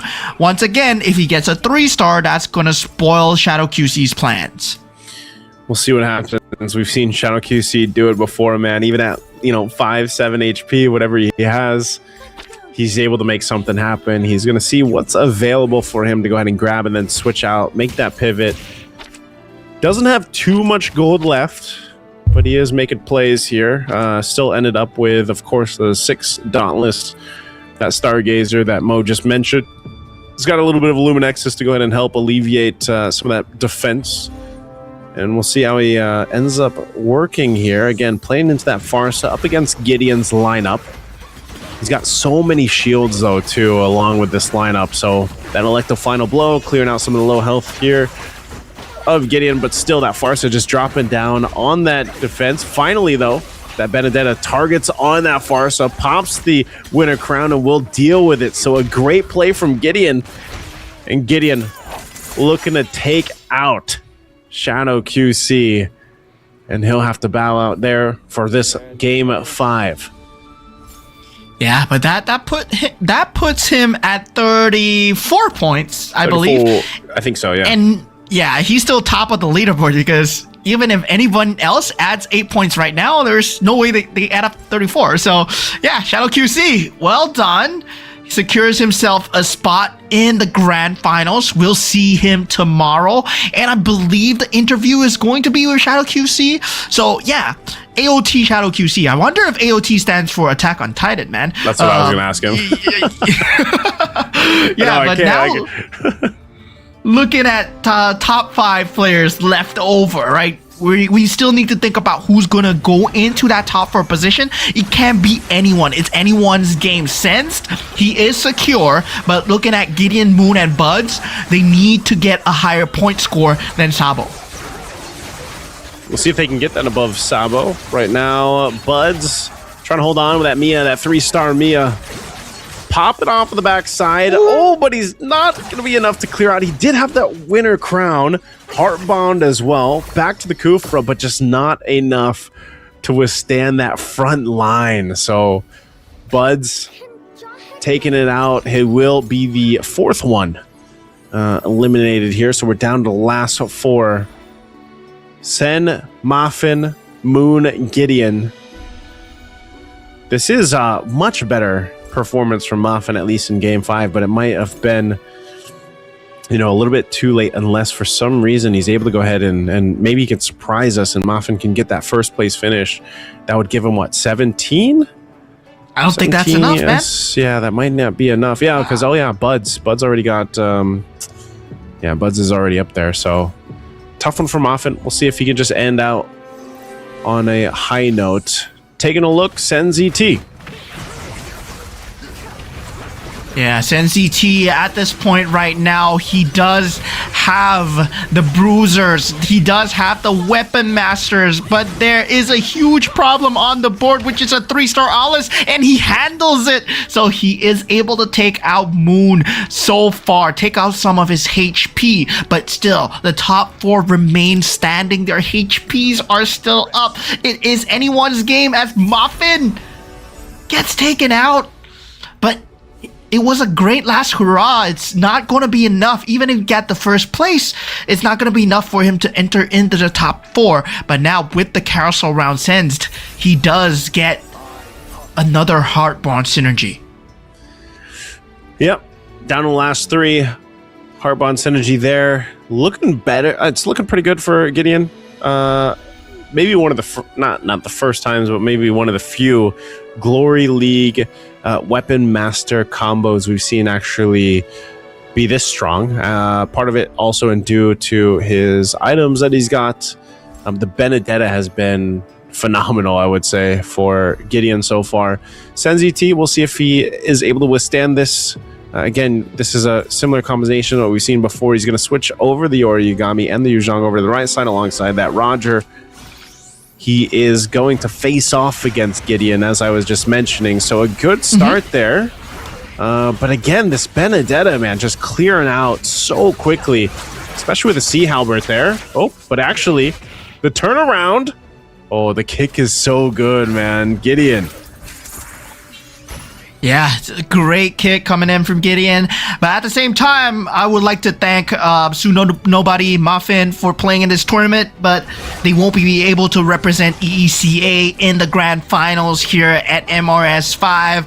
And of course, the Philippines region as well, Sabo and Buzz, it seems like they're going to be the bottom 4. So EECA and Philippines, I'm sad for you, Naisu, but That's we say okay. goodbye to them in this game, because looking at the minimum number of points, I did the math in my head. Even if Moon gets the minimum of 5 points, he's already through with 23 points. So yeah, these are the top 4 that you're seeing go to head right now. Now they're just going for placements, and Sens, with that 6 bruiser, with that 6 weapon master, he looks very poised to take that top spot. But it's always about the 3-star surprise. Can anybody get it? See if he ends up getting it. He's on a 6-win streak right now as we look. Sen's going to be going up against the Moon here. Just clearing it out. Again, the Yori is just so good with kicking the right targets where you need to. They'll try to do quick work here once again. I don't know if you're going to be able to stop this. It's just he's got the way of the dragon every single time. It's him versus the Alice. Alice. Oh, win a crown. There's the kick and the follow through. Sen will take out Moon. Yeah, so this puts Gideon and Sens in the top 2 right now. Gideon with a very similar build with the Glory League as well. So yeah, that's gonna be the Lord round. Finally, we do get to see another Lord round, but today the games have been extremely fast, right? The Iori, the Cho able to just keep kicking, and the economy not really there for both players to go for that 3-star as of the moment, but Gideon picks up that 3-star Roger. Oof. Well, that's gonna be game for Gideon, man. Yeah, 3-star Roger. He'll get some extra damage out of this too. Again, solid game though. I think even for Sen ZT to get himself in a better position throughout Game 5 definitely worked out. But I don't know. Sen's been on that win streak, even with that Roger by Gideon. See if he's able to end in that first place. I'm not sure if he's going to be able to fish for anything, and Sen doesn't really have any gold to make that happen. Gideon, on the other hand, does have some, but he's got 15. I don't know if there's more that he can grab here. Yeah, the 3-star Roger versus a 2-star Cho. It's a very close fight, right? They both have Winter's Crown, but it's all about the Siphon Cloak coming in from the side of Gideon, whether the cloak can proc at the perfect time, whether the Scythe can proc at the perfect time, whether or not the Face Warper comes in at the correct time. But the kick, oh my god, the kick. Oh, the kick was so good, but the Roger's going to go ahead and heal back up, utilizing that lifesteal too, and he's still got the Winter Crown with it. So the Roger is going to be fine. That 3-star Roger, like you mentioned, there's the kick. Winter Crowns might come into play. Oh no! Gideon will go ahead and get the dub, a first place finish. Congratulations to Gideon there. What a round 5 we had there. Yeah, congratulations to our top four that have made it. Gideon will be securing himself a spot in the grand finals. Of course, not forgetting the others that have made it through. Shadow QC, I believe, is also on that board. Sense and also Moon, they will be your top four grand finalists for this group. But don't go away, guys. We still have another group that are going to play later on. But of course, our condolences and our commiserations to the players that are leaving us. Our EECA representatives, Muffin and also Sue Nobody. I'm so sorry, guys. You did your best today, but it was just not good enough. Hey, man, even the Filipinos, good try. You know, it was nice to see. Again, you can just see, Mo, the brilliance here, I would say, between, of course, both these, or all these players, and what they've been able to bring out for the synergies, the different commanders, the different game styles that we've actually seen in these 5 rounds. So I'm wondering, I know we have to wait a little bit, but I'm wondering if we'll see similar things or completely different from our second group later on. Yeah, I mean, the second group is definitely a lot different regions, right? We saw the EECA, the Indo region over here, and of course, for the first time ever, the Vietnamese region going into the grand finals, and a very strong players as well. Shadow QC, Soon Nobody saying his goodbye there, and yeah, you can see all smiles, dude. This guy has very positive vibes. I really love him. I really love his energy. When we did the rehearsals yesterday, he was all like, yeah, man, let's go. Yeah, very interesting, man. Hope to see him go further, but sadly has to stop here. Hopefully see him in the next season. There's always another season, you know, and for a lot of the hopefuls out there, or for a lot of the potential rising stars, you know, you guys can always join in on the action. Whenever you see those qualifiers going on, try to join. You never know if you're going to be able to go ahead and find yourself here on one of the broadcasts as well. And who knows, eventually getting to travel as well for Magic Chess Go-Go. And, you know, this is always fun to watch just because, again, there's a certain amount of brilliance that comes with it. And the strategies that we've seen, especially from Shadow QC. I think you just watched Shadow QC play alone in those first 3 games that we had. You could just see how good he was with it, man. And I mean, especially, I think that's the perfect word for what you mentioned with the pivot, you know, what you learned from Mr. Professor KB over there from Indonesia when he talked about, you know, being able to have that kind of insight and understanding of the game when you're going to pivot, on how you're going to pivot on certain heroes. You know, that's all like super advanced stuff. Like, so that's more advanced stuff for our viewers out there or potential players that want to get into Magic Chess Go-Go. Don't worry. You don't have to do all the super in-depth, you know, stuff you're seeing from the pro players here. You can still enjoy Magic Chess Go-Go, and we'd love to have you guys go ahead and join us. You know, and it's a fun game to see, and I think you can play it at more of a, I guess, casual level if you want to, but you can play it super in-depth. But also, we have an interview. Hey, there it is. AOT Shadow QT. Hello, can you hear us okay? Can you hear us? Can we get an audio check? Can we get a thumbs up? Can you hear us, Shadow QT? Hello.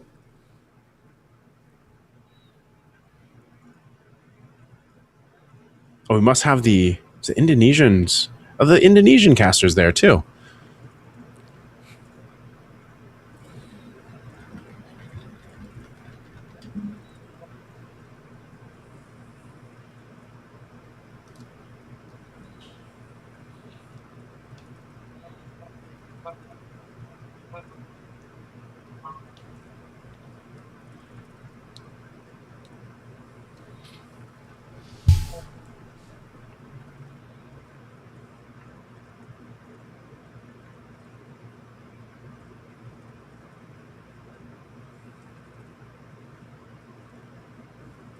Naisu.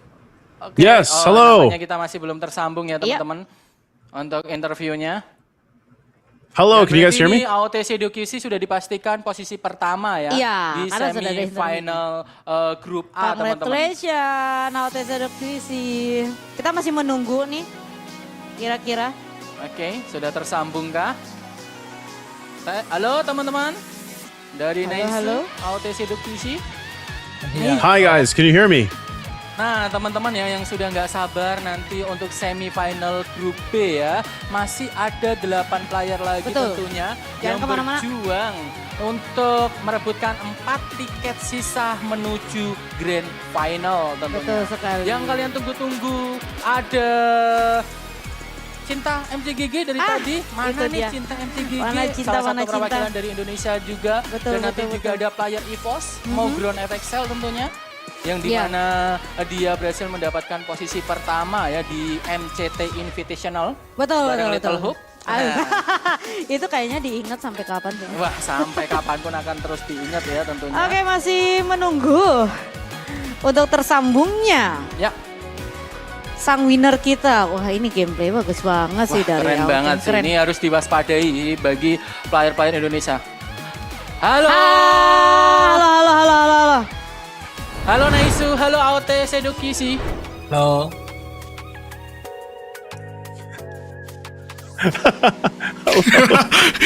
You want to interview me?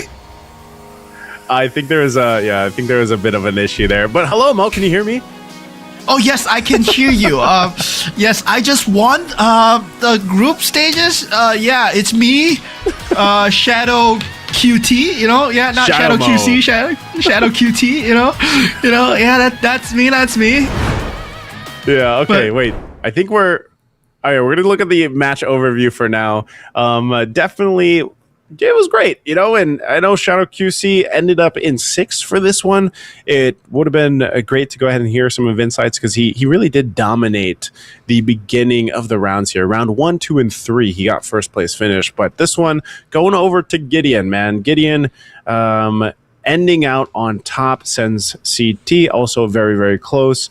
This was just a great, I feel like, final round that we had with very different and interesting compositions for each one, Mo.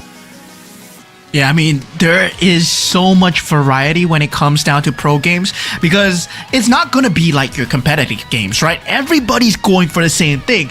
Everybody knows Stargazer and Dauntless works, right? Everybody knows what are the best plays available. So you can't go for the same things. When it comes down to 8 players that think like you, 7 other players that know what you're going to do, what exactly you want to play with your board, it becomes a lot harder to hide your strategies, keep them fresh, especially when you are on a rotating commander basis as well, right? Because you're not playing the same commander every single time. And right now, Gideon showing his prowess on the Lancelot. I was very impressed with him. During game 1, I identified that he had the skills, and he finally showed me it in full fruition in game number 5.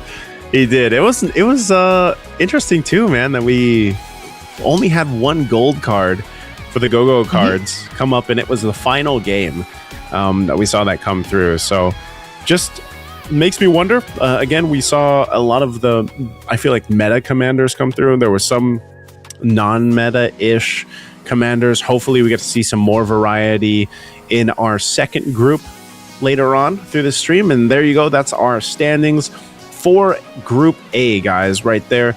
You can see across the board, the top 4 players. Shadow QC, SenZT, Gideon there, Moon. And like Mo mentioned, it was unfortunate, but we had to say GGWP to Sabo, Buds, Muffin, and Su Nobody. So, again, good try. You guys got close to get 20 points there, 20 points both for the Filipino representatives. Very close to that 24 spot, but they just couldn't get the wins that they needed there, the placing that they needed to finalize in the top 4.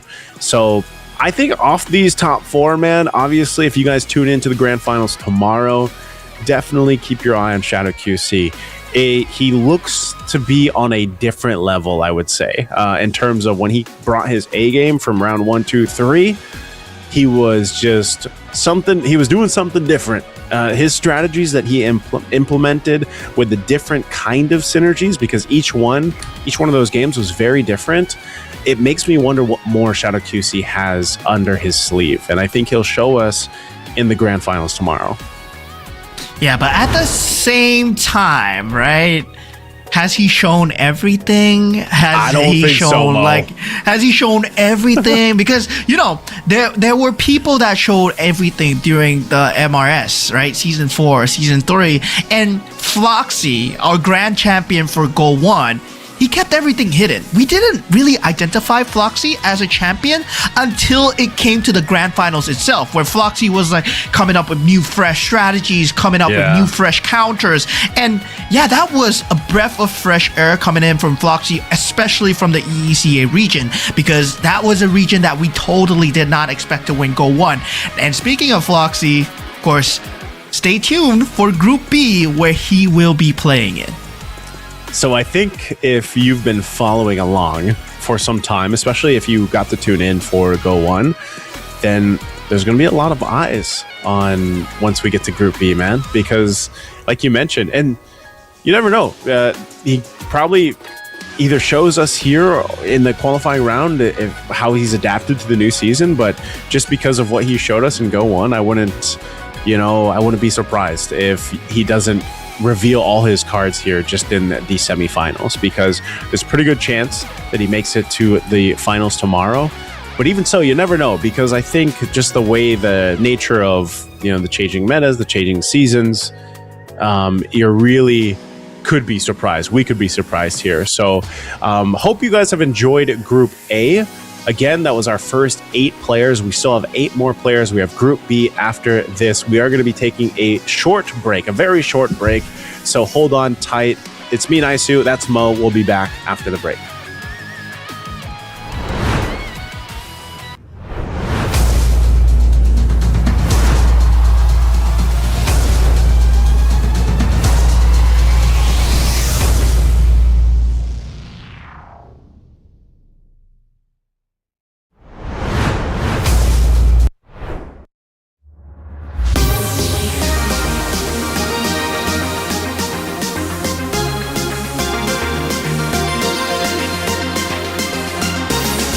Me too.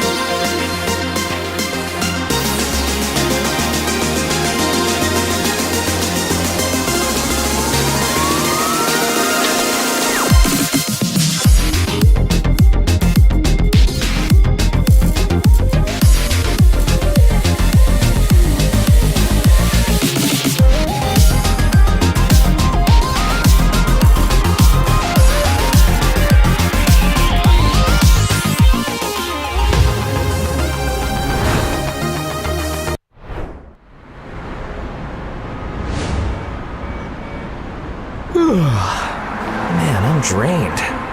Yeah, same here. Oh, have you heard the rumors about that group of masked vigilantes?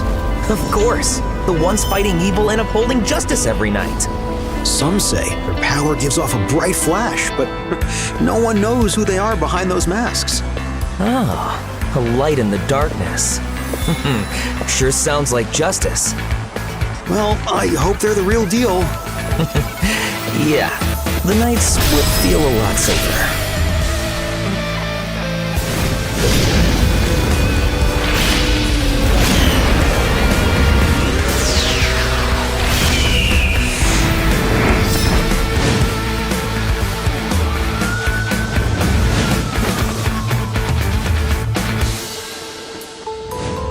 Mommy! Mommy! Is the lady with the glowing lollipop coming tonight? You mean that brave young lady? She only appears in the darkest places. Really? She's not scared of the dark? That's right. So we should all be brave, just like her. As long as you believe in her light, she'll be there to protect everyone.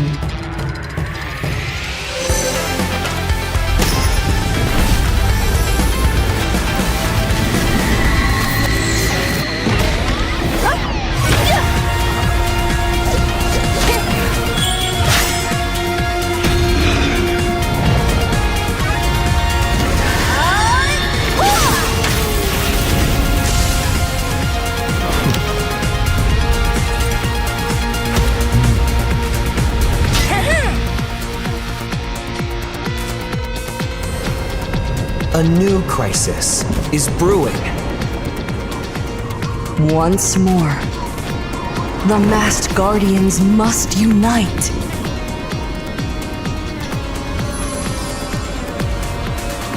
To defend the city.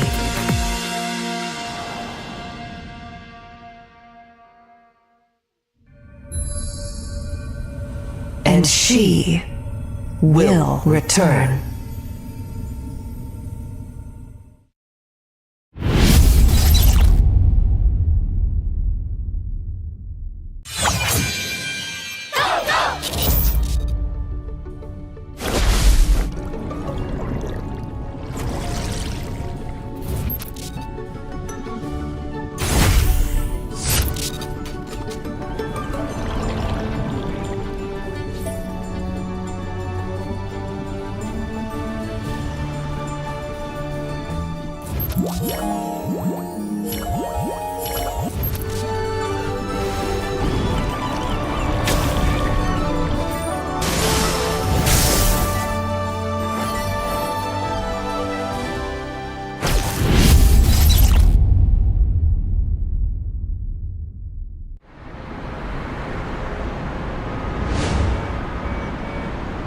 Man, I'm drained. Yeah, same here. Oh, have you heard the rumors about that group of masked vigilantes? Of course, the ones fighting evil and upholding justice every night. Some say their power gives off a bright flash, but no one knows who they are behind those masks. Ah, a light in the darkness. Sure sounds like justice. Well, I hope they're the real deal. Yeah, the nights would feel a lot safer.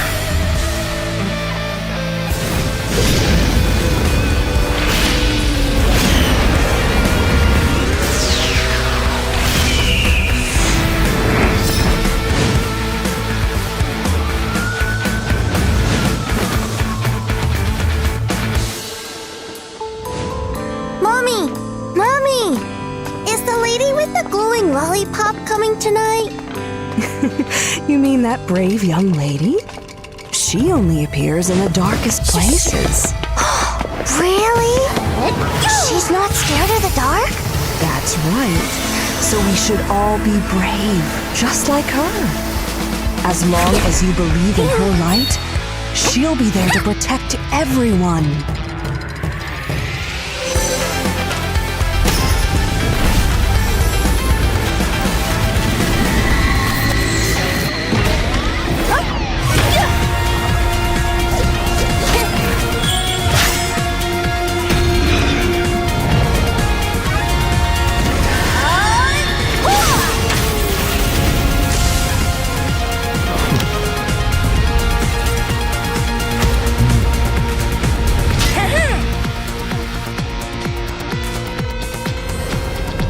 A new crisis is brewing. Once more, the masked guardians must unite.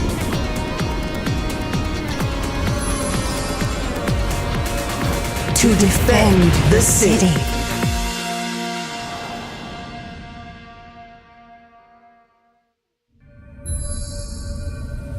And she will return.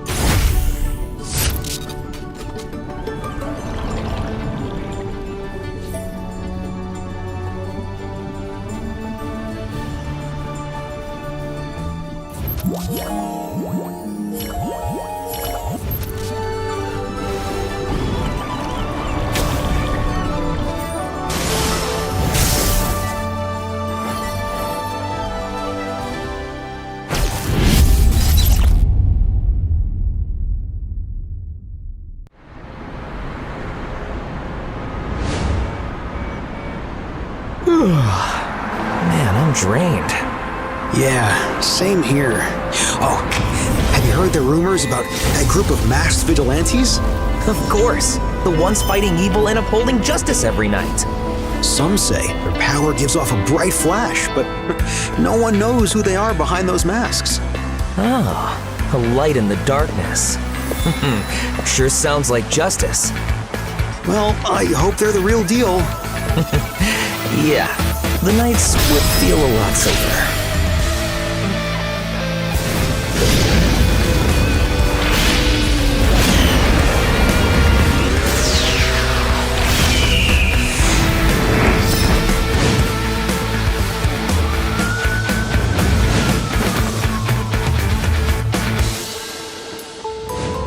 Mommy! Mommy! Is the lady with the glowing lollipop coming tonight? You mean that brave young lady? She only appears in the darkest places. Really? She's not scared of the dark? That's right. So we should all be brave, just like her. As long as you believe in her light, she'll be there to protect everyone.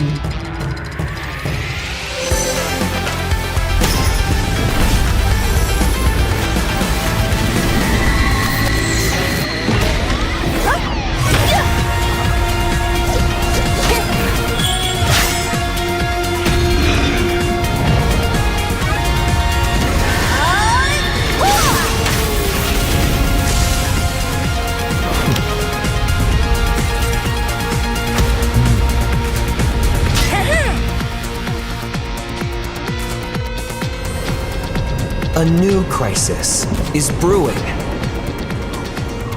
Once more, the masked guardians must unite.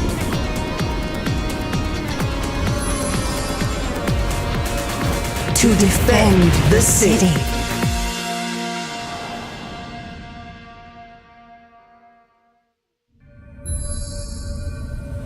And she will return.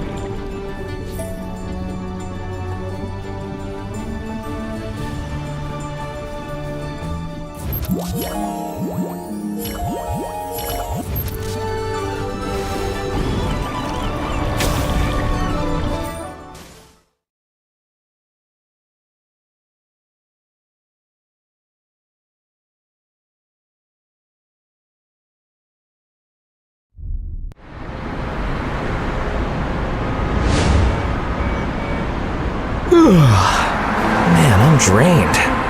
Yeah, same here. Oh, have you heard the rumors about that group of masked vigilantes? Of course, the ones fighting evil and upholding justice every night. Some say their power gives off a bright flash, but no one knows who they are behind those masks. Ah, a light in the darkness. Sure sounds like justice. Well, I hope they're the real deal. Yeah, the nights would feel a lot safer.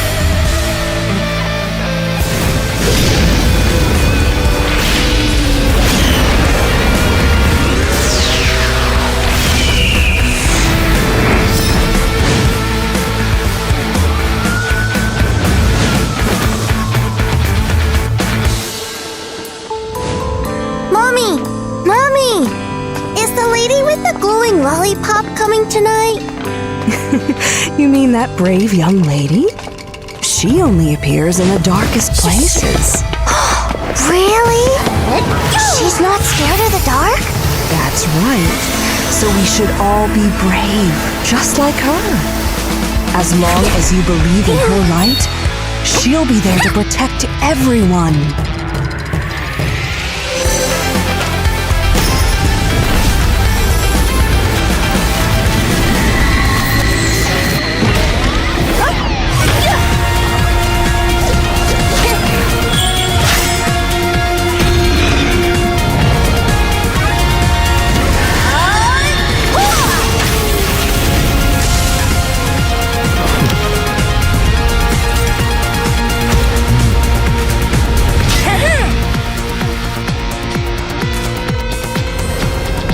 A new crisis is brewing. Once more, the masked guardians must unite.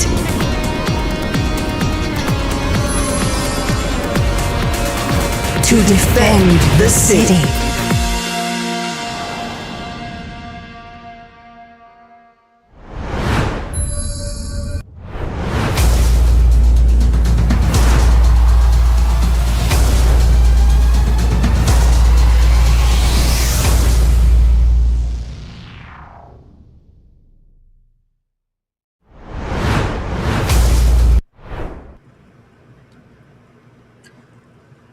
Ladies and gentlemen, welcome back. After the short break here, it's Magic Chess Rising Stars. It's Season 5. It's me, Naisu, Mo-Man. We're still joining you for our second half of today's semi-final. If you guys missed it, we had an incredible first half of our first 8 players battling it out for a spot to the grand finals happening tomorrow, April 26th. And now we're down to our final 8, our other half here. Mo-Man, how are we feeling after the first half? Well, I'm very excited about the new players that are joining into this top 8 as well. A lot of new faces that are seen, and there is a statistic, right? 75% of these players are actually new players as well. I believe a lot of new players are entering into MCGG every single day. If you want to learn the tips, the tricks, the latest events that are going on, just a reminder to you guys to follow our official Facebook account at Magic Chess Go Go, right? You'll find the latest and most comprehensive game news, the most luxurious rewards, activities, exclusive official tournament live. This is one of our exclusive official tournaments, by the way, and even the chance to directly interact with the game development team. So don't hesitate, search for Magic Chess Go Go on Facebook and follow us now via this QR code. And we got some more for you guys as well. Don't forget to also check out our official channels over there on TikTok. You can check out the account at Magic Chess Go Go Global. This is on TikTok. You can scan the QR code on your screen right now too. There you'll find the latest news, the latest happenings, the latest events for everything Magic Chess Go Go. So don't forget to check it out. This is the official spot for all you guys on TikTok. So follow us now. Now, with that out of the way, we're going to go ahead and talk about our second half of today. And if you guys missed it earlier, again, the players that have found themselves here in the semifinals have gone through a whole range of qualifiers. And we do want to make note, as Mo mentioned, a lot of the players competing now, are 75% of them or so, are new players. And that's great because we've got a whole bunch of you guys joining the fun of Magic Chess Go-Go. And you could potentially be here too. That's the great thing about it for the rising stars, the rising stars in the future. So maybe that's you guys. This is our tournament format as we've talked about. We're here right now on the 25th of April, the semifinal. We've already seen, like I mentioned, 8 players go on through. This was made up of 14 division winners, and then we, of course, had 2 wild cards to make up 16 players. And then tomorrow, they all head on to the final. This is where we have 8 players, so that's going to be the top 4 from both of these groups, duking it out in the finals, and all off this point system here. This is very familiar for all you guys that have been watching Magic Chess Go-Go for some time now. We've got this point system where first place gets a 8-point score, and then all the way down there, 876, all the way down to the 8th place where they just get 1 point. And we play it in rounds where there are going to be 5 rounds today in the semifinal to find out which are the players hitting that top 4 spot to move on to the grand final. And Mo, here's the prize pool. Yeah, the prize pool, well, you're not going to leave empty-handed, right? Champion, you go home with $3,000. Second place, $1,800. Third place, $1,000. Of course, if you end up 9 to 16, $250. Then, of course, times 2 if you're in top 8, 5th to 8, $500. And for the 4th place, $800 as well. So nobody leaves without money today. Everybody that has played today, well, you're leaving with something, even the players that have just been eliminated. And that's the great part about MCGG, where if you are competing online, you go through, and these players, they're all from online as well. Itagaki Kanoe, all the way from Myanmar. All the way from Malaysia, I'm sorry. Long Mat Pro coming from Vietnam. Cyril Mertens from Turkey. Sinta MCGG from Indonesia. And Luin from Myanmar. TTTS Floxy, our Go 1 champion from the EECA region, and Gran from Indonesia, and Moondance from Myanmar as well. Yep, we just have a ton of really good players here across from us. And I will say this, especially for our second half, because we have a Go champion, right? Go 1 champion. This is, I feel like for a lot of people, they're going to be looking at Floxy, man. They're going to be trying to see what he's got cooking in our current meta, I'd say, because we have seen this. We've talked about it throughout the first half of today, Mo, and I think it's going to be rather impressive to see what everybody has for us. Yeah, and this is even harder for everybody else because this is known as the group of death, right? It's not just Floxy that's inside. Cyril Mertens is also inside. Cyril Mertens was one of the competitors for Go 1 as well. And look at the Go 1 crown, man. Oh, man, what a flex, Floxy. Wow, nice place. Go 1 crown behind. And now Gran is here as well, our wildcard winner. So I mean, the Evo's boys are very strong, right? I've heard their training regimes, their scrims are, instead of just playing against each other, they will pair them up into teams as well. So they got that strategy going on. And Moondance all the way from Myanmar, my brother, man, I miss Myanmar, man. Dude, I wish they could be here, and I hope they make it to Turkey. Man, I don't know. There's so many promising players here. That's what I was saying. It's just it's going to be great to see. Floxy, obviously, if you got to see him in Go 1, I think like Moman was talking about earlier, he had some surprises, and I think a lot of people didn't expect specific synergies that he showed there. So if you guys missed that, definitely check out the VODs from that. But I think what it does show us is that there's just this precedent that these newer players or newer faces, because again, in certain parts of the world, MCGG competitively has been, it's been a thing for a while. Only certain parts of the world are starting to really catch up to it, Mo, and I think, to have a champion in Go 1 that was from the EECA region is phenomenal. It's great to have, and it can also get a lot more players from around the world interested in MCGG, because again, as we get through the drafting phase here, I think it's just simply amazing to have this opportunity for a lot of the rising stars out there who could potentially find themselves in this position, competing eventually on this stage, even here in this online format, to go ahead and compete from the comfort of their homes. You know, I think that's really, really cool. And there's not that many other opportunities or games that you could actually have that happen. So, you know, we're going to wait here to see exactly what unfolds as we get to our round 1. But you already saw the draft come through. Anything sticking out? These are pretty familiar from what we saw in the first half. So the newer picks that are coming through are the PNK. Popo and Koopa. Yeah, Popo and Koopa, and also the Wan, right? Coming out from Boondance as well.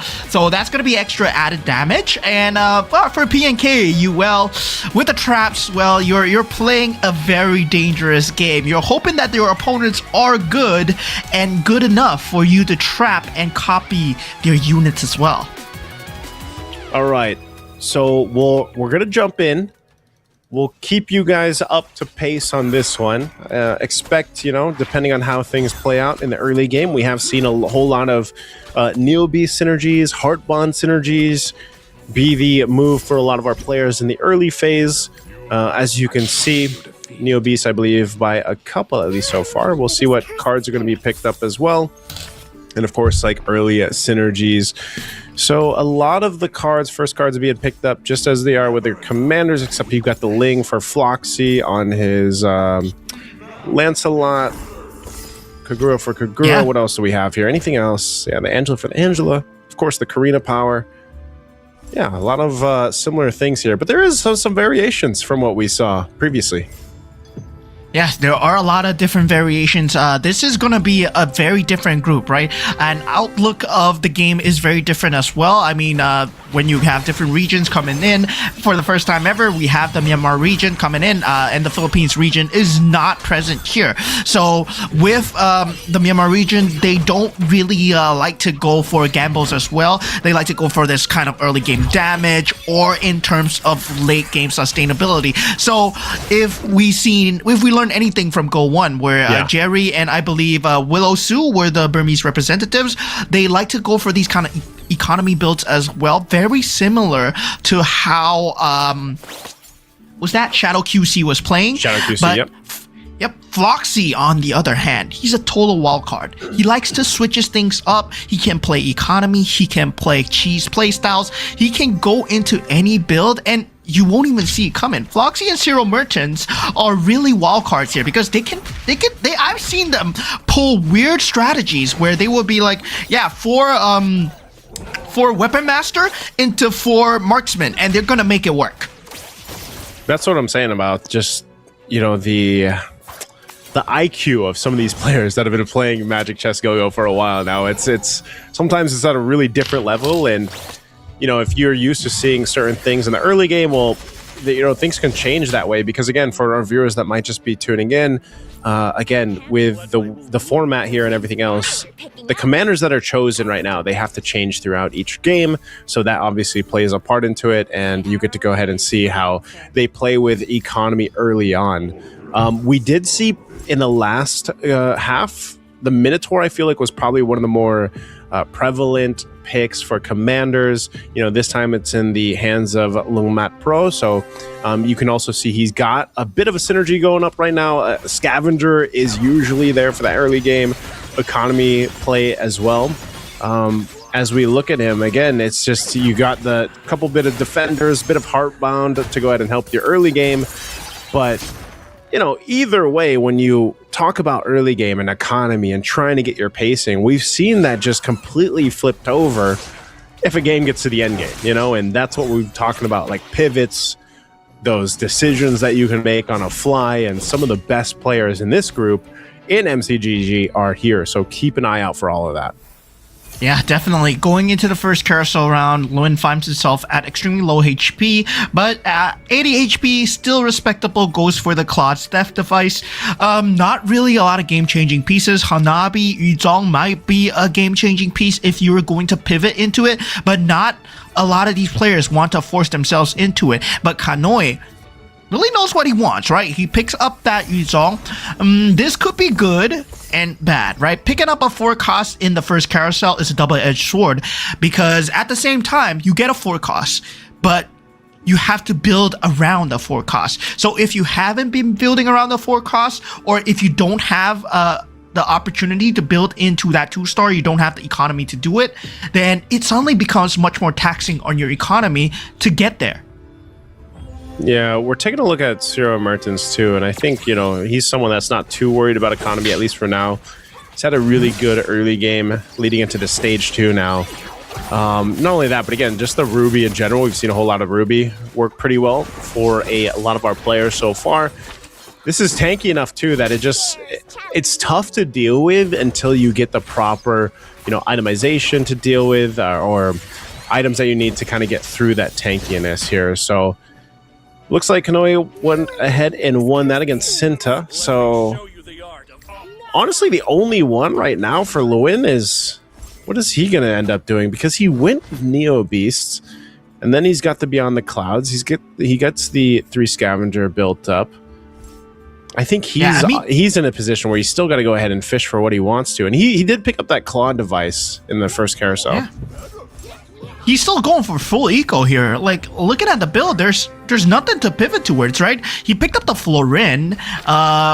That might be a potential pivot, but I'm not too sure whether he's going to even keep it. He picked up the Karina and sold it as well instantly. So yeah, he's still just looking for pieces, haven't found anything that he wants to commit to. So yeah, still keeping those Neo Beast synergy together with the Scavenger for now. I wonder if he, we'll see what he ends up. He did pick up Fredgen towards the end there, so Floxy, how's Floxy doing? Let's go ahead and check in on him. He's fine. He's at 87 HP. Elwin, back to see what Elwin ends up doing, because he is one of the players. This is, you know, at this point when you're down this low in terms of health and you're not really getting the draws that you want, can be a little dicey. So he's going to be swapping things around. He's still running with a Neo Beast. He might be in just a position where he's got to pop this chest early on. Looking at the second go cards coming through, we see a lot of refreshes, a whole lot of Commander XP as well. And then, yeah, you've got just, I think everybody wants to fish in the shop, man. Yeah, I think at this point for Luen at 56 HP, only 89? No, 62 Neo Beast energy. So yeah, not even close to that 300 mark. So you want to pop it maybe around at the 100 mark. But of course, if you're able to keep on to the 200 mark, that might be a good spot as well.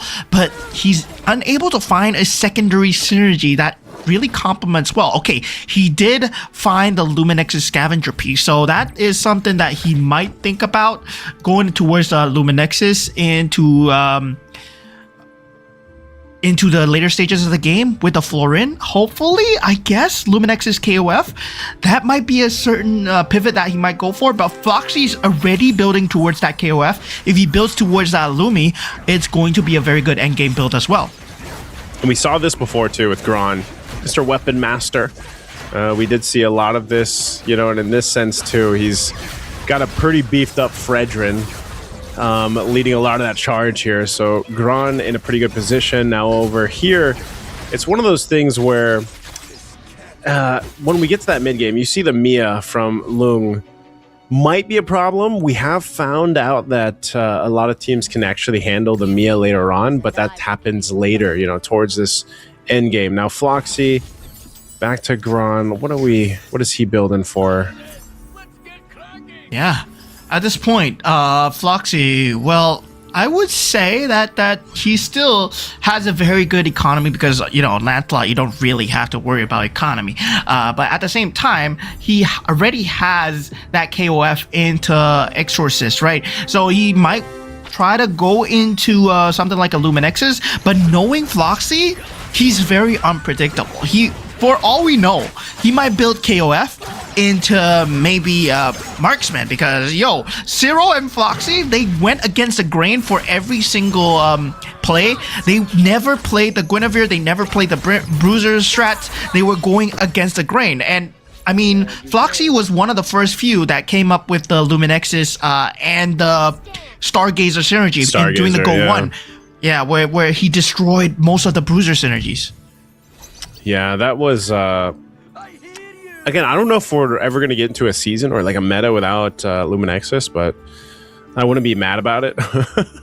if it does, because it just seems like it's such an integral part. I mean, you see quite a few Luminexus builds happening here with the meta currently. I mean, right now, I believe it's only Gron that has it, at least for now, built up.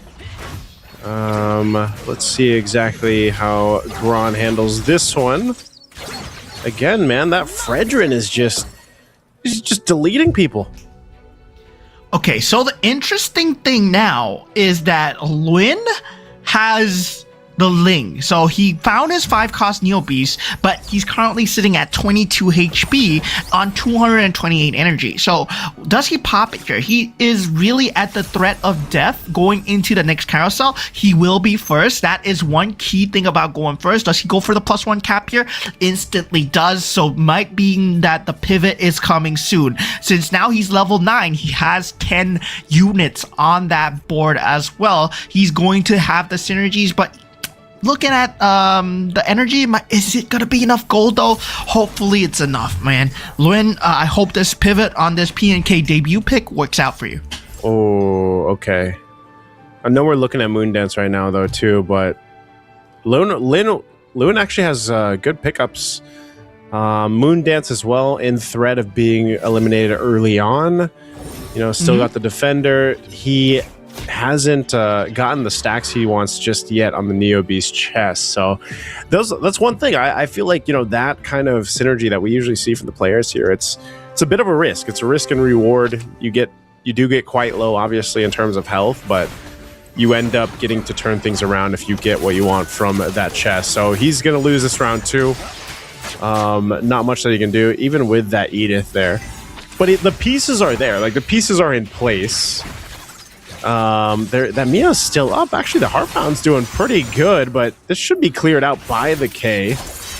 Yeah. So Moondance will take that loss there for that one. But again, this is all part of building up that Neo Beast chest. So, interestingly enough, too, it looked like Lewin, he's really low, man.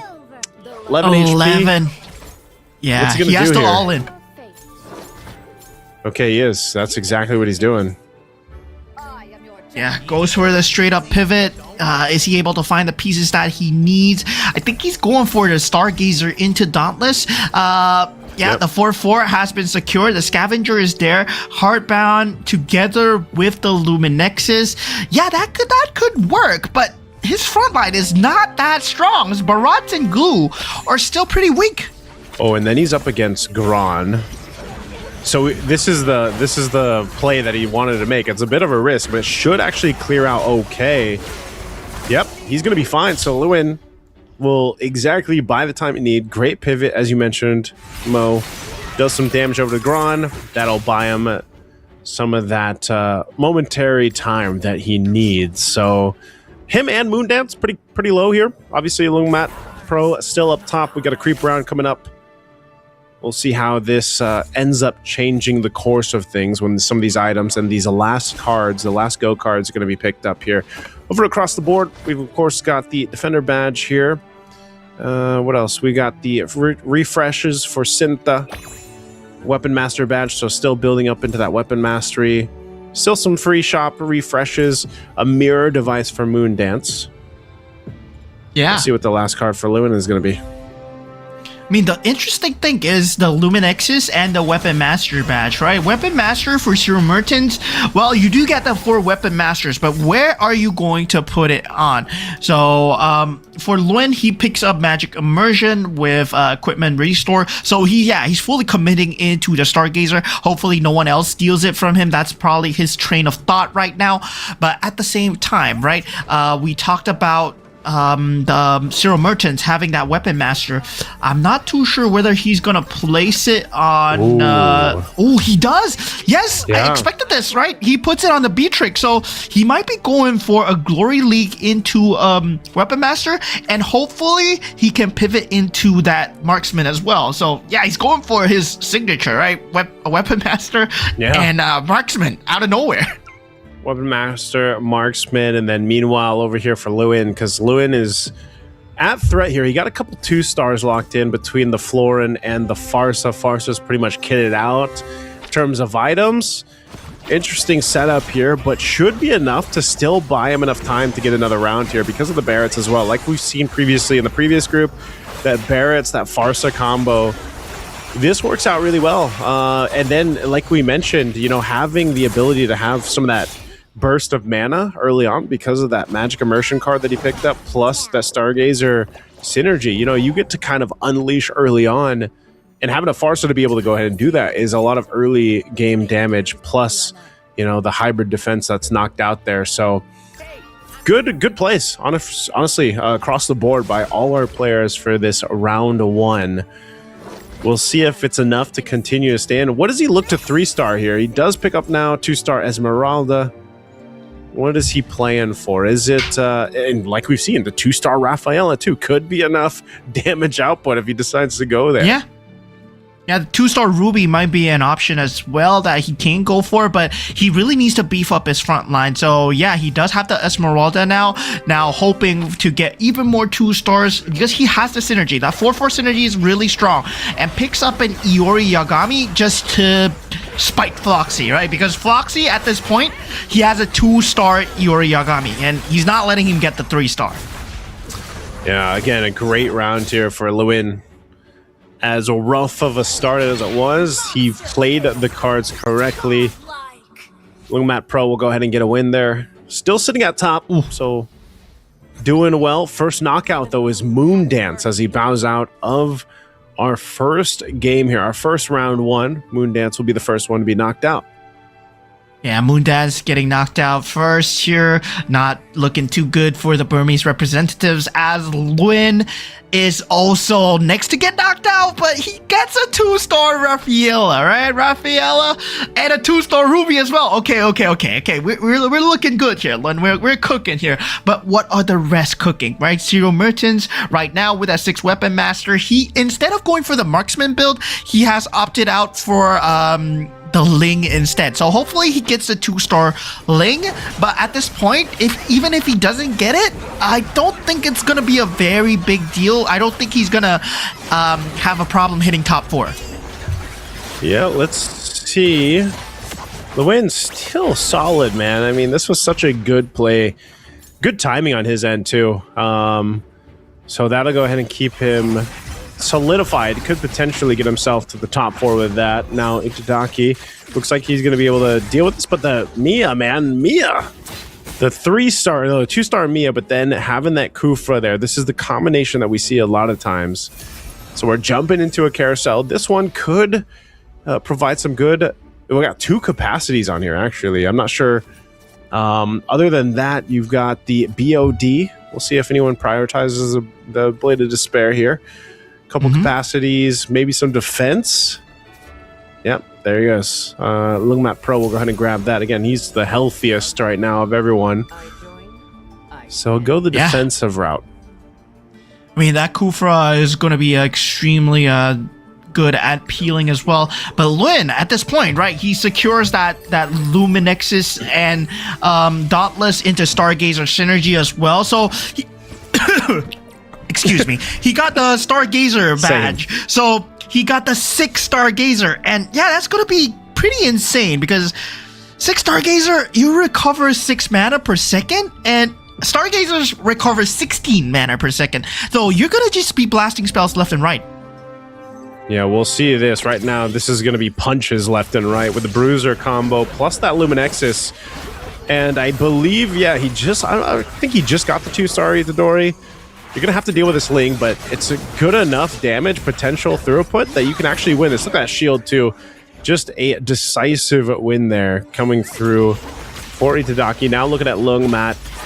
Again, looking for that 3-star Minotaur. He's close, but not quite there, and he'll take a loss to Elwin. Elwin's just been on the streak now, constantly, ever since that turnaround a few rounds ago. So it's, I mean, Mo, in the last group, we didn't have a round 1 like this. Like, this is about as close as it gets between everybody except for Lungmat Pro. And, you know, even in his case, he's getting close to that middle grounds now to be here neck and neck with everybody else, because as deceptive as is, Elwin, he's pretty deadly, man, and he's looking to take that top spot here.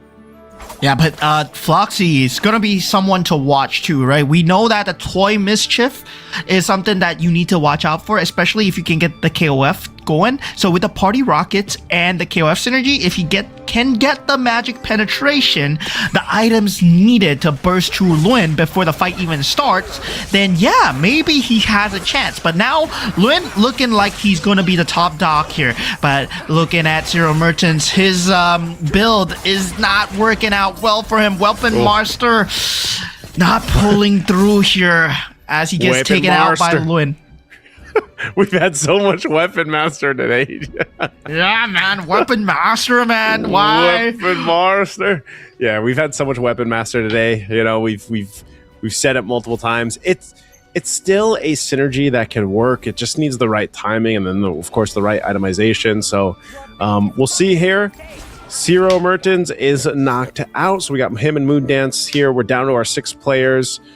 Itadaki very close, 4 HP. Elwin still sitting at his 11. Meanwhile, up top, Lungmat Pro definitely feeling the pain now as he's taken a couple losses back to back. They're going to go for this orange creep round now. We'll see what items they end up building out. Could be crucial here for especially the top side as we take a look at Itadaki. Him building into that Bruiser Luminexus synergy, really playing into his Itadori. What else do we have here building up? Let's take a look. Sinta. Yeah. Sinta at this point, he still is keeping the Scavenger, which I'm very curious about, right? When is he gonna pivot out of the Scavenger? But right now, his main damage dealer is still a Ling and also the Benedetta. So that's gonna be a lot of damage coming through in terms of AoE damage. But at the same time, right? I don't think he has a lot of peel available in the front line. Terry Bogard with a Purify, I don't think that's going to be enough. A 1-star Minotaur, that's not going to be enough. All he has is damage at this point. Yeah, it could be kind of crucial here for Sinta. Let's take a look at Itadaki. If he can still survive this, though. Looking pretty rough. He's still got the Itadori to rely on, but it might just not be enough. Even with the shield, he does get the freeze off. Oh!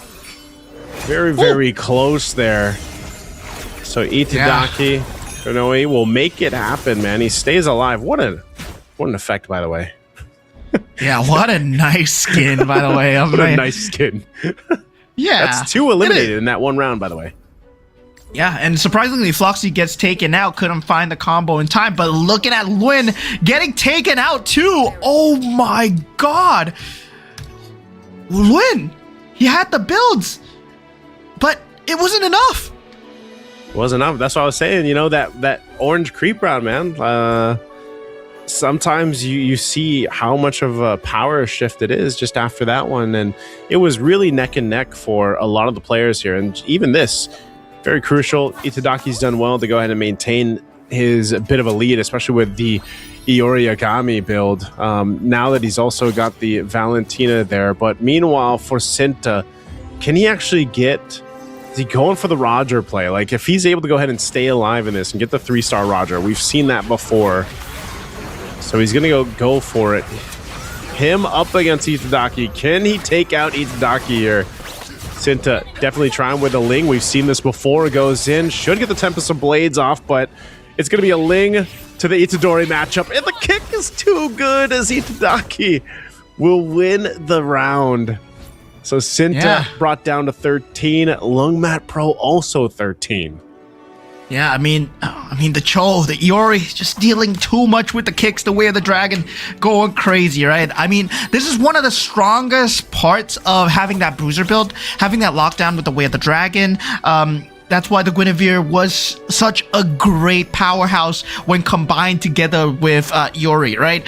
But now, Itagaki Kanoe, he got the 3-star Yuzong. We know what happens when you get a 3-star Yuzong with a 6 Bruiser strategy and a 2-star Iori. Man, this is gonna look ugly. Dude, his Yuzhong is beefed up if I've ever seen one. Like, this is about as buffed as it gets. Let's see if Itadaki can go ahead, take out Lungmat Pro. He's got what he needs, but that is a 3-star Minotaur, but it gets kicked with that Way of the Dragon, while his Yuzhong's still working on the 3-star over here. It might come down to it, man.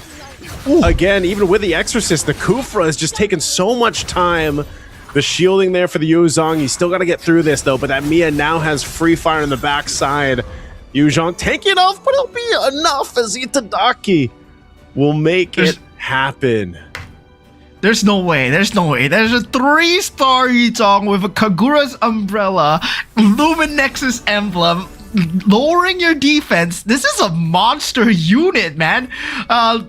Itagaki Kanoi showing the world, right? Showing the world that 3-star Yuzhong, you know, we can beat out the Rafaela, we can beat out the Stargazer Dauntless combo coming in from Lin as well.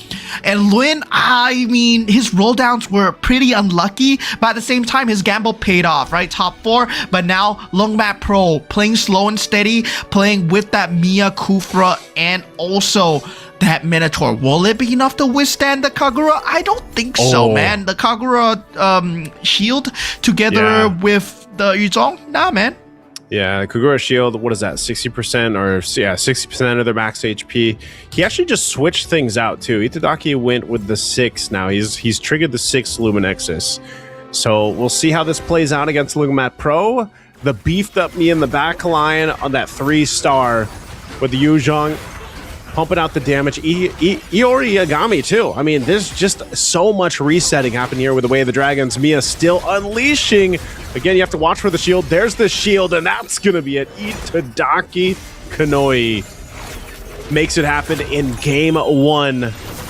There you go. That was so close, Mo. That was close indeed, but the 3-star Yuzhong really pulling through. This guy from Malaysia, Itagaki Kanoi. Congratulations on getting game 1 here, but can he continue this consistency, or was it just pure luck, right? Was it just pure RNG? It was all part of the plan, man. It's crazy how close it went, like down to the wire for the last, especially the last 4. Because like when we look at the lineups here for our players, the match overview, there was so many good synergies happening in this one. Even for us, you know, like the 2 weapon master synergies that we ended up seeing through this round 1. Of course, even someone like we talked about, you know, what are we going to see from Floxy, our Go 1 champion? He finished 5th in game 1. Yep. You know, and I just feel like he wasn't able to go ahead and lock in what he wanted to. He did have, I believe it was the 6 KOF synergy to roll with. He also had a Yorigami, but it's just that combination works out so well. One of the first combinations that I played in this new season was that the Bruiser Luminexus as well, having the Yuzhong and the Origami, the Cho, for those out there. It works so well, especially when you get the items that he had locked in here as we look at the highlights for our round 1.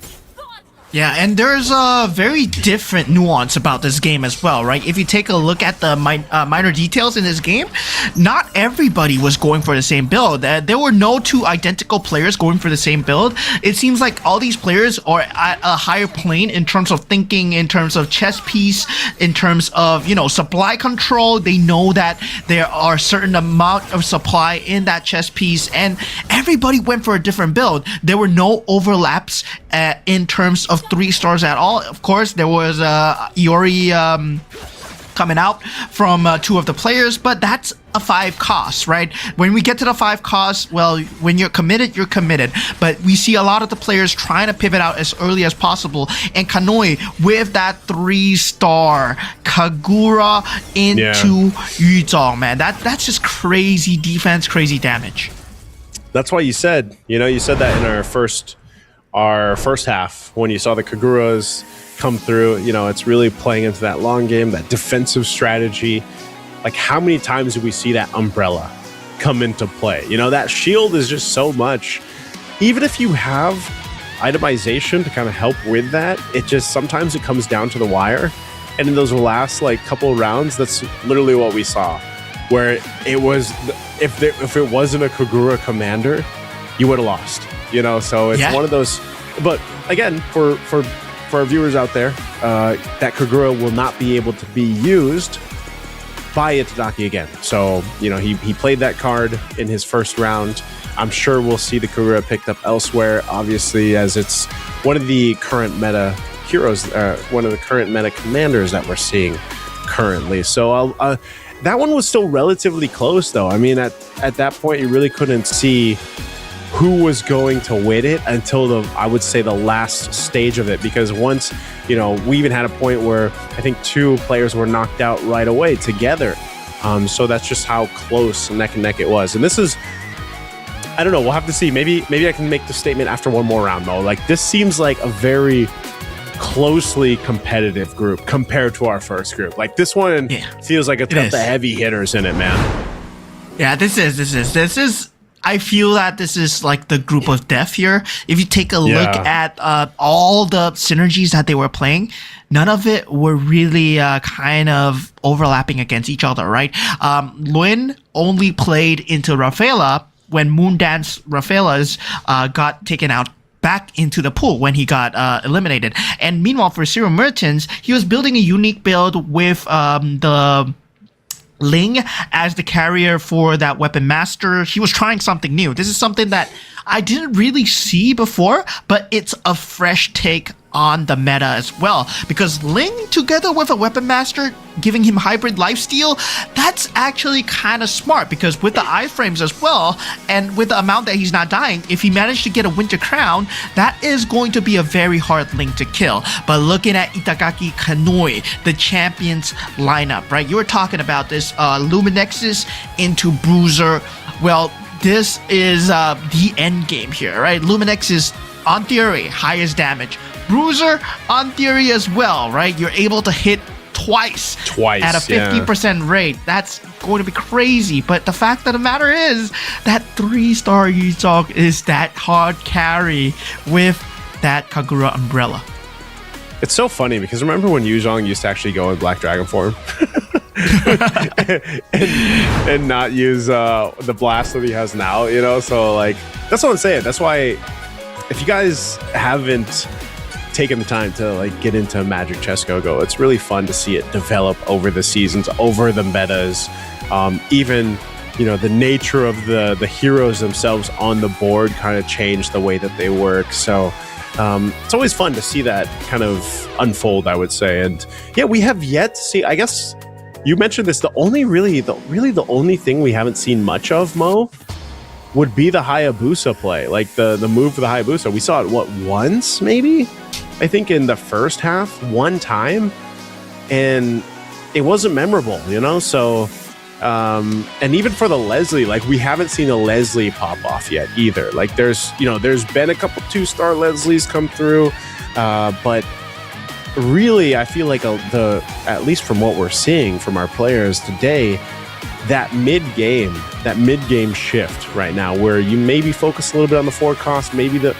once you get to the 5 cost, then you can see that. But we don't actually get to see too much of that right now. It's really been these lineups that solidify the early game to mid-game, and that's usually, again, like the Heartbound, for example, that's always constantly there. So I don't know. We'll see if this ends up changing at all before we get into our game 2. Yeah, and the commanders, right? Commanders really define whether or not you're going to go fast, whether or not you're going to go slow. And despite the fact that there was a PNK in the game, because, with PNK, when it comes down to playing mirror lineups, you can suddenly add more chess pieces into the pool where you're landing in your copy traps, you get extra pieces. If the opponent is playing what you're playing, then, of course, you're happy as a PNK. But at this point right now, it seems like a lot of these players, they're trying to accelerate the game with commanders that actually do well and scale well into the early to mid game, because when you get the win streaks, your economy is secured, right? But I want to see something different. I want to see something like, what Shadow QC did, AOT Shadow QC did. Play the Nana. Play the lose streak. Don't go for the early game. Go for the late game later. Mo, is that... you missed it on the camera there, but I think that was the crown. The crown. Was that the crown from Go 1? Was that because I didn't get to see the trophy. Did you get to see Go 1 in person? Because I was busy casting. I wonder if that was the crown from Go 1. Yeah, that is the crown from Go 1.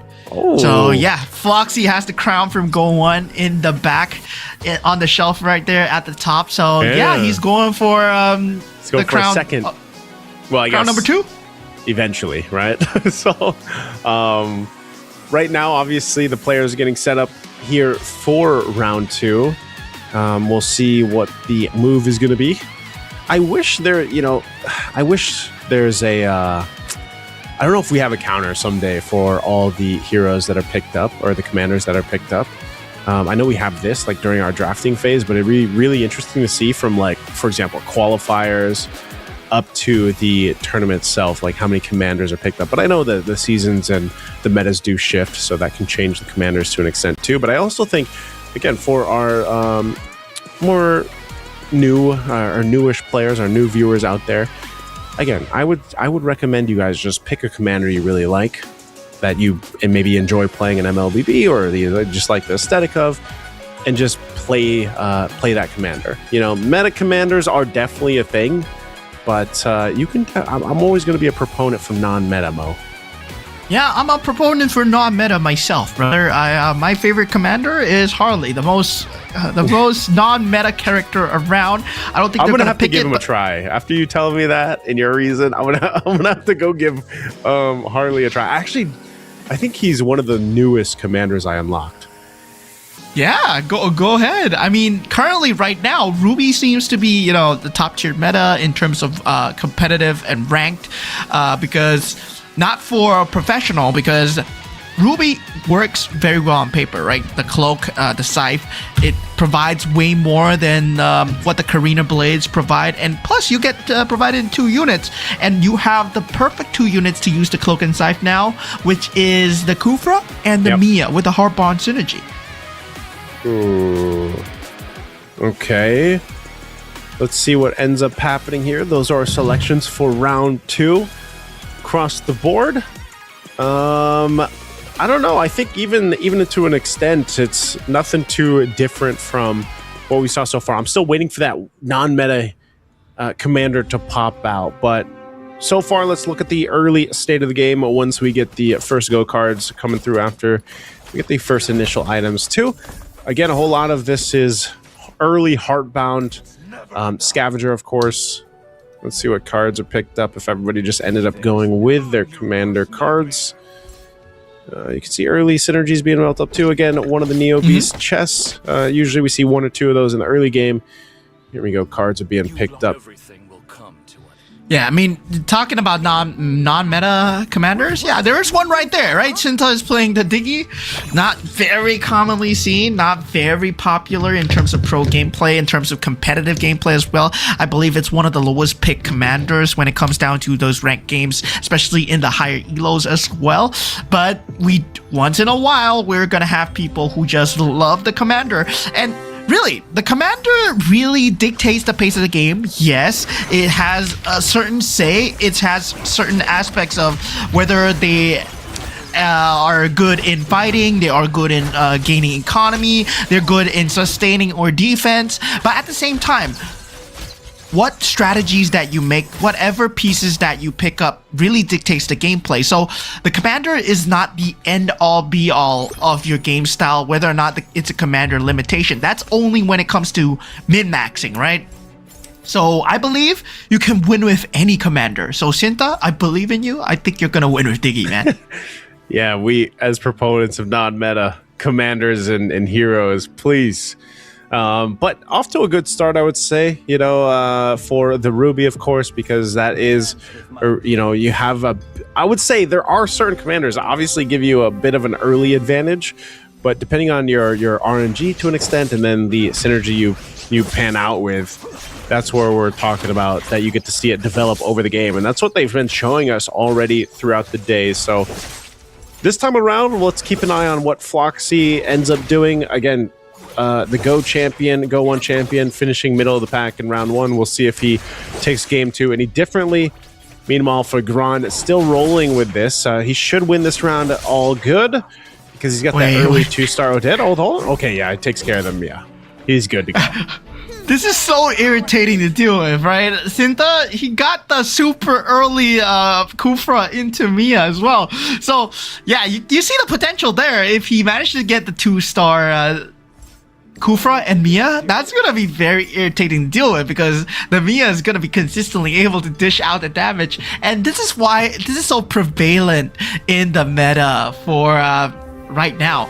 But now we see kind of Gron's board as well with the cloak and the scythe, putting the scythe on that Odette actually. Yeah, that's what I was saying. You know, there's a reason why the Ruby is constantly picked. I just feel like it gives you a really good early advantage, but you know, at some point, teams get the itemization they need. But Ruby's scythe and the way that she plays into the board really works out. Plus her, of course, even when you grab the card, the Ruby Power, you know, it gives you some extra gold to go ahead and work out with economy-wise, and that's something about Magic Chess Go-Go, like you need that economy. So we're going to jump into the carousel here. Let's see what... Okay, Floxy goes with the anti-Cuirass. He goes and gets the defense. A lot of our players are going for those defensive items. Oracle picked up the Guardian Helm over there. There's a Hayabusa, man. It's actually going to be picked up and brought into play for the second time. Gron, picking up the Hayabusa, one of my favorite characters to play. I mean, one of my favorite heroes to play. I mean, the animation just looks so cool right now, right? You don't actually see the Ogi Shadow kill much in MLBB, right? Because when you see it, it just slashes. But for MCGG, they make the animation way cooler. Where you're like a Hanzo, you're putting out that little split. You know, Kagebunshin that comes out and that Shadow Clone. Oh man, Hayabusa. Intricacies of the skin, man. It's so good. I gotta say, every time I see the shadow kill, I can't help it but think of my dear friend Leo saying, just a shadow kill. It's what you end up seeing with it. But right now, we're taking a look at this. Elwyn should be able to win this round. Of course, his Uranus is pretty stacked up. He's got the Dom Ice. Once they clear out that Mia. Oh, but this Kufra could be a problem. This is what you were talking about earlier, and the Heartbound is there. Yeah. So that's exactly what Mo was mentioning, man. This early combo of the Kufra Mia with the Heartbond is annoying to deal with in the early game. Yeah, it's extremely annoying to deal with early game. But now, taking a look at the players that have went for Neo Beast, whether or not they have the energy or the Neo Beast, the Neo Beast energy. Wait, let me check Gron's board. Now, only at 19 energy so far, but we're still at round number 2. But going into that creep round, that go-go card round, it is purple. So purple means that there is a chance to boost the economy. There's a chance to accelerate the game. Some players are going to go faster than the others. There might be a territorial agreement where, well, you get the gold, but you accelerate way faster, but you receive a cap on your levels as well. Go-go cards are the main point of the game, right? That's why it's called Magic Chess Go-Go as well. Would you say that what do you think is more impactful, the go-go cards or the commanders? I believe the go-go cards are much more impactful. At the same time, there's a commander that affects the go-go cards. So if I say that, then wouldn't that make Yuzong the best commander? You know, because he upgrades the go-go cards. So yeah, I mean, they gotta go hand in hand, man. Yeah, it's a trick question. You can't have one without the other, you know? Right now, too, taking a look at the go-go cards being picked up, this is what we're talking about. So yeah, it's that purple card. We see a lot of playing for, of course, equipment, but then the gold as well. Some allied lifesteal, some hybrid lifesteal, though, for Lungmat Pro. Right now, by the way, the win streak is going over to the Fanny for Itagaki again, and he's building into his economy. So someone's got to stop him. He's pretty much neck and neck there with Gron. No one relatively in the danger zone. That's something definitely that's different this time. No one's getting too far low, so this could be more of one of those longer games, like getting to the late game for us here in our game 2. Yeah, looking at the go-go cards that coming in, There is that fully loaded coming in from the side of Floxy. He wants to accelerate the gameplay. This is where the first Go-Go card really starts to accelerate the state of the game, right? There are players that go for economy, but they go for a weaker board, and that's when you start to lose more HP. Yeah, we'll see this. All right. Looking at Pro, he's going to take a hit from Moondance here, but again, I think he just needs a little bit more time to go ahead and build up in the synergy that he's deciding to play there. Cinta, this is not looking good for him, even the Heartbound, but he's really looking to, I feel like, get that Mia, get the Kufra combination that we were talking about, maybe even the Barretts later on. I don't know if he's actually going to try to build that out here. So we've got some things falling into place. Not sure what Cinta still is capable of doing here. Again, this is who Mo is low-key rooting for with the non-meta pick, the Diggy here. He does have the Esmeralda now. I think he needs the economy, right? He's only sitting on 3 gold, so obviously he needs a lot more time to go ahead and build up what he needs. Yeah, I mean, at this point, right, he might be going for a non-meta hero, but he's going for a meta gameplay, right? Where you're picking up the Kufra and the Mia. I mean, it's boring, it's meta, but on paper, it's what works, right? And we've seen it time and time again, just coming out with the wins. But something that we need to keep in the back of our heads is that Itagaki Kanoe is currently at level 8 with a 6 win streak, and he picked up a gold card during the Go-Go card stages as well. So there's going to be a lot of economy if he finally faces his first loss, but that's a long win streak to build up the economy right now. Currently at 30 gold, he's going to be starting to rolling into that 5 cost. Yeah, and it looks like he faced it off. He actually had his win streak broken. So that's at least because the movement's happening up on that top side now, top 4. Looking at Elwin here, what's the move here for him? Still rolling with a scavenger because I think, he's saving up. He's got 48 gold to go ahead and play around with. And, even his Hayabusa, this is what you were hoping for too. We'll see if it's able to go ahead and play its part later on. I think he's just waiting for the next stage once we get to stage 3. He won't be able to survive this round because Hanabi's going to be a problem from Itagaki, like we were mentioning earlier on. So you just take the loss here. But again, he's actually going to be fine towards the later. This is kind of what we saw from Elwin previously in round 1 or in game 1, where he just popped off towards the end.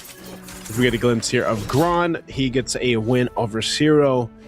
So this is where we start to see, once we get to this carousel, if anyone's going to pivot, if anyone's going to make some big moves, it could happen after this carousel.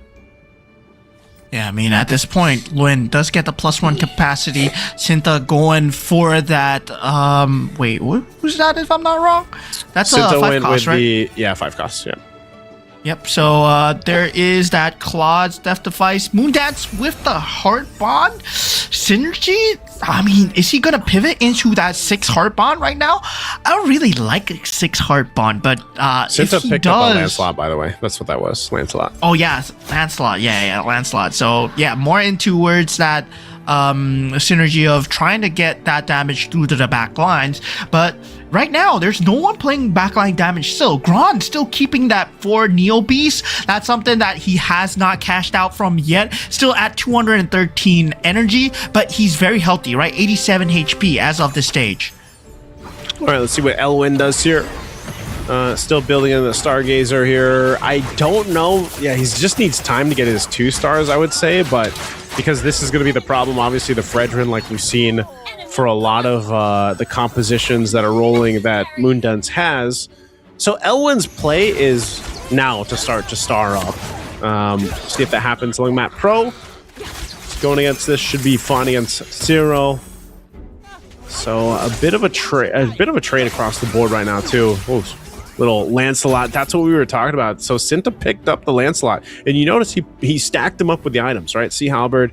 He's got that brute force. Then he's got the, I believe it was the Winter Crown on him as well. So playing into a Lancelot, that was a really good pickup during that carousel. Taking a look at Gron, and you notice Floxy up there up the top with a win streak. This is what we were keeping an eye on, the Go 1 champion. But for Gron could have an answer to Floxy throughout this, we see a whole lot of this, right? The Lings, and like you mentioned, the chest hasn't been opened yet, and he doesn't need to, so he's actually going to be able to take that chest up to that 300 mark, and you're going to see this. He's going to be go ahead battling it out with Itagaki, also one of the forefronts right now. This Ling is going to be able to go ahead and pop off here, and once the rest of the board is wiped out, the Tempest Blades will be popped, but the Heartbound keeps him going so that he can just continue to plume here. So eventually, that buys his Ling enough time, just get the Tempest Blades off, clear up, and get the win against Itagaki.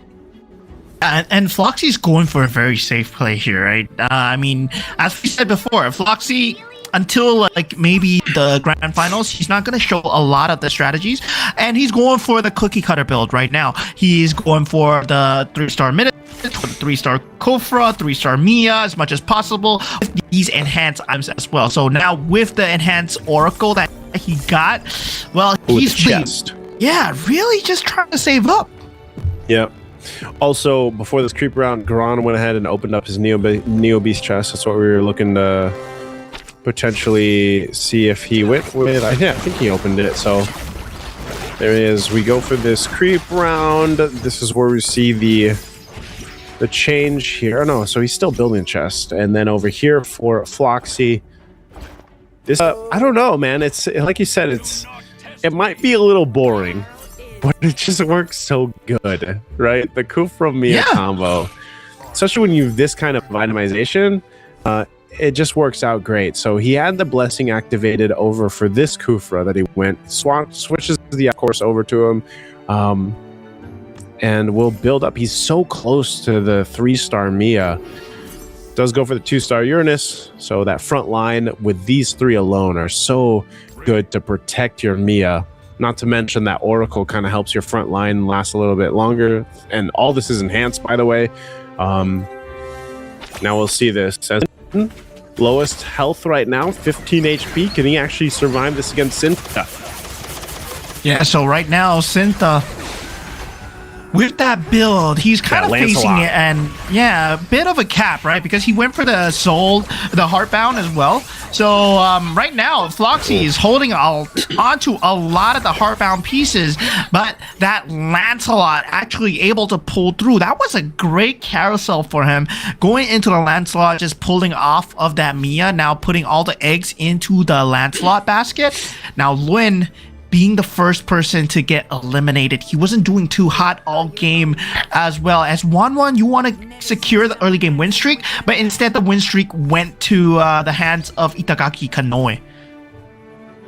Yeah, Floxy on that win streak too, the 8-game win streak right now.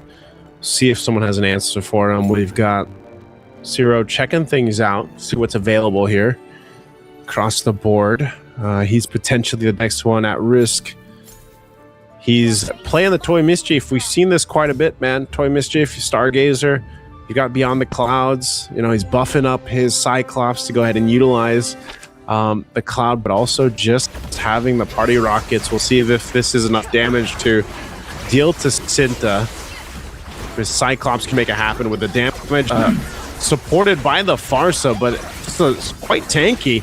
Oh, and man, this Lancelot again is just able to move so well, utilize execution, and there you go. Synta, like you mentioned, so much value, man.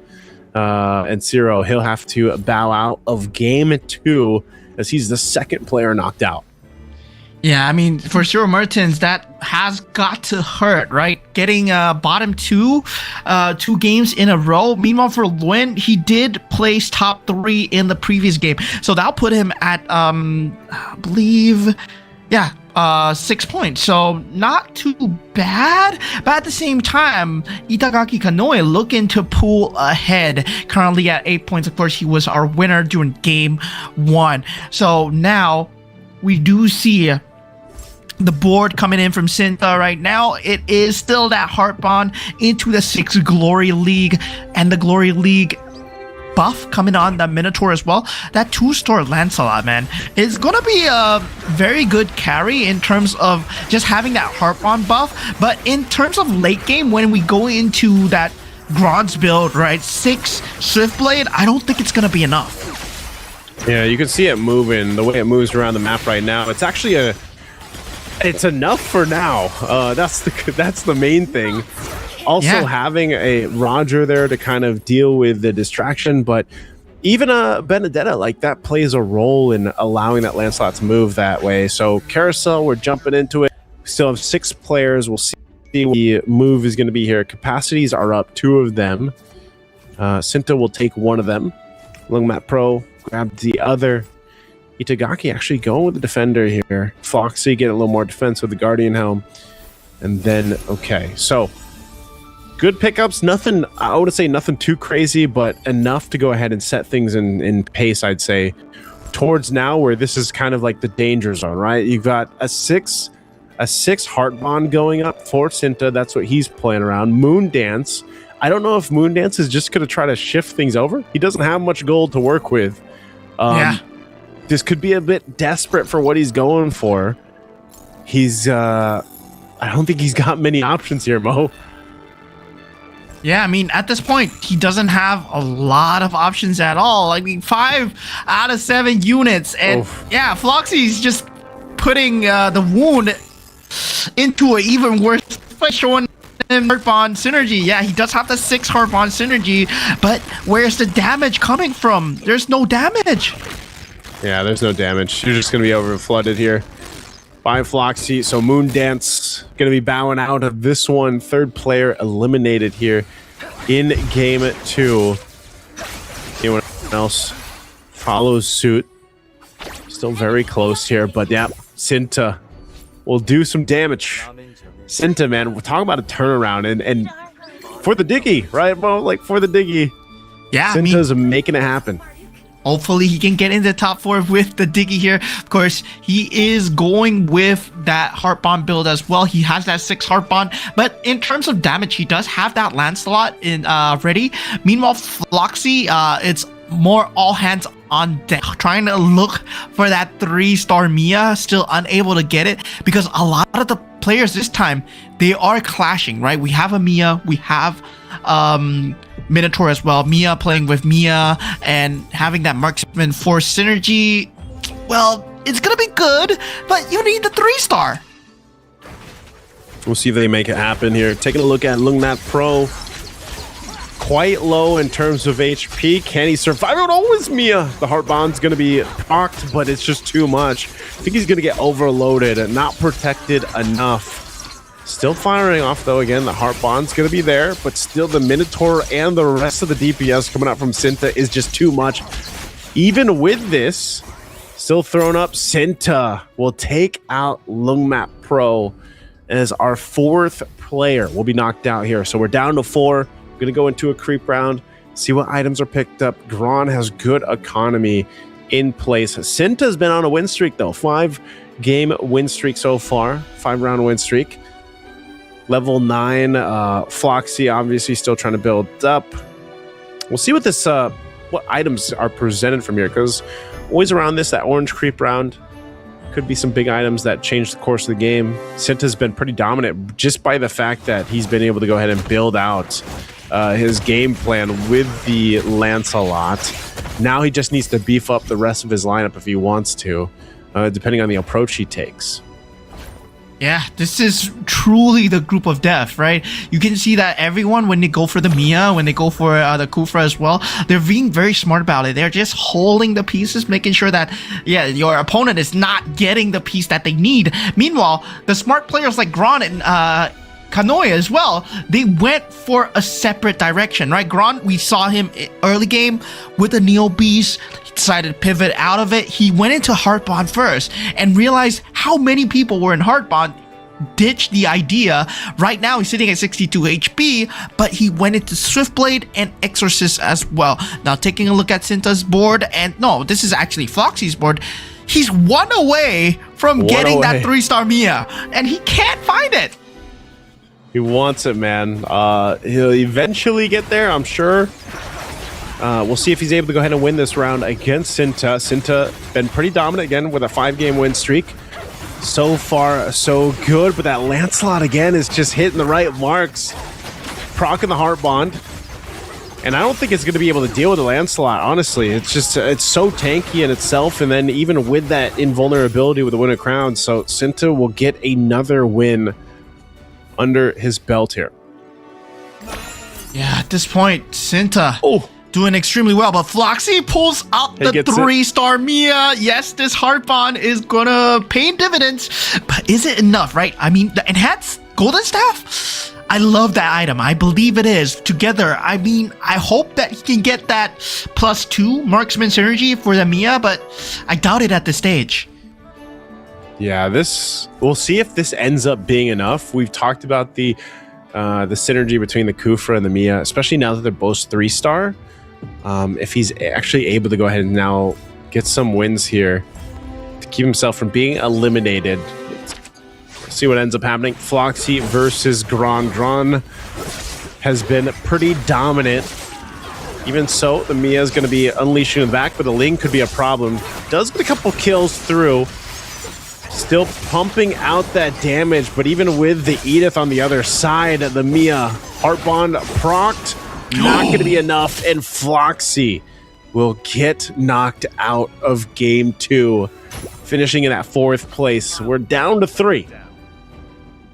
Yeah, Gran with a great rotate, right? He pivoted into that Swift Blade, perfect against the Mia because you're able to deal the damage to the backline, and especially if he has that Ling as well, he's able to make sure that the Ling is consistently on the backline where, you know, you don't want to place Mia anywhere else other than the backline. Why would you place a Mia in the front line? And that's exactly what Floxy did, and Gran took advantage of that positioning. Okay, let's see what the move is. Gran has been so hard to deal with, you know, just because of how much of I feel like he had such a great early start. And that's where we talk about, you know, having the early start, while so again, we had the discussion about the Ruby being very strong, you know, kind of giving you a bit of an advantage, getting out to go ahead and play into that mid game. We'll see if Mertens can make something happen. Or no, not Mertens, Cinta. Oh, he still got it. Still able to make it happen. Oh, no. Even with the heart bond.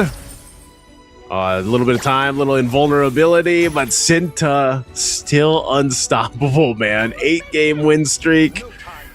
We'll see if Gran can do something. Or maybe the carousel changes the course of the game here.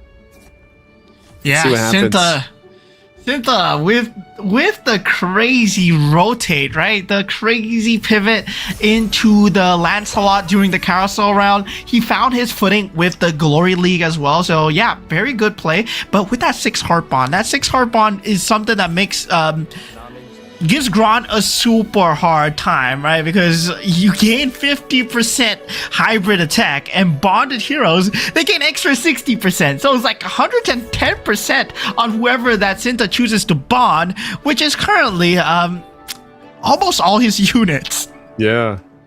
I mean, this is so interesting too, Mo, because, you know, both these players, I mean, think about it. Gran had 3 points in the previous round. Now he's definitely going to finish at least in the top 2 for this one. Same with Cinta, finished middle of the pack previously. So very, very good. Solid game 2 for both the players here. Taking a look at this unfolding. Cinta fighting as much as he can, but Gran's lineup is also just very strong. But this Ling and this Lancelot, able to clear out so much. It's going to be maybe potentially coming down to the last hope of the Ling, but man, even with the winter crowd, Cinta has just been on a roll. Man, this guy on the diggy as well. Yeah, you know, just pulling up. You called it, Mo. You called it. Pulling up. It's like, oh man, guys, I'm not playing a meta champion. I'm playing Diggy, by the way, and I'm gonna destroy every single one of you.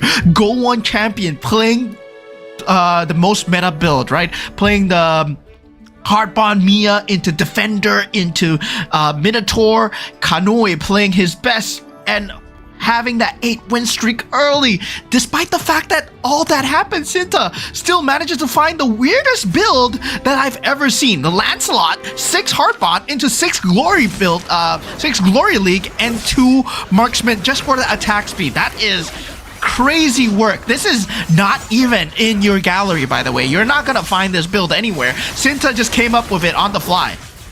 Yeah, he came up with it. Right now could be a little bit tough though. Gron trying to do what he can. He's still gonna be working through it. The Lancelot needs to be worked with. Even so, oh, he gets one. Cinta takes a loss. Good change by Gron. Now, what changed for Gron? He got the 3-star K, or the Gushin, and now this leads into the Lord Creep round here. We'll see what ends up happening, because honestly, it could go either way. It's been so close. Now the Lancelot, whoa, okay, hold on. Roger also 2-starring for Cinta. Lancelot, what did Lancelot end up with? 2-star for the Lancelot. He's doing a little bit of a change here. I'm not sure what more Cinta's gonna try to change.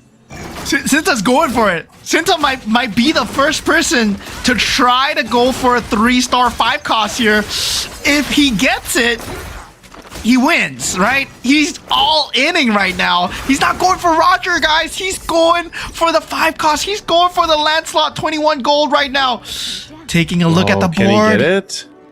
Yeah. Oh, he's rolling. He's rolling. Precision is the art of fencing. Oh, he's so close. Oh, he got it. He got it. He made the roll. Ladies and gentlemen, roll. Oh, this is the first 3-star 5-cost here. Naisu, I'm telling you, if this is not enough, I've nothing to say, man, because this is a 3-star 5-cost. 3-star 5-costs are impossible to make in almost any competitive game, man. Well, Cinta just made it happen. Look at the health. Look at the stats. Oh my goodness, the damage is there. There's no way this loses. The 3-star Lancelot is just to go ahead and clean up the board. Cinta making it happen. Ling is going to be there, but yeah, you can't take down a 3-star 5-cost. The smile on Cinta's face as he locked that in with the Diggy amongst it all, Mo.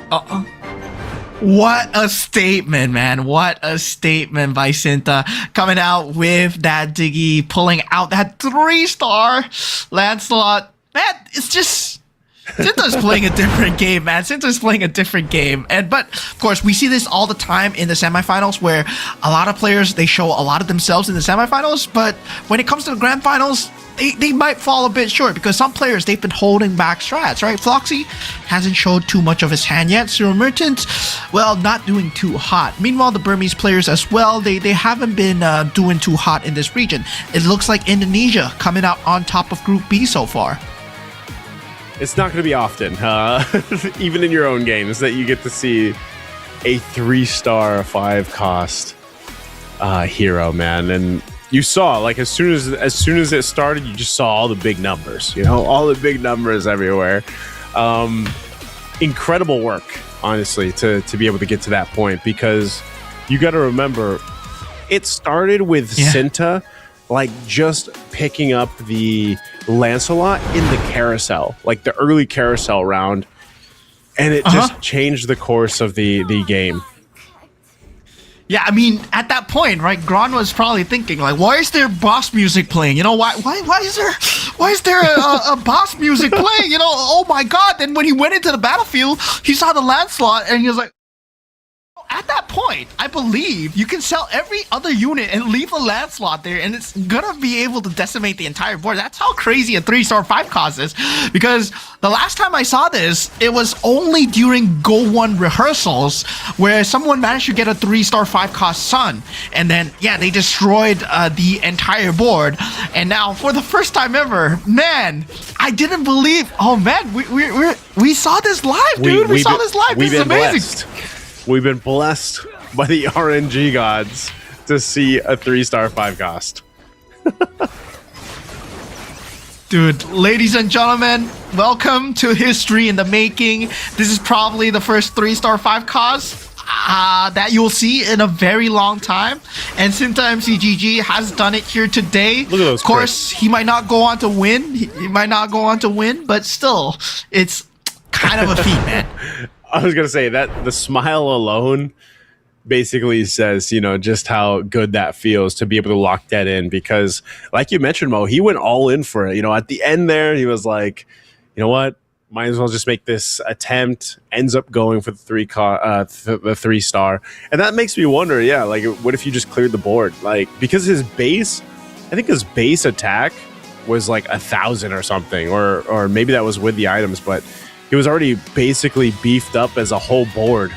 And it's a Lancelot, so just a great showcase. Again, that one, like our game 2 there, relatively close, relatively close. And that's why we say this is we would say this is the group of death here. And even looking at the breakdown, our top 2 finishers finished last place in the previous game, and then around the middle grounds. So really good here between Gran and Cinta. This is going to make it very competitive. I feel like by the time we get to even game 5, I don't know if we're going to have it all figured out, man. You're going to have to do the mental math later on. Yeah, I mean, at this point, right now, it's anybody's game, right? It seems like everybody's evenly matched in terms of commander picks, in terms of whatever synergies that they're going for, go-go cards, in terms of pivots.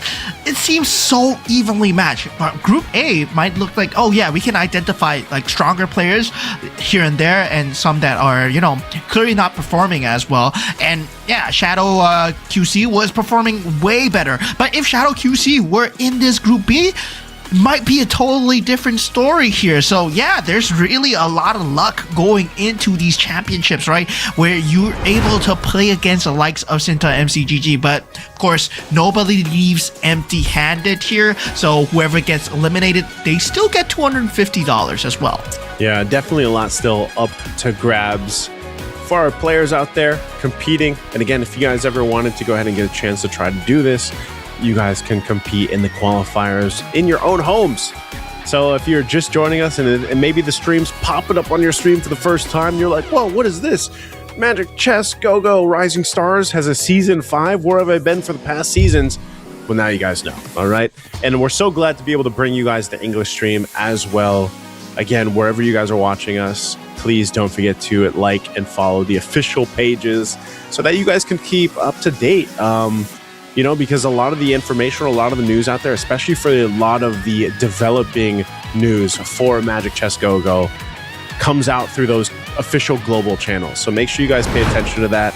I couldn't even imagine, Mo. Like, imagine telling your family eventually. Let's just we have this isn't confirmed, but let's just say you're going to travel for Go 2 at some point later on in the year.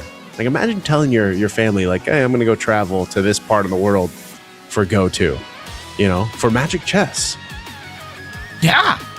It's like, oh, what? The game that you've been playing on your phone? I was like, yeah, I won $3,000 playing that game on your phone. It's like, wow, that's huge money right there. To be fair, and for those that may have not known either, because I recently found this out, you don't just have to play it on your phone, guys. You can play Magic Chess Go-Go even on your PC, your laptops if you want to. It was kind of low key when they I feel like they officially released like the official PC version of Magic Chess Go-Go, but ever since the PC program like Magic Chess Go-Go actually released and I didn't have to play it on an emulator, dude, it's been so fun to play because it's one of those things that you can do passively if you want to, or you can be much more proactive with if you want to play it at this level. So definitely you guys should check it out online, get Magic Chess Go-Go, and join us. We're going to be jumping into our draft here for Game 3. Let's go ahead and take a look at what's going to be picked up. Of course, there goes the Ruby.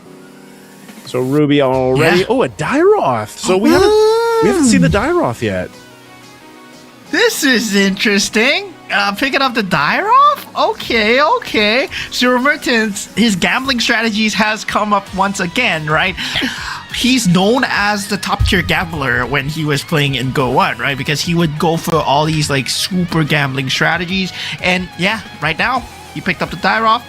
He might pick up the Harley. He was the one to pick up the Harley too, by the way. He's the one that made me fall in love with the Harley. So yeah, let's see what he can bring to the board this round. And Floxy picking up the Veil. We got Moondance going with the Minotaur.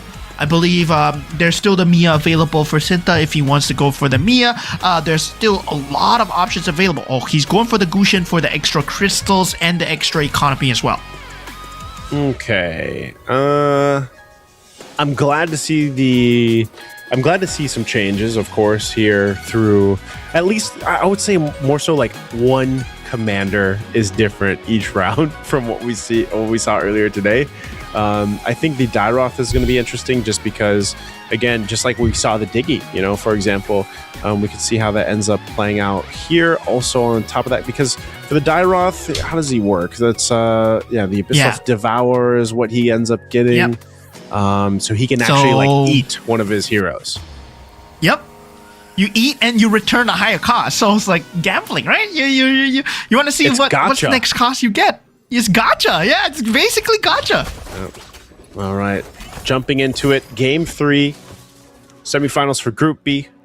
Let's see what we end up going here when we get our first cards rolling through. Weapon Master? Weapon Master. A couple Weapon Masters. Yeah. Of course, the Neo Beast as well. Any difference with the Go cards right off the bat? I guess the Kagura. Kagura for Lancelot. Yeah, Minnow for Minnow, Ruby for Ruby, Angela for Angela, Veil for Veil. That's about it on Kagura. Okay, yeah, so pretty standard. Cyril Mertens. Yeah, Cyril Mertens wants to push the tempo early on, right? Dairoth is a hero that really pushes the tempo early on, but at the same time, you don't have a lot of late game tempo. So this Ogi Shadow Kill coming through, but it's not going to be enough because he's going up against Itagaki Kanoe, who went for that Dauntless build, but surprisingly has a Fredrin too. That's one tanky Aurora, man. Okay, she's going to eventually die, but yeah. Moondance will take some damage. What else do we have building in here? So, I'm just, there's a Defender, another Neo Beast. Floxy goes with that. Meanwhile, over here for Itagaki, what does he get to build out? One of the things about, again, having a Lancelot is you can just kind of play the economy move here, chill a bit, and you kind of get that passive economy to go ahead and play into. So keep an eye on Itagaki, how he tempos into this game 3. Yeah. And, Floxy playing the Veil as well. We didn't see a very good representation of Veil in the Group A, but Veil is a very strong hero in terms that you can influence the refresh, right? In terms of having the synergy of what you really want to have. Sometimes it might not turn out well. Sometimes you might get duplicates. But yeah, if you're going for certain things like Neo Beast, you want to get them early. You can get them with the Veil very early as well. Okay. This is getting interesting. Let's see.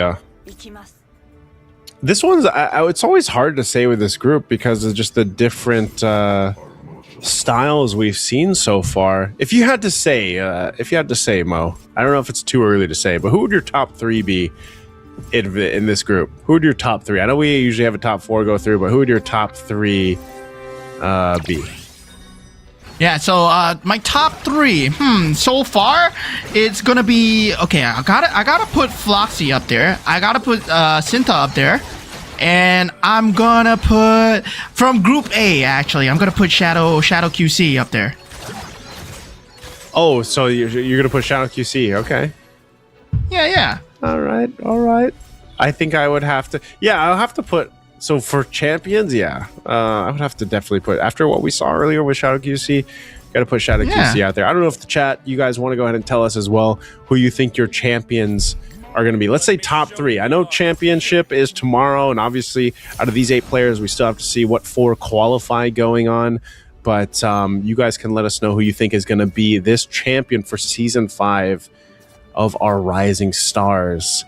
Looking at this first carousel, whole lot of items being picked up here, of course. Couple heroes this time though too. Yeah, this is really Feather of Heaven. A scary stack group.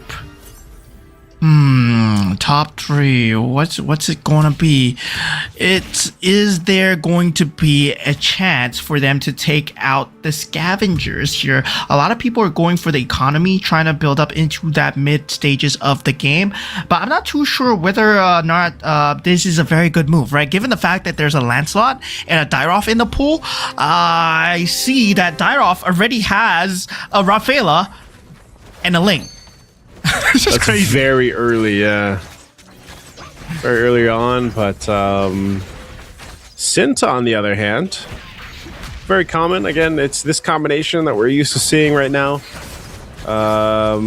Also battling up against a Yuzhong. That Yuzhong from Itagaki will go ahead, be a nuisance and build up. But right now, this Mia early game, just so strong.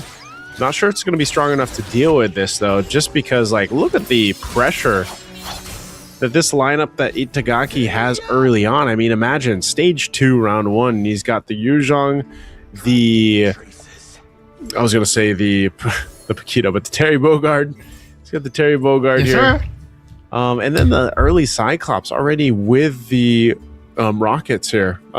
This is, or the cudgel, the whimsical cudgel. So this is the gameplay that we've seen before. But this early on, I feel like this is such a strong start. So Cinta, on the other hand, our first place finisher from last time, he's dealing with some early pressure himself. But I think as we've seen, as we've witnessed, we got to wait to see how it plays out. Yeah, so he's going for the Glory League, right? The flat percentage hybrid attack with the shield as well. So yeah, he does have that going for him together with the Defender and the Heart Bond as well, right? Of course, the special Mia into Kufra is something that you can look forward to, but suddenly currently he does not have the Kufra yet. So he's running it with an Alucard. Oh, yes. I was going to say the Alucard and the Mia combo actually worked there. Alucard is in such a weird, I feel like he's such in a weird position. I mean, it's not something you usually see built out, but definitely kind of one of those pieces there, the fodder pieces that can work. Let's see what ends up, building through this. The Glory League is just pretty interesting too, because like you said, you know, you gain a bit of hybrid attack, you gain a little bit of shield, but from that, it just really complements, I feel like, the composition or the synergy. Second cards are being picked up here too. Before we jump into this creep round, let's see. Yeah. Shop refreshes, gold.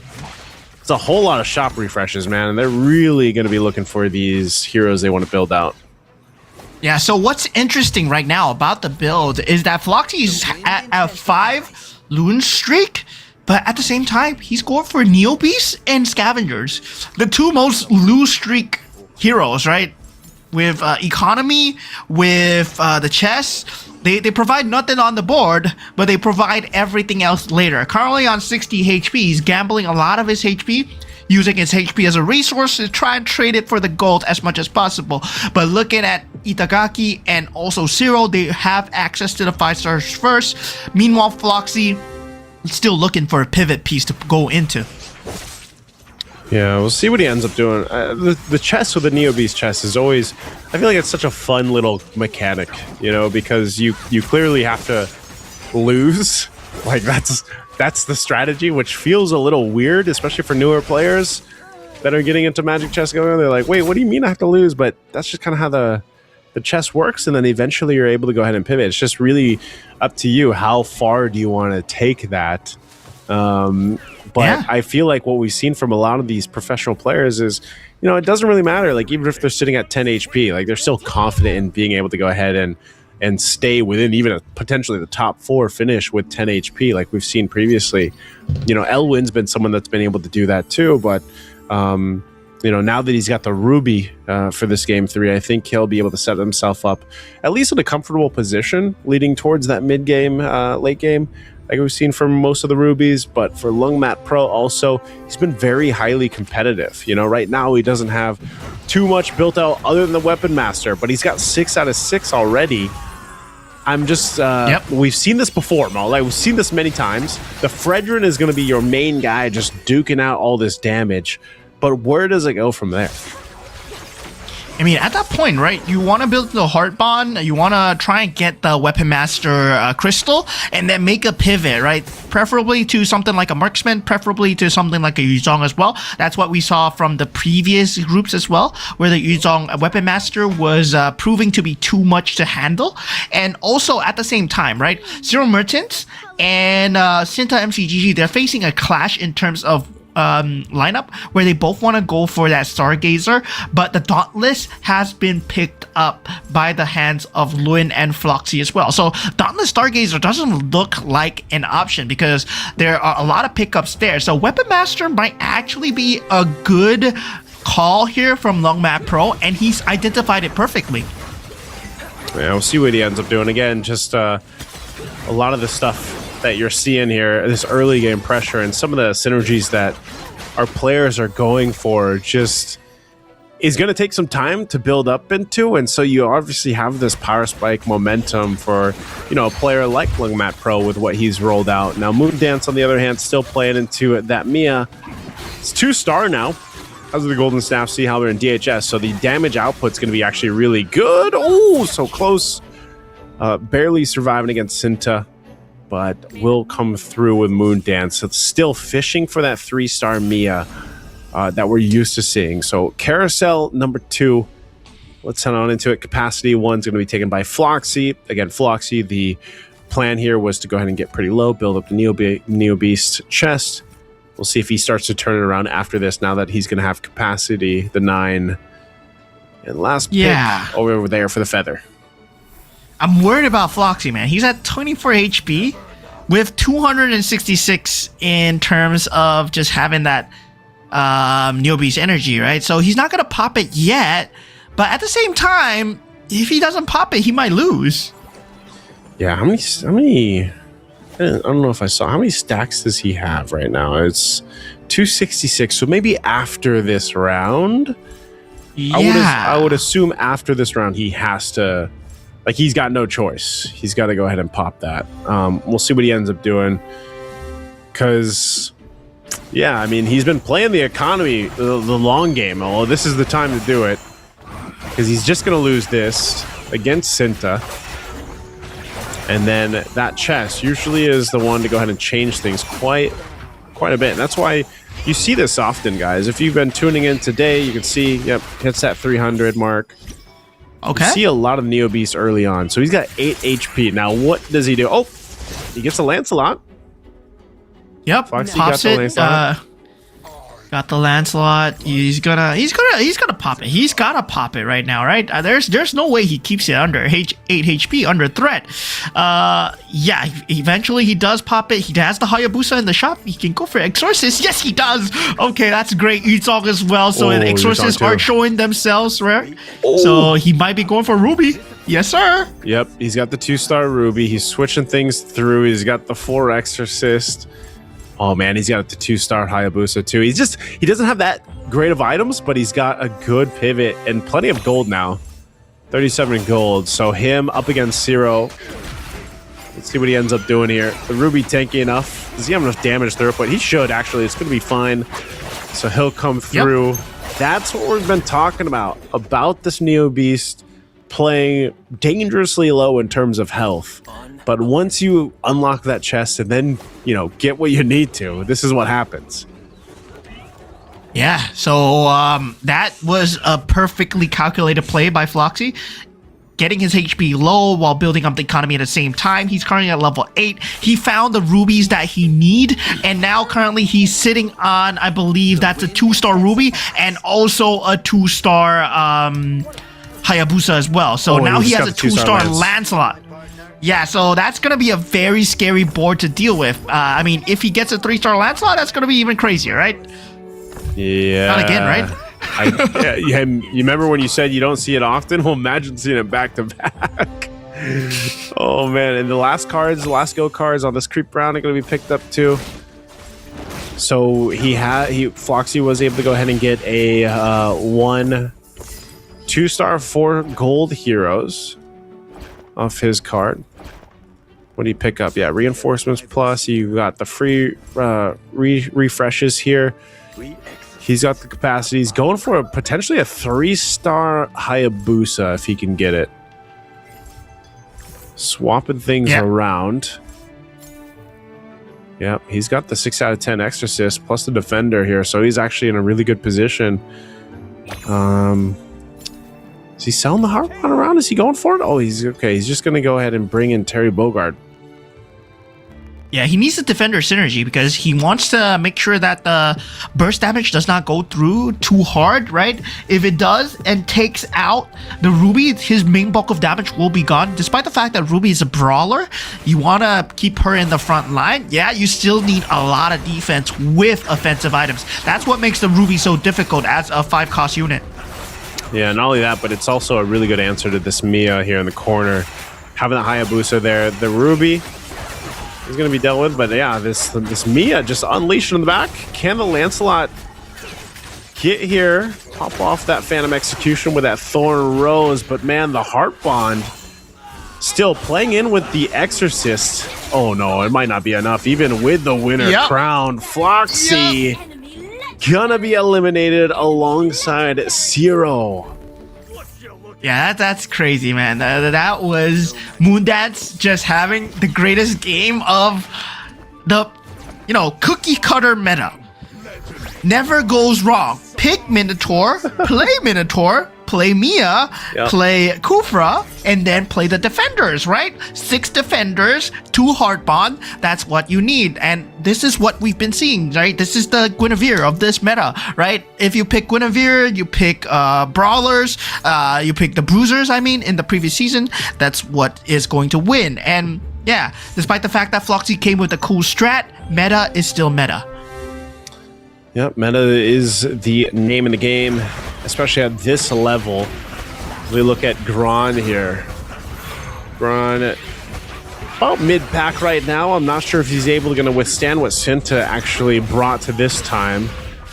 Even with he's got, it's Bogard versus Bogard, but Cinta's is just stronger right now with that lineup that he's got. So he does the damage over to Gron. Now you are pretty much in the danger zone if you're Gron here. And Elwin, he's still doing all right. Let's see if they do some shifting over. Some move here for Gron. Is he actually going to take the 2-star? Yep. He's got to. Anyway, yeah, I was going to say, right, that is such a great idea from the side of Cinta to actually go into the Weapon Master at first, then afterwards just swap into the Glory League, right? And now he has a Stargazer as well with the Defender synergy. Cinta really has a lot of synergies on the board, and I'm surprised, right? We haven't been seeing much of the Mystic Meows because we haven't reached that state of the game, right? We haven't reached a state of the game where it's super late. We gotta go exponential. We gotta go way above the synergies. And right now, it feels like 4-4 synergies. That's just enough. Yeah, that's the synergies that are the focus there. So Gron's gonna be out. What a strong showing from Itagaki again. Moondance though too. I don't know if anyone's gonna be able to stop Moondance right now. This is just the cookie cutter we were talking about. Moondance over there rolling with what he's got. Now over here, Elwin will take a hit from Cinta. So, there's a reason why we see so much of what Moondance is rolling with. You can see it there on the upper right. It's the Defender, the Heart Bond, plus the Marksman. Here in the carousel, though, we'll see what he ends up taking.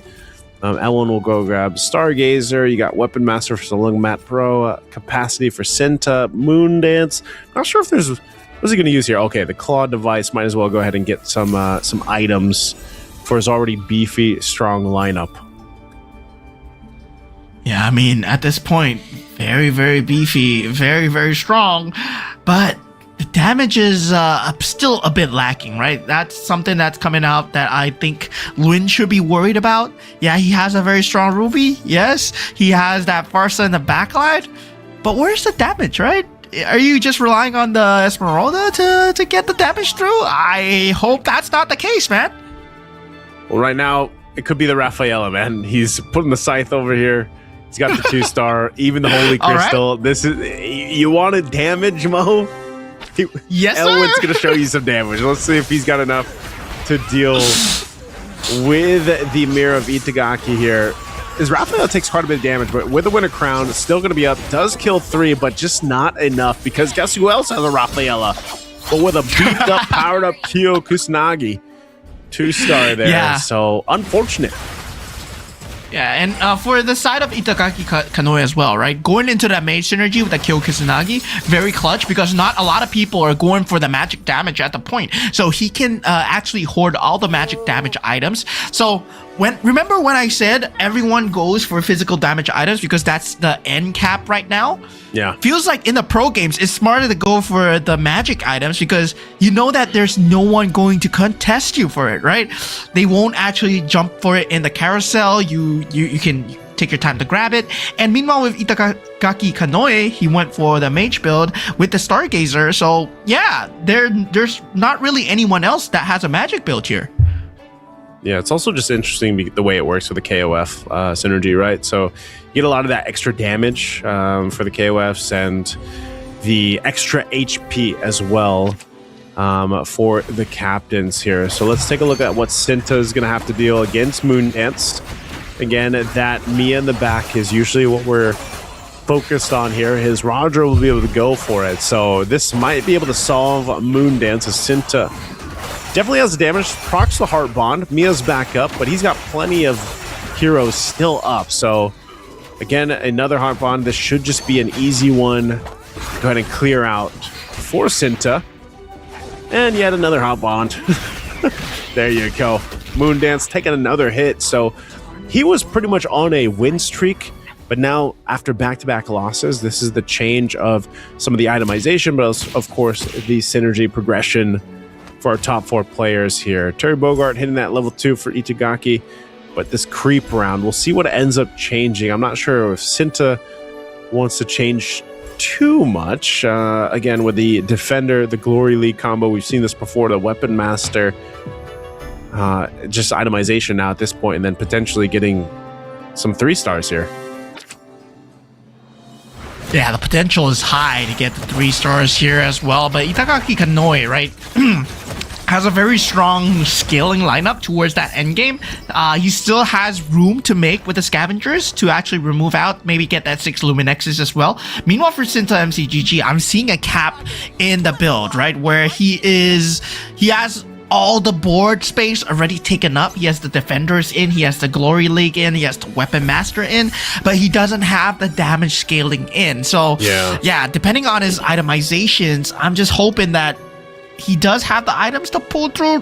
He has Demon Hunter Sword, War Axe. I don't think that's enough. He needs BOD and a Golden Staff for the Edith. Yeah, it might just come down to if he's able to get it by the next carousel, if he survives, right? At this point, you're at the stage 4, round 4 here. Lungmat Pro is who we're going to be looking at against Moondance.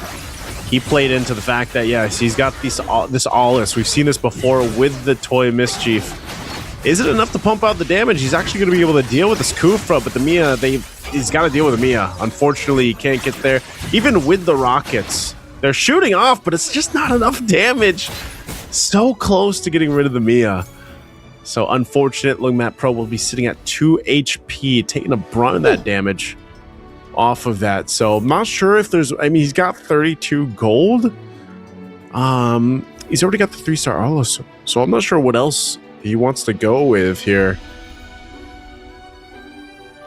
I mean, at this point, there is very little room to wiggle, right? A lot of your builds are set. You don't have a lot of economy to wiggle out. Cinta MCGG currently has 0 gold, so unable to just even think about going into the next one, right? It's just taking it one roll at a time, and it's one natural roll. You can't even force out the roll. So yeah, it really depends on what the game is going to give you right now. Meanwhile, Itagaki Kanoe, I bet he's trying to roll for the Luminexus at this point.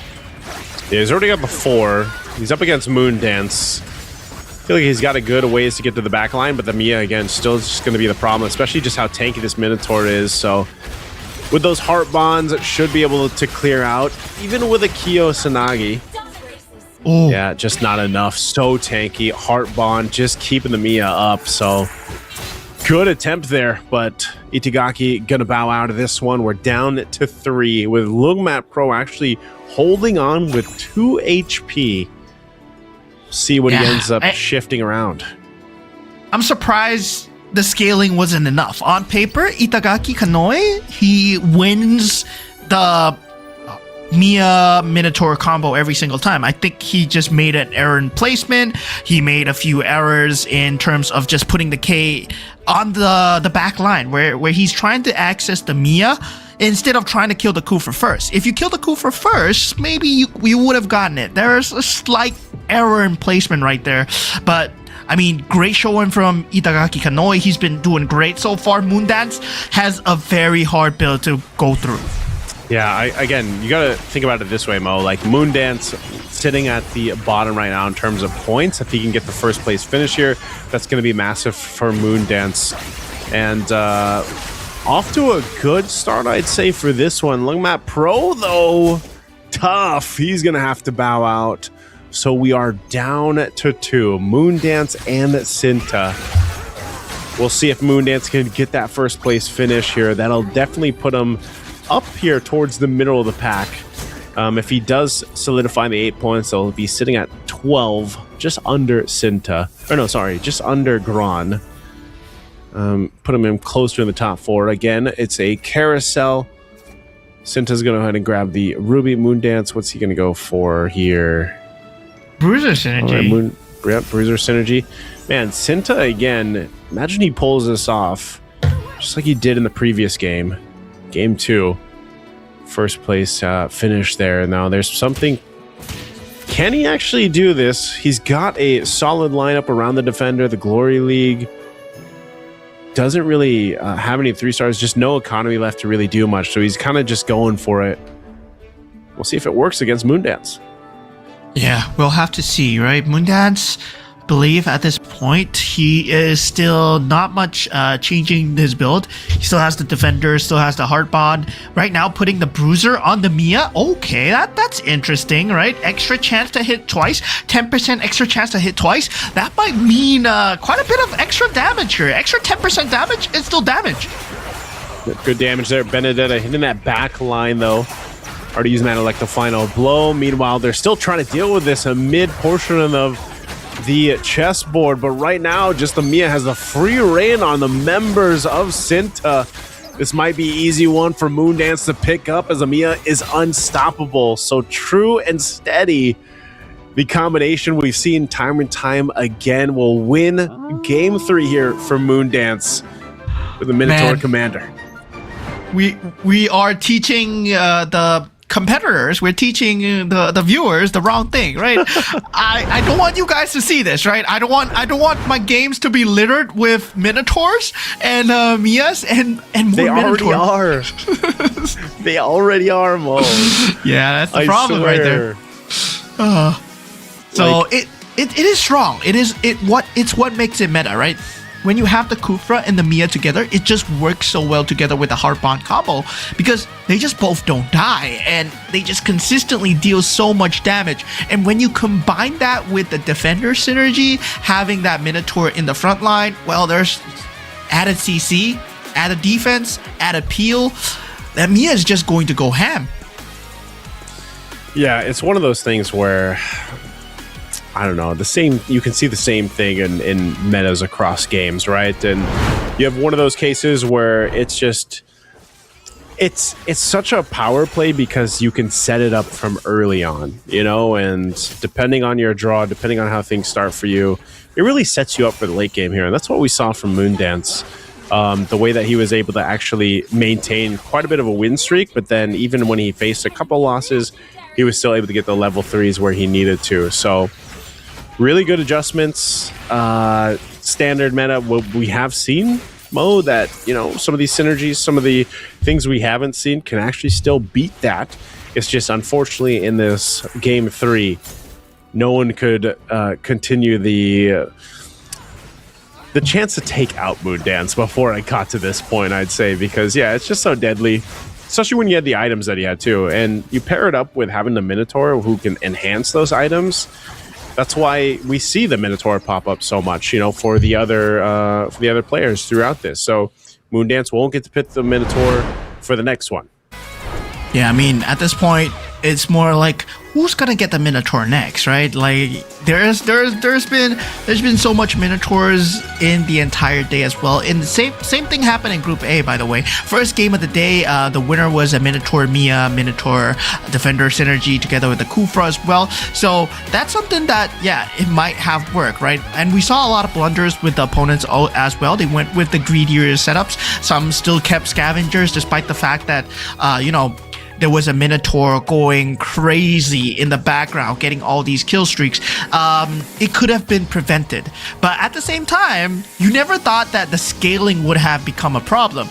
But what I'm interested in is how Moondance broke that scaling ceiling with that Bruiser emblem, right? Putting that Bruiser emblem onto the Mia, getting that 10% extra damage. That could be an answer in terms of most scenarios. Even a Weapon Master giving the hybrid lifesteal would give Mia way more survivability as well. I don't know, man. I think, what did you say was the Guinevere of, what were you saying was the Guinevere of Go 1? It's this, right? Yeah, this is the build. The Heartbog Kufra Mia. Yeah. Even when I found it out through this new season, I was like, yeah, I got to play this. And I played it for a couple times, but then, it's one of those things where it works, but it's not like, I guess if you want to go ahead and like do something a little fancy or something a little risky, this is as meta as it gets. It's like one of those things where you should finish top 4 if you decide to play that, especially with the Minotaur Commander. So we'll see if things ends up changing. It was nice to see the Dairoth. It was unfortunate that it ended up in 8th place. So the Dairoth Commander didn't do too well. We're gonna take a look at the lineup here that Moondance brought to the table and that we were talking about. Again, look at all. That's all glittering refreshes, man. I was gonna say that's all refreshes, right? Like my guy was just hunting. Yeah, man. The fact of the matter is he knew that what he's going for right now. We're looking at the standings, right? We are at the halfway mark. Hump day is over. Wednesday is gone. We are now at Thursday. We're going into game number 4, and it's still neck and neck. Zero Merchants, the only one at single digit, but he has been gambling too hard and really not having a great performance in this bracket at all. But this is a hard bracket to perform in because everybody is performing to a stellar degree, right? Luin, the lowest is at 10 points, and he could overtake if he gets a first place, right? Longmat Pro, he's in the fear of also going into that bottom 4 if he gets last place here. That's why I was saying, Mo. I think this group, we're going to get to round 5 without a total lock-in, for the top 4.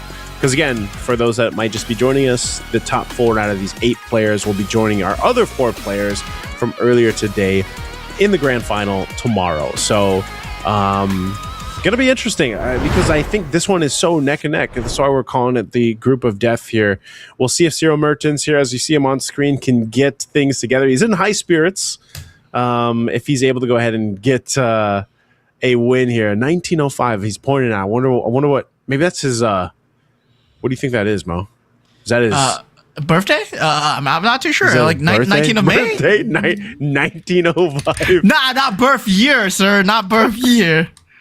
Birthday. The 19th of May. Yeah, maybe that's that. I'm not saying man is 100 years old. Hey. All right, this is what we have to talk about too. Floxy here, the Go 1 champions, a bit struggling, I'd say, and we were wondering exactly how it would fare for him in this current new season, new meta. And do you think he's still holding things back, man? Do you think it's like this is now that we get ready for round 4, where he's just going to go and have to bring out one of the secret strats that we've seen him do previously in Go 1? Like, is this the move? I think just now when he was on the Veil, that was his strat, right? That was his strat, but it got ruined. it got ruined too fast. Where he was getting back, he didn't give himself enough buffer HP. Where he left himself at 8 HP, hoping for maybe a rock solid, the shield card, or maybe the healing card with the healing fountain. He was hoping for that, but that didn't come through. And then Floxy, well, right now he's going up against the best here, so he's pulling out the Ruby as well, and Gron pulling out the Minotaur. I mean, in every game we're gonna see the Minotaur, man. Feels like we're never gonna see the Minotaur. You can't give up the Minotaur. Again, just the I feel like it's just the enhanced items are so good. It's nice to see the Lilia. Yeah, the Lilia here. There is going to be another Diggy coming through from this time from Itagaki. So we saw that earlier from Cinta. Did really well. Won him the game. We'll see if Itagaki can replicate that. Also, any other new commanders? Oh, I don't think so. Is that that's a Zilong? Never mind. Yep, a Zilong. Yeah, that's a Zilong, and Cinta going for Nana as well, right? This is a Nana. So yeah, we're gonna have Nana gameplay. Yo, Nana is my first love as a commander because back in the day, right? First ever MCGG when it came out on the app itself. The build was Eruditio, right? You kill yourself building Eruditio. It's similar to how Newbies has been played right now. You want a lose streak, you build up the chest, and then you open it for a big payout. And yeah, that was the thing that I did. I don't think I played Nana at all, man. I think gosh, what was my first commander? First commander would have been, because I'm thinking about before when they weren't heroes, right? When they were actual commanders. I think it was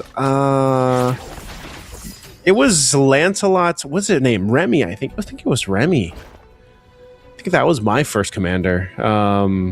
I like that they did that though too. Before we go into the discussion here after this early game starts, it's nice that they brought, for like the OG players that had them, like those versions of skins to the main game here for Magic Chess. So we're looking at the items, looking at the synergies, looking at the cards being picked up off the bat. I guess one of the biggest changes here obviously is seeing the Lilia. So Lilia, is this just as kind of non-meta as the Diggy was that we see in the hands of Itagaki now? I mean, Zero Merchants, right? Lilia is a super gamble, right? When you reach level 7, you get that level 5 cost character together with an equipment. So it's a very, very big gamble in terms of whether or not you can actually get a good 5 cost. I mean, at that point, if you get a Ling, you're cruising. But if you get something like a Leslie without the Mystic Meow combination, that's not going to be in your favor at all. Yeah, I think because I was seeing that even, upon losing, you grant 15% hybrid attack. It's the highest cost hero deployed, so that's why it would be great for a Ling if you actually end up getting it. So we'll see. What do we have over here right now? We're taking a look at Floxy. Again, this time around with the Ruby, I think this is a much more solidified start for him. He's already got the 2 Weapon Master.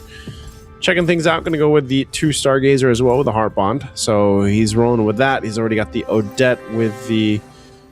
What's he got over there? Yeah, the Purify plus the Scythe. So see how this ends up playing out for Floxy in the early game, because I just feel like he really hasn't been able to play the strategy he's wanted to. And that's one of the constants about Magic Chess Go-Go, again, is sometimes you just don't get either the Go-Go cards or the draws you want in the shop, and that's why we've seen a lot of the players prioritize. So if they get the option to, in terms of the Go-Go cards, is to take the refreshes, play around the shop, play around that opportunity to get those heroes that you need. Wow, very close there. Moondance will take a hit from Elwin. Yeah, you know the saying, right? Money What's does the saying? not buy happiness, but it's better to cry in a Porsche than to cry with no car. So yeah, this is what's tears. going on. Yeah, this is what's going on. The economy is super important, so people are going for glittering jewels. You want to get the gold cars as much as possible. So yeah, money is very important in this game as well. So when you start to get better at the game, when you start to get better at MCGG, you start to focus on economy way more, right? And that's what all these pro players are doing. They're focusing on economy. But meanwhile, Zero Merchants has a different take on the game, right? His take on the game is one good gamble can change everything. So yeah, that's what he's done. He's doing by picking up the Lilia. He's And that's playing your the play lottery style, here. isn't it? Yeah, that's So my play style. is this the other version of a Harley commander? Is that what we're talking about? Yeah. Lilia is In a very way. similar.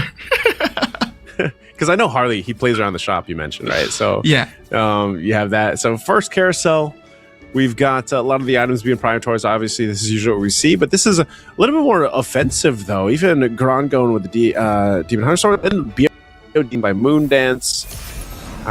So offense is the focus, I would say, for the majority of our players right now. At this point, I'm interested.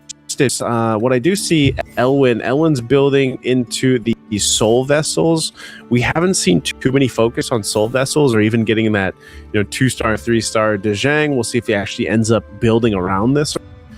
Meanwhile, Dagaki with that Diggy, still looking, I feel like, for his placement in what he wants to go with synergy, because right now you don't see the mage too often. He's just something he's like kind of placing in for now. Yeah, so at this point, we've reached game 4 and still anyone's game, right? If Zero Merchants gets 2 top finishers, he puts himself at 21 points. So 21 points, is not a bad score, but I believe it's going to be maybe around 23 to 24 to hit top 4, especially in this bracket, but we'll just have to wait and see. Right now, Cinta still very consistent in terms of getting the points. Now playing the Nana, I would expect him to want to go for Scavengers. I expect him to want to go for Neo Beast, but he's not doing it, right? The cards, I mean, not the cards, the pieces have not been pointing towards Neo Beast for him so far, so he's just been having a great economy. And a win streak even, on a Nana. Yeah, yep, on a Nana. It's funny because, like, in this one, Mo, you actually don't see what we were I don't know if we've had a game like this yet where it's, what is it, only one Neo Beast, I think, synergy going through, or do we have one? Actually, no, it's swapped out, so we don't have one. And I feel like even from first half of the groups, there was always at least 1 or 2, more often 2 than anything. So a bit of a different approach here. We might even get to see the Toy Mischief built out, at least in the hands of Itagaki, if he actually continues to this. He's got to deal with this Alucard, pretty beefed up. He's got an Alice, and I don't know if the rockets are going to be enough yet. So he'll take another shot here by Lungmat Pro. Yeah, I think everyone's feeling the heat, right? Yeah, that's what it feels like. I'll just say it's very different from our previous game. It's everyone's feeling the heat. Everyone's not giving room for everything to anyone to breathe at all, right? Because you know that Moondance and Luen, they went for heroes that are crazy in the early game. Well, with Luen, you pump the economy. With Moondance, you get the Great Dragon Sphere. Zero Merchants, you get a random as 5 cost as well, and Floxy as well, with the Cloak and the Scythe. That is also a very good scaling unit. But what I'm even more surprised about is how Cinta is not giving any, despite being on a Nana, and is still building towards the Exorcist Mage combinations. Gucci. Yeah, Exorcist is interesting, just because you get to go ahead and obviously play around having that proc, on the death. Still keeping an eye on Itadaki here. Zero Merchants, I want to see that. I want to see the risk payoff, though. I know he's at the bottom there in terms of health, but I think he's just waiting. He's waiting for that moment to go ahead and utilize the Exorcist that he's got. Still building into that. Over on the top side, though, man, Cinta solidifying, and he's got economy to go ahead and play with. So one thing we're not, well, no, I take that back. I was gonna say one thing we're not seeing. Moondance is doing it. Never mind. He's going with the defender heart bond synergy that we've seen so much of. So we're going back to square one. Floxy has secured a very good kind of win streak for himself, and also at the same time, he's the only one that has Neobeast in his lineup, so he can access the chest when he wishes to do so. Very good win streak, and also that heart bond with at level 4, right? So yeah, he looks set for that mid game, scaling into that late game as well. When he goes and find that 4 cost, he's gonna have a much better time than let's say any other player, because he has the best economy right now. Let's talk about that, because we've been talking about Neobeast's opportunity for a lot of the players, even since the first group. If you're in a position like Floxy here, because like we said, Neobeast, you kind of want to lose, so you get more stacks on the Neobeast chest, and then you can proc it, right? But if you're in Floxy's position and you're winning like this, what's the move for the Neobeast chest? I mean, at that point, right? If you're winning at the Neobeast chest and you're playing a 2, you can see that he's not fully committing towards the Neobeast. He could be playing 4 Neobeast right now, but even if he wins, even if he loses, he's gonna proc it at maybe 100 Neobeast. It's just an added economy boost, because he's winning regardless. He's just adding that synergy in just to push him that slightly further ahead. This is where Floxy shines, right? When it comes to these kind of micro little calculations that pushes him further ahead, this is what made him the Go 1 champion, where he starts to do this kind of little optimizations to gameplay that pushes him further ahead of the pack. We'll see if the micro decisions here actually play a part, because right now, you know, that middle area of our standings currently, very neck and neck, very close. So a first place finish for Floxy, if he can get there, would be very beneficial for him. As we go ahead and take a look at Gron here. Gron has also been a contender, I feel like, throughout this group. He's been very strong, and now because he's got the Minotaur and he's got the enhanced items over here on this Mia, he should be able to clear this out, because he's already got a 2-star Kufra too. So this is what we were talking about, as he did do the damage over to Floxy. So you're going to see this actually even over by Moondance, you know? So this is why we were saying it's very meta. I think it's just, in a sense, if it's paired with a Minotaur Commander, it's like slightly better, because you can enhance those items. So going into a carousel, we're going to see what's picked up. Cyril Merton's so low, man. He's got to make something happen here. I'm not sure if that's going to be enough for him, grabbing up the hero. We'll see what Floxy and Lungmat Pro take. He takes an Ice Queen 1, BOD to Lungmat Pro.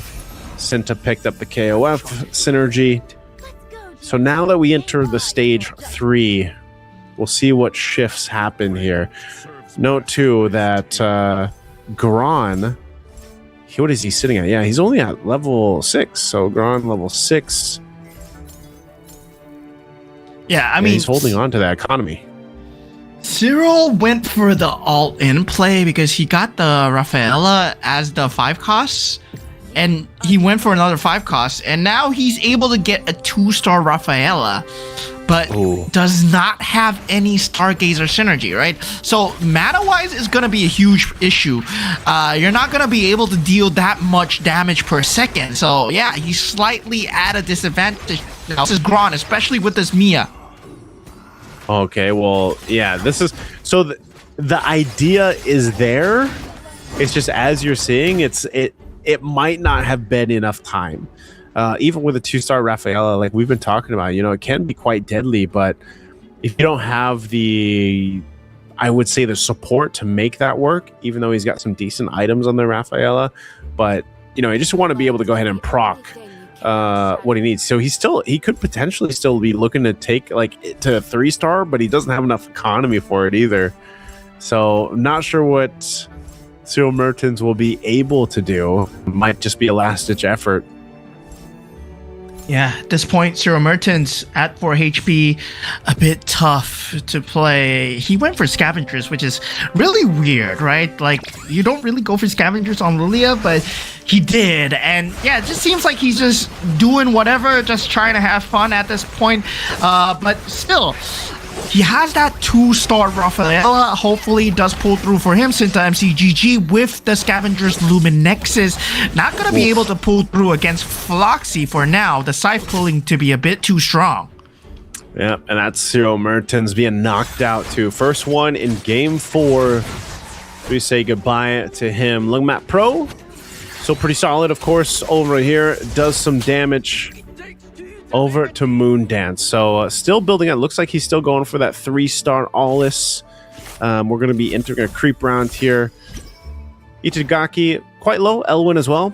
Itagaki has been pretty strong throughout so far. The semifinals B here, sitting at 19 points in second place behind Sinta. So Sinta's still pretty healthy through this. Let's see what these third and last go cards are going to be picked up here. What do we got, Mo? Yeah, I mean, at this point, right, Sinta going for that Luminexus Scavengers. He has a very good economy. He still has that safety for that Molina's gift. So yeah, it's gonna be very good. But at this point, he hasn't picked up any go-go cards. I'm curious to what go-go cards he might want to go for here. But now with the last go-go card being a blue go-go card, it could be a shield, it could be a healing fountain that he's trying to keep under wraps from the other players. So I'm not too sure, right? But Sinta has been doing an extremely good job. Meanwhile, Longmat Pro with that Toy Mischief synergy still pulling ahead of the pack with a 7-win streak so far. And this is a Kagura, right? So we saw what a Kagura can do when, especially if you pair it up with a very good shield. Yes, very good unit. And it's a 3-star Aulis. Yeah, Lungmat Pro in a really healthy position here, man. And not only that, but I like that he's pretty much maintained Toy Mischief, you know, and since he's got the 6 synergy with it, he's got a bunch of extra rockets to deal with this too, and that's why he's actually been able to really deal with a lot of these other synergies built up here. So we'll see if he's able to withstand Elwyn. There goes the rockets firing off. Gron also still maintaining this. We've seen it so many times. Amiya's popping off of the back line.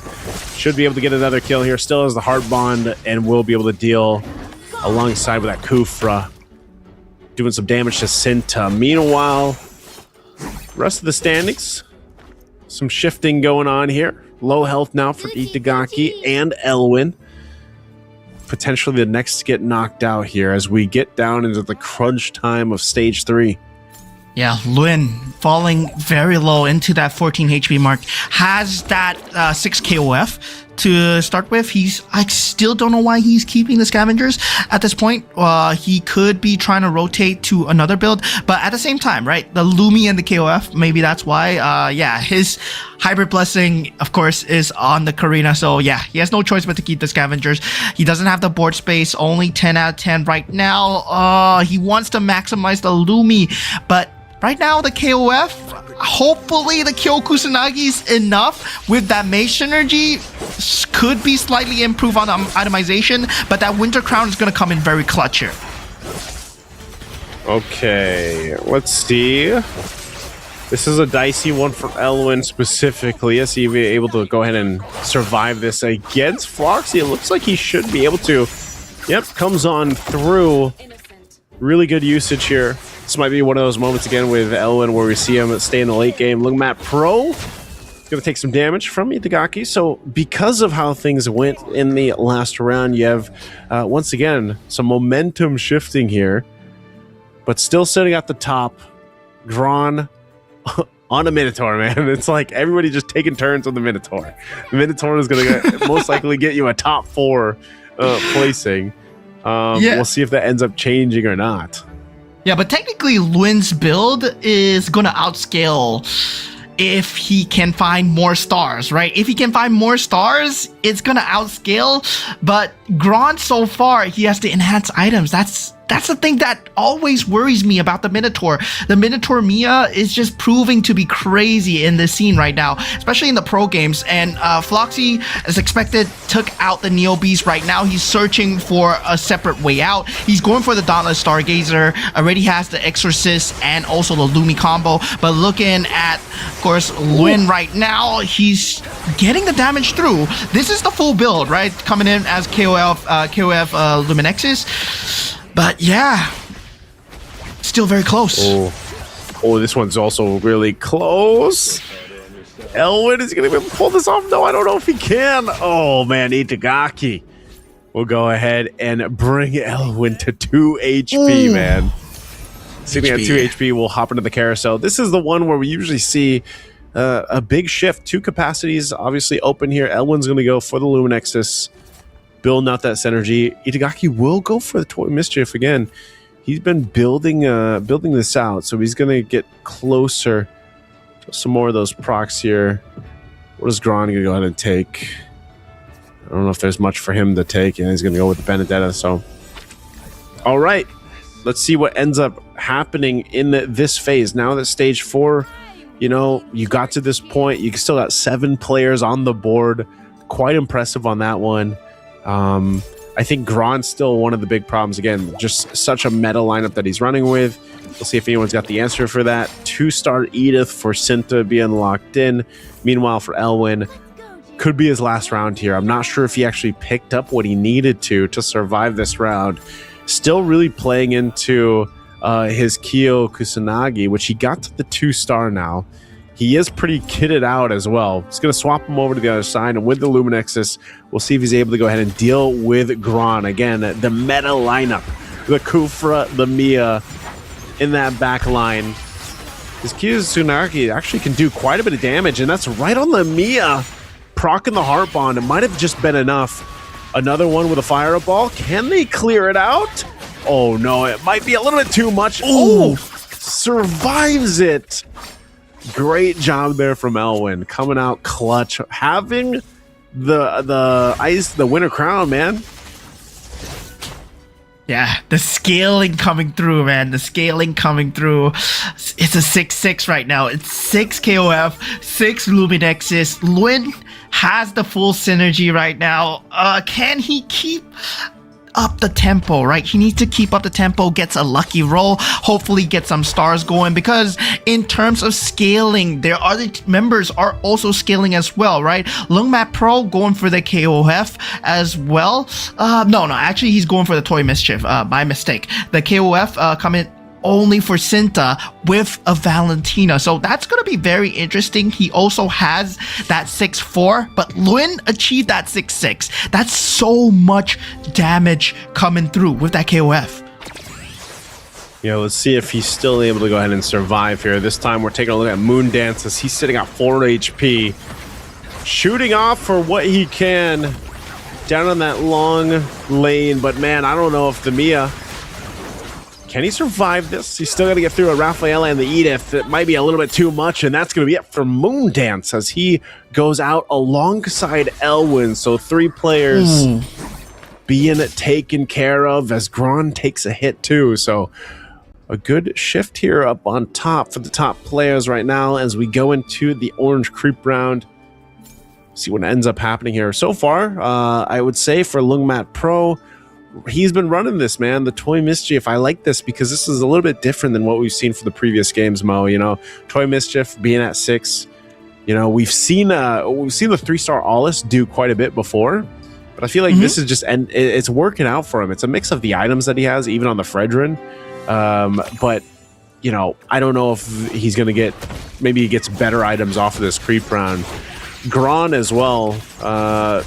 Standard, right? I don't know how else he's going to build this out other than getting that 3-star Minotaur. And once he does, that might be a problem for everybody else. I mean, at this point, it's going to be Floxy's game to play as well. So the man to watch is currently Floxy, right? He's trying to build towards either the Exorcist lineup or also the Stargazer lineup as well. So he's consistently trying to roll, but he has been stuck on that 10 gold economy. He hasn't been able to gain that much interest. So yeah, he's getting the wins in, but at the same time, his HP is not really prime, but he is at level 9. When you compare that to Gron, when you compare that to Longmat Pro, Cinta and Floxy, they are way leaps and bounds ahead in terms of scaling, in terms of going into the later stages. All right, let's see if they survive this stage. Taking a look here at Itagaki. Seeing a whole lot of this Raphael move as well. Should be able to clear that out. That Mia procs the Heart Bond because he has the ultimate, and that's going to be actually enough to take and do some damage to Gron. So good shot there. Gron now starting to feel the pressure on this one. And right now sitting up at top, Lungamat Pro, but he does get hit now sitting there. Getting hit for that 20 damage. This is, once again, Mo, we're like neck and neck here for these players. So close as we approach this. Some big moves. Ooh. Yeah, Cinta rolling it down. He's looking for a particular card at the moment. Unable to... The Valentina's there. Yep, he gets a 3-star. Yep, there we go. He does get the 3-star Valentina with the KOF Luminex's synergy. That's going to be a lot of minus defense. Cinta, first to complete his so-called dream build so far. Now, the next player that we're going to look at is going to be Floxy. Whether or not can he find that 3-star Farsa, actually, yeah.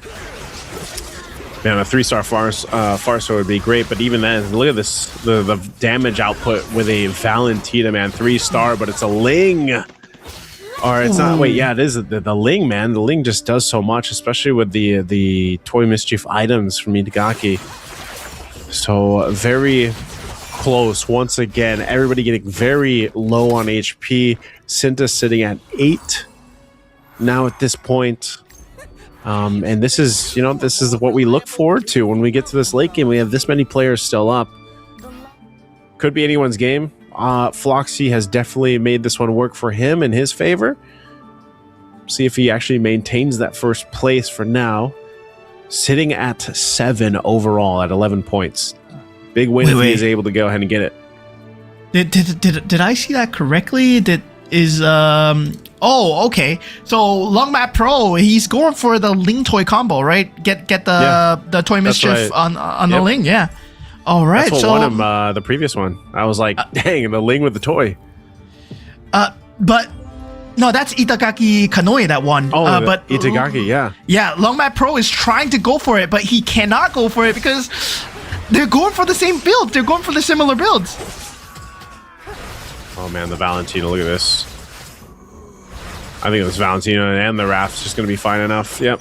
Now go ahead and take the damage to Gron. So Lungmat Pro's gone. He was going for it. Didn't end up happening. Gron sits at 1 HP. This is looking a little dicey now at this point. We've got our 4. Yeah, we've got our top 4 now. We're heading to a carousel. 1 HP for Gron, man.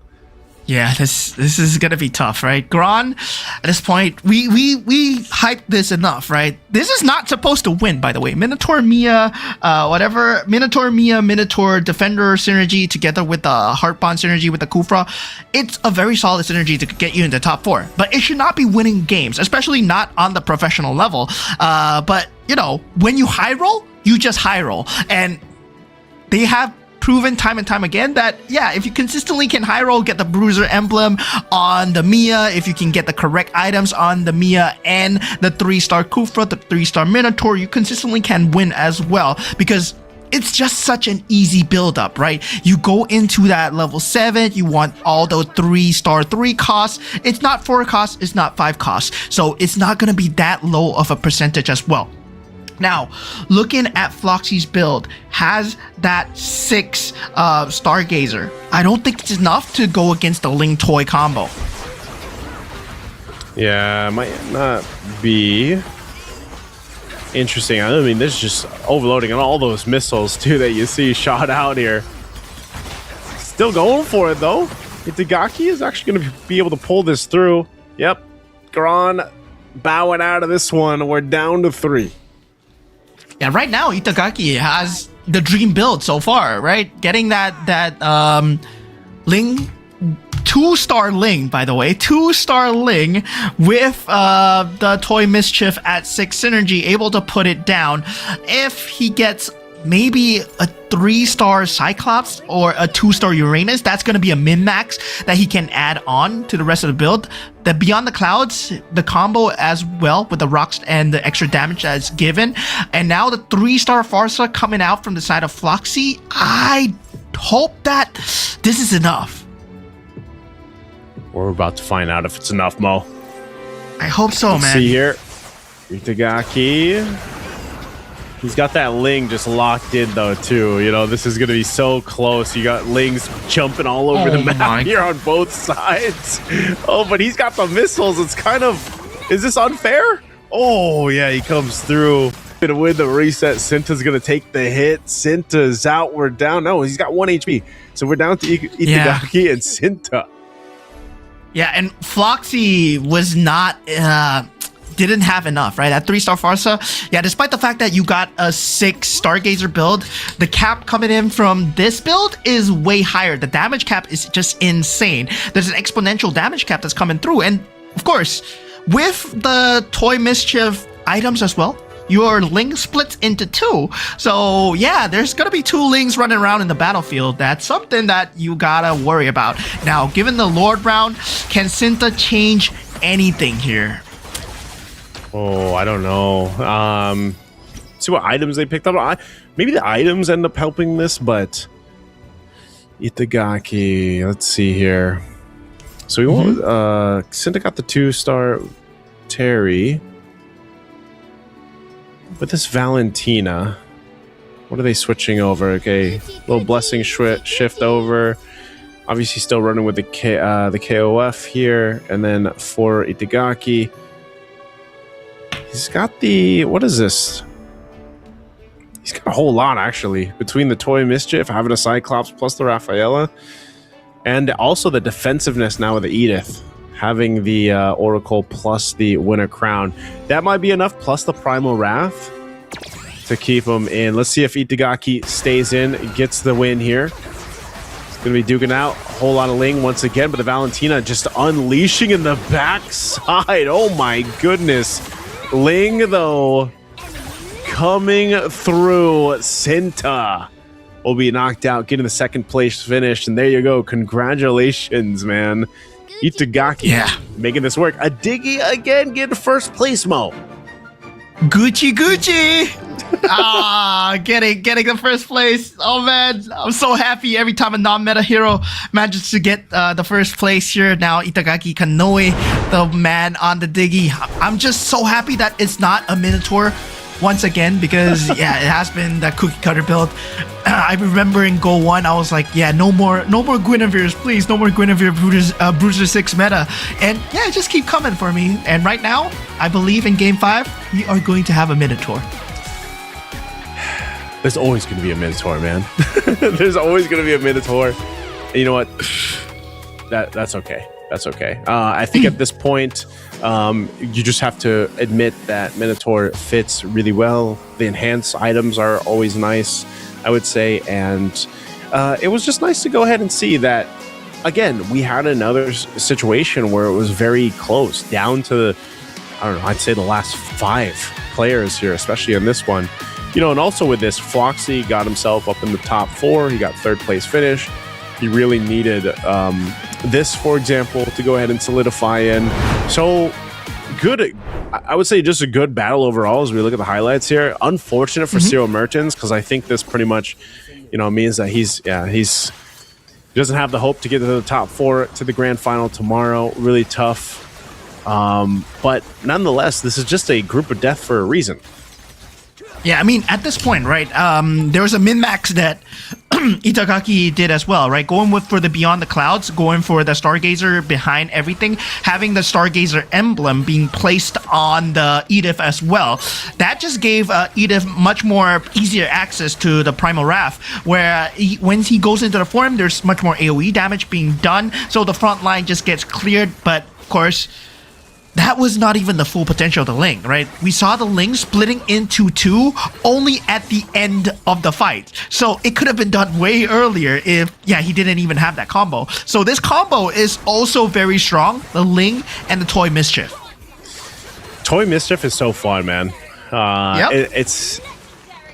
guess I haven't seen it too much on the Ling, but it's nice to see, and it's another twist on what we've seen so far.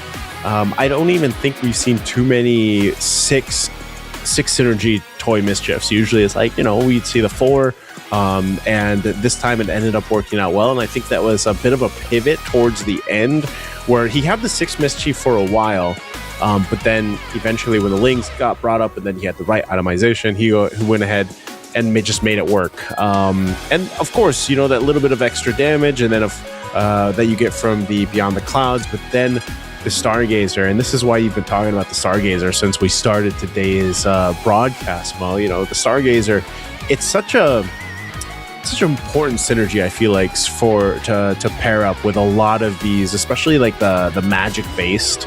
Obviously the magic based synergies that are going through, because we've seen where you can have the heroes, you can have the items that you need, but if that Stargazer is lacking, you don't have that mana to go ahead and proc those abilities, those ultimates off soon enough, you lose a lot of the potential with it, So I agree with you, though. I think we need to stop seeing the defenders, man. The defenders winning, and this was a change of pace as we look at the match overview here. And you can see, I want to say, even in a sense, we were talking about Zero Mertens really building into the Luminexus, but if you just look, he just did not get to where I feel like he needed to be with the game plan he had in mind. And I don't want to say it was because of the Lilia. We're all for the Lilia. We're all for the non-meta commanders coming through. But in this case, I think it's just like he couldn't get the rolls. He couldn't get the RNG in his favor for Zero Mertens. Yeah, and Moondance with the Zilong pick as well, going for that very, very early similar build into the Defender Heartbond as well, but couldn't find the same success because, he did not have the 3-star Kufra that was needed. And by the time that he got that Mia, Gron already was able to build up into that 3-star Kufra, which is much more important for the peel. But now taking a look at Kanoi's lineup, looking at the go-go cards, of course, he went for the glittering refreshes at the end and also getting that rogue mercenary, right? I believe he managed to get the Barats from the Rogue Mercenary. So that actually just really leaned into the Toy Mischief way more than he should have. But then again, he found an out with the Ling and found an extremely good combo. Ling is just such an interesting, hero, because obviously the way that he works, like the way he works on the platform, and then you kind of, especially depending on the itemization that you have, not just having the Toy Mischief, but just the ability to, do that damage, kind of avoid it, and then pop off with your Tempest Blades, like if you're the last person and the board is clear. So there's a lot that can happen there with playing into a Ling, and this is why we were talking about the 5 gold cost heroes being so good in certain synergies, because you can get a 5 gold cost hero and the common misconception before was like, oh, I'm going to automatically like have this power spike. But if you don't have the right items or the right synergy with it, it doesn't work out so well. Like, for example, we saw the Leslie, right? We saw the Leslie happen a couple times. We haven't seen her too much through this group. Mm-hmm. But here we are in the drafting phase for our last game, our round 5. Again, up at the top, you see, even there, it's close, man. Sinta at 28. Itagaki at 27, and then you've got Lungmat Pro at 21. So those 3 spots alone are pretty close. We'll see who ends up getting to this top 4, though. So heroes are coming through. Of course, yep, we are going to see it's pretty much what we used to see. A Lancelot, a Ruby. What do we got here? A Angela. Is that a Gushin? Yeah, is that a Vexana, too? Do we get to see another Vexana? I think that's an Aurora, no? Oh yeah, there is an Aurora. Yeah, there's an Aurora, Minotaur. Zero Merchants are just bringing everything crazy. We did see a Vexana as well. Oh, there is a Vexana, but Yeah, we were talking about the points being tied neck and neck as well, right? So Floxy, Moondance, and Evos, right? We're looking at these three who is possibly going to hit into that top four, and only 4 can go into the grand finals. Right now, Sinta and Itagaki, they look set at the top 2 right now. But meanwhile, Floxy and Gron and Moondance, they're a dice roll away from getting into that top 4, and yeah, there might be a tiebreaker here. Yeah, I actually don't know how that is going to end up working. Maybe there's a little stipulation there, but let's go ahead and jump into this final game 5 for semifinals B. Early start. Once again, let's talk about the commanders that we haven't seen too much of so far. I know the Vexana popped up earlier. I just gotta give my appreciation to Ciro Mertens. At least he's playing commanders that are different, right? Different flavor. Let's see if he gets a better start this time. What else do we actually see here? Because different is one thing, but Aurora is just bad. No, Aurora. No. We don't want to call her bad. I mean, yeah, does not really go towards economy, does not really go towards, any kind of play. He's playing your style, man. He's taking a risk. It's not a gamble, man. That's just a bad investment, sir. Hey, you know what? Let's see if it works out better though for him this time. Yeah, hopefully. Because Aurora is her mechanic is interesting. I'll say that. It's a very interesting mechanic because she plays around the treasure. And it's like the more AFK. It's like the more you don't draw, you get to go ahead and use your frost energy to see if you get something. Also, let's take a look at the cards are pretty much standard. We got 2 Neo Beasts. This is what we were talking about. Itagaki Kanoe is actually going to be one of them. Oh no, he changes things out. I thought he was going to stick with that, but we do have Floxy going Neo Beast. And then what else? He decides to go ahead and change. I think he keeps that in. All right, a little bit different start here for everybody. Yeah, I mean, slight miscalculations coming out for the players as well. Ciro Mertens, I mean, at this point, he's just going to be AFK, right? He's just going to be AFK for the first 5 rounds, and then hopefully his HP is able to catch up by the time he reaches there. And now for Floxy, this is where the points really matter, right? We are all neck and neck. Gron is looking at top 4. Longmat Pro looking at top 4. Floxy looking at top 4. And Moondance as well. He has a chance. Lewin, I doubt so unless he gets a top spot here and everyone else is going to the bottom. Meanwhile, Sinta and Kanoe are secured the spot in the grand finals. That will be happening tomorrow. But looking at the last game right now, early game already looking extremely interesting. Sinta MCGG, finally pulling out the Minotaur, might be going for the same build here, but Gron at this point does have the Heart Bond already locked up the Kufra. Yeah, line up Kufra. How long does Ciro stay AFK for? Pretty much at this point. Gron, pretty standard. I think he's going to be able to go ahead and win this little round here versus Elwin, as Elwin's still trying to build out his game plan. I mean, Soul Vessels, I would have liked to see this at least once though, Mo. I would like to see the Soul Vessel play, but we just haven't seen teams or players really try to do that. Maybe at most we saw the 1-star Dejang come through, but here for the first carousel, Sinta's going to grab the Sea Halbert. Little early Farsa too, and then the Valentina. Itagaki Kanoe will get 2 of those because he is that Vexana. So that's actually a pretty good early power play on a Vexana. Yeah, I mean, Itagaki picking Vexana is just, that's just crazy, right? You got both and the items. Yep. Man, that's crazy.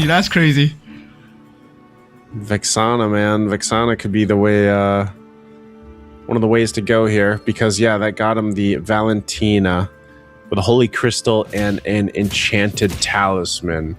Now, Lungmat Pro, this is the Glory Legend that we have, plus the Defender that we're used to seeing. Looks like he's going to be building into his Roger, at least for now. We'll see if he ends up switching things over. Still pretty early for him. Yeah, so first carousel, first 5 rounds, it's over for Cyril Merton, so he's now back in action. Wonder what the Frost energy give him, but he has 2 Terry Bogarts on the field, but not a very good synergy to actually fight with. Only defenders and KOF. So yeah, he's gonna get shredded through by Longmat Pro because he does have that golden staff on the Roger at this point with the Glory Elite 4. That's a lot of hybrid attack at this part. But yeah, at this part, Cinta really going for a different build. Probably he's going for not the heart bond build. He's not going for it. Sorry, you cut out for a second. Yeah. I'm okay with not heartbound, man. We've seen so many heart bonds. I mean, we still got the 2-star from Itagaki. Also, just actually, there's 4. No, there's 2. There's 5 heart bonds here. Yo! I forgot. Cinta has a Dairoff card. That's why he has a Benedetta. Cinta has a... Oh, he does, yeah. Yeah, he has a Dairoff card, so he has a Benedetta right now, and he's going towards the Weapon Master build with the Benedetta getting the enhanced items. So that's why he's forsaking the Mia, that's why he's forsaking the Minotaur, because he went for the Dairoff card, and he's devoured all the way until that 5 gold part. He's just full going. Full sending the Benedetta this early on. Oh yeah, I see the vision. Let's take a look at the second cards being picked up here too. What is Cinta gonna grab here? He also went with reinforcement. So he's got the reinforcement.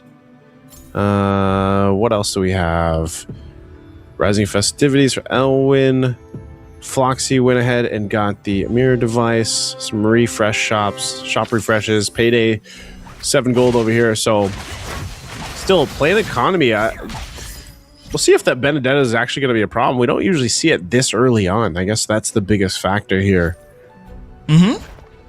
Yeah, that's very early for a Benedetta. Very interesting, right? Weapon Master not really favored in terms of matchups right now, but then at the same time, Cinta has a Luminexus and Weapon Master so early already. 4 Weapon Masters with a Benedetta. So very interesting to see how the people that play into Scavengers, especially for these rounds, are going to measure up. Given the fact that Longmat Pro has went for the Glory League as well.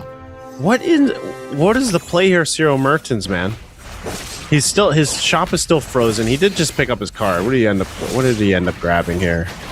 Cyril Mertens, he ended up grabbing the barrier seal, so a little extra HP. But his Terry Bogard is stacked up, but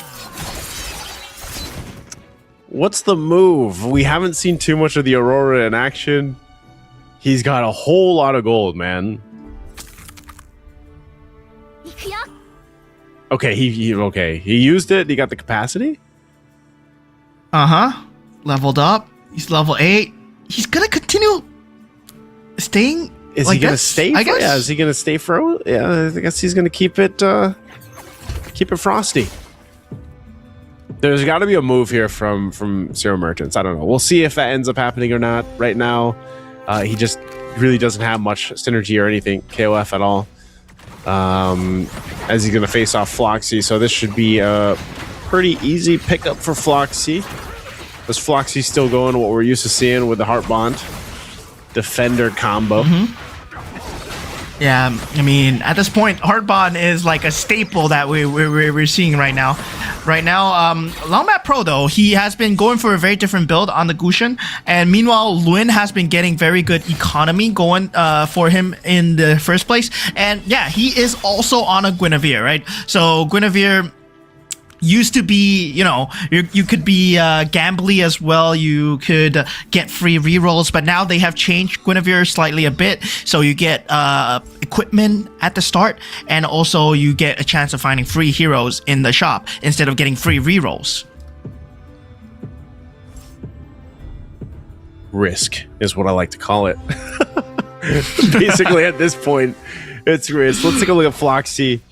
I don't think he needs too much, but going against Lugmat Pro, as you were just talking about here, this should be an easier one for him, I would say, just because he's got... I feel like his Roger, even alone with the items, pretty much of a threat, and just not much that Floxy can do yet. He's more of the late game comp, the late game synergy that we've seen him do before. Yeah, this should just be an easy pickup for Lugmat Pro. Yeah, as he's going to be cleared out here. So, good pickup. Still pretty strong up here on the top of the standings. Another carousel round. This could be... If there's a move here for heroes, no, there's some decent heroes. Capacity's picked up. Yeah, Cyril Mertens is actually going to go. So he went... So maybe this was the play, man. That was the Ling that he got, right? Like, he went with the Ling. Yep. This could be the move. I'm really interested to see what Cyril Mertens does here. I mean, even if he ends up getting the first place finish, you know, which is kind of a long shot right now, but it's such an interesting method to go for. And also, you saw all the items picked up because of the Vexana again. Itadaki's actually going to need this, though, too. I mean, at this point, getting to Feather of Heaven's very helpful, but I was surprised to see Itagaki Kanoe being the bottom of the leaderboard right now, because Cyril Mertens has been AFKing for a lot of the half of the game, but he finds himself at level 4, and he has that 4 KOF build with the Ling being the captain as well, right? Putting the KOF emblem on the Ling. That, wait, not on the Ling, not on the Lancelot. On the Lancelot, yeah, Lancelot. So he's got good damage output, but I think even so, can this actually clear this out against Cinta? I mean, it's his Ling and his Lancelot. They do provide quite a bit of damage, but even the Benedetta that we talked about early on in the game is actually going for it. There's the Tempest Blaze. It's just them, but yeah, it's not enough. Cyril will take a shot.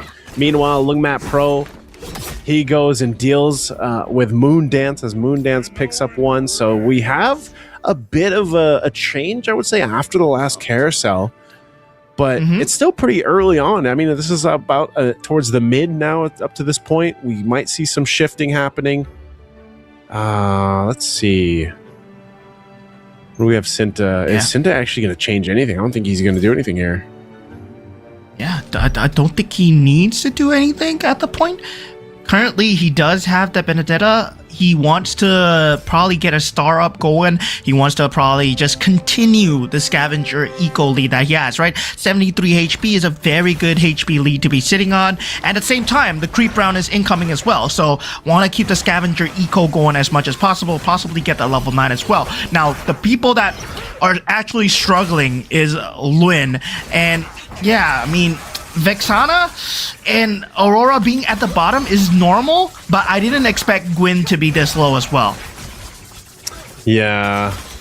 Oof. Okay.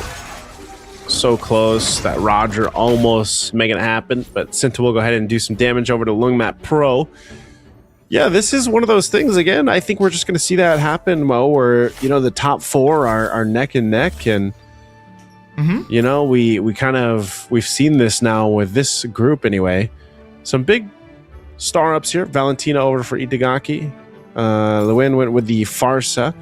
He's also still got a bit of the Toy Mischief. This is what we saw before, and also these last go cards being picked up here. So some healing fountain to top up some of the commanders here, and then we've got, what do we got for Itagaki? He went prime selection, so he's got one of the magic crystals. Same thing with Zero. Yeah, at this point, they're really hunting for the synergy and hoping that the synergy can pull them through, especially in the later stages of the game here. We are already at the 3rd go-go card. Everybody is supposed to be at level 8 or level 9. They are rolling through that 5 costs heroes, and yeah, Luen not really having a good time at all. I mean, he is still having the scavenger build, but at the same time, right, he has yet to found any direction, and this is very important when it comes to auto battle, right? What direction are you going for? What's your main piece? What's the build that you're going to play around, you need to have a damage piece, you need to have the peel piece as well, right? For example, if you're going for Ling Toy Mischief, you gotta have the building blocks for it, and Barats is really one of the pivots that you can go for as well. So Barats provides a very good front line, as well as making sure that the Ling really doesn't get damaged too much, especially since he's always jumping into the front lines. See what's going to happen here. Gron versus Itagaki. This could be pretty spicy, but the Valentina... Oh, Valentina versus the Ling. I don't know. Tempest of Blades used up, and Itagaki. Oh, that was a tough one. Brought him down to 7 HP. Meanwhile, a little bit of a shot here. Cinta still surviving. He's scaled up pretty well. And now Zero will take a shot too, bringing him quite low. The next round we might see Zero or both Itagaki bow out.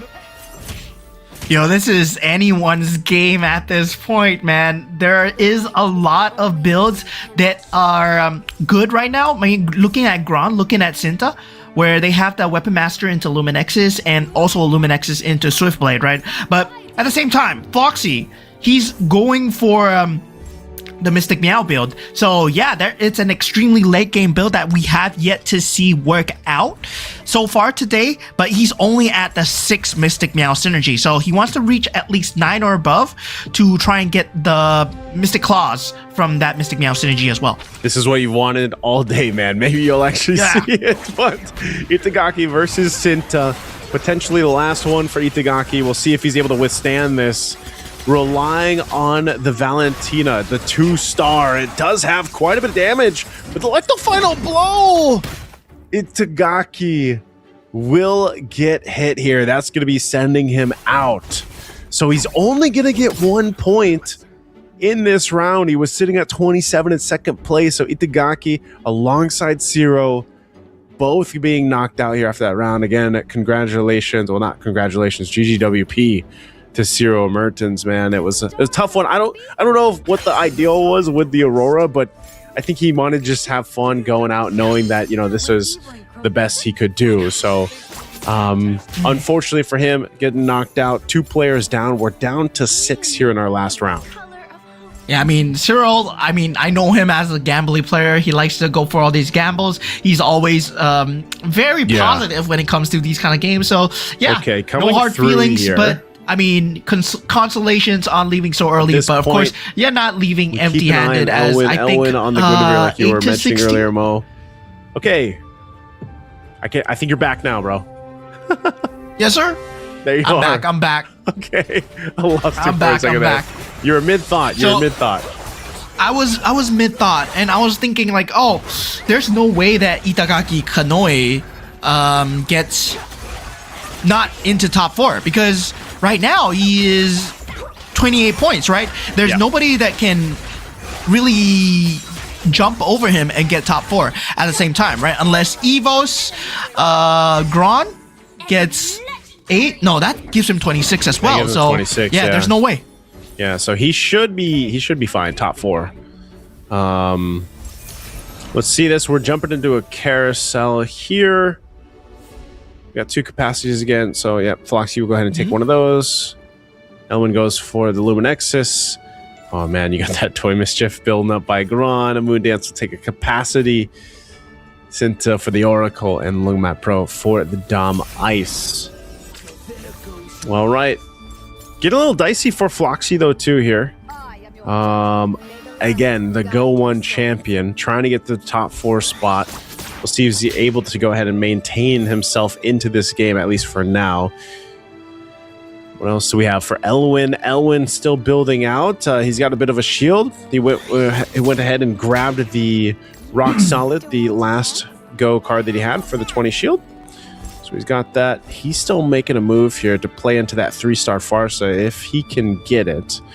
Relatively close, but also we've seen this before, Mo, you know, where you have the Rafaela and that Florin to go ahead and help that out with the Luminexus. So should be, even with the Rock Solid, the shield that he was able to go ahead and buy time for. See if he can win this round against the Lumat Pro. Lumat Pros have been pretty strong so far, but this might actually be enough. if he can. Again, Farsa providing quite a bit of damage. This Roger might be a problem though here. As long as they can clear that out, looks like he should be able to. Again, just with the pure survivability and the amount of magic damage he's able to bust out, Elwin will do some damage to Lung Map Pro and buy more time. I mean, at this point, Luin, he does have a very good build compared to Long Map Pro in terms of just late game scalability alone, right? Glory League and Defenders, yes, there is going to be hybrid attack and hybrid defense, but at the same time, there's no damage coming through. That's why Luin was able to get the damage. Now, Floxy, at this point, he's at 1 HP. His Molina's Blessing has expanded. So he's looking like he's about to be eliminated. He's not going to go 2, maybe. I don't know what's going on. Maybe Floxy has been sitting on his laurels for too long. He was extremely smart in Go 1, but MRS 5, man, this is the group of death. Yep, group of death taking a peek here at Elwin against Gron here. Once again, this combination works really well. He's just got to deal with this Ling. The burst also coming out with the Edith alongside him, and it might not be enough. Luckily, he still has a shield, but that's also Floxy getting knocked out. So we have to say GG's to the Go 1 champion as Floxy isn't able to move forward. And once again, a battle here up top. Yeah, this is just an unprecedented turn of events here, right? Nobody expected that EECA would have no representation here in MRS Season 5 because they were the champions of Go 1. And yeah, it seems like the meta has been much more harsher on them than it is right now. But right now, we're looking at Itagaki Kanoe getting the top spot, Sinta, of course, in that top 4 as well, Longmat Pro, and yeah, one of the guys, Grand Moondance or Lun, whoever takes this here. Now, looking back into the game on focus, right? Sinta MCGG pulling ahead at 75 HP. Meanwhile, Gran, he has that 6 toy mischief. So that's going to be a very scary Ling to be dealing with, especially if the itemizations are on the Ling. And yes, it is. Yep, just like we saw in the previous game 4.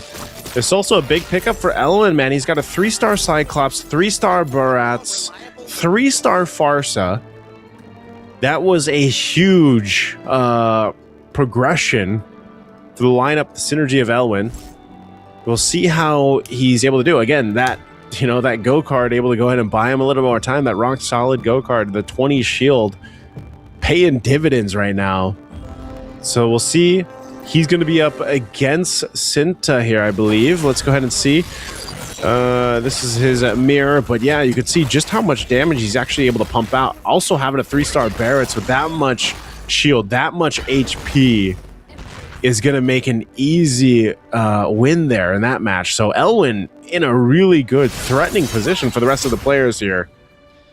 Yeah, but there's something that is on the backs of everybody's heads, right? The cancer, the crazy combo, the insanely scary Ling Toy Mischief that's gonna come and get you, right? That Ling Toy Mischief coming out for Gran, man. How do you stop that, right? You want to build an Iori? You want to build something else? I guess it's too late. There's not gonna be enough lockdown. This is exactly what we saw winning game 4, Be a good question if one of the players can figure out exactly how to deal with it. And yeah, maybe it just might be that. The Iori might be a lockdown thing. But even so, I just think at that point, especially with the items, the rest of his lineup has the front line. It's going to be tough to deal with here. So let's take a look. Lung Map Pro trying to hold on. He's got his own shield though, so he does have a shield. He's going to be dealing with Gran. This is what we were talking about. See his Roger, his front lines doing okay. It might come down just to having that Ling with the missiles. Did he solve the equation? Lung Map Pro trying to make it happen. Still the Ling's going to be up, and he's just got free reign. So nope, all the missiles, all the plumes of the world, didn't even need the Temps of Blades, and we'll make it happen. Yeah, this is worse than game 4 because Gron this time on the Ling, he has a scythe. So there's extra added damage as well, right? While the Ling is just sitting on top of the ivory tower, just looking down, you know, there's a little Red Riding Hood coming forward and slicing your units as well. So yeah, Gron is adding damage to your wounds here, and yeah, it's just so hard to watch. But Cinta, well, he does have the Weapon Master. Hopefully, does get that 3-star Benedetta. If he gets a 3-star Benedetta, that's a 3-star 5 cost. Maybe that's the way here. But looking like the Indonesians are going to be the top 2 here. Yeah, it definitely might be. So taking a look at Cinta versus Elwin. He's got the Weapon Master Luminexus lineup we've seen many times. Elwin fighting to stay in it too here. Very, very good. Once again, that Bratz is just so tanky, man. And that's going to be good enough to keep him in. So there'll be a shot there back and forth on both sides. 2 HP now for Moondance. As we go into potentially our last carousel, unless we get all the way a little bit further here. See what they end up taking. Moondance will go with the Synergy, Elwin as well for the Mage. Capacity for Cinta. Okay, and a Lancelot for Gron, man. He actually goes for the... Gron already is deadly with the Ling. Uh-huh. And now he gets... Wait, didn't he? Yeah, he did pick up the Lancelot. So he's got the Lancelot. I don't know if he's going to use it or not. He just 2-starred Terry Bogard. What else do we see here from Cinta? I don't think it fits into his current lineup, right? Where the Phase Warper is not really a big deal, right? He's better off taking the gold, trying to find a 3-star Ling. And yeah, he currently has 5 pieces of the Ling. So I think he's just 4 pieces away. K. Either or.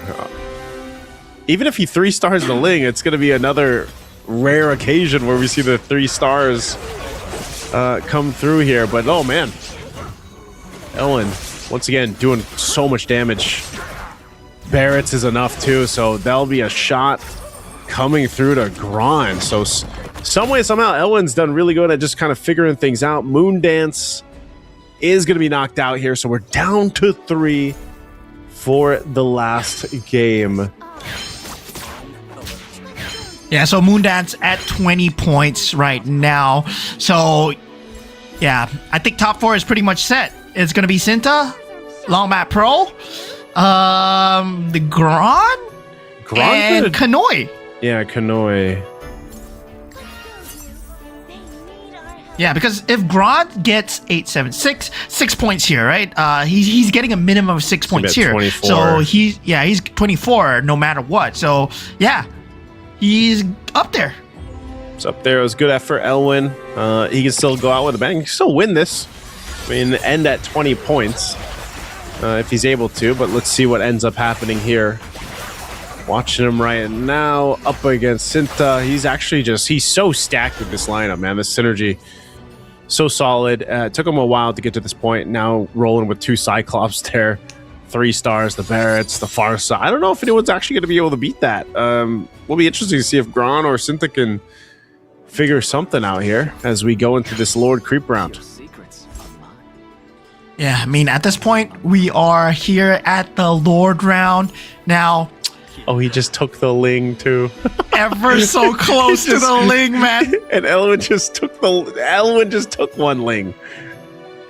Oh man, this is on purpose, man. These guys are trolling each other on purpose. Because yeah, just now I saw Gron. He was holding on to a Benedetta just in case, like the Benedetta came out from Cinta as well.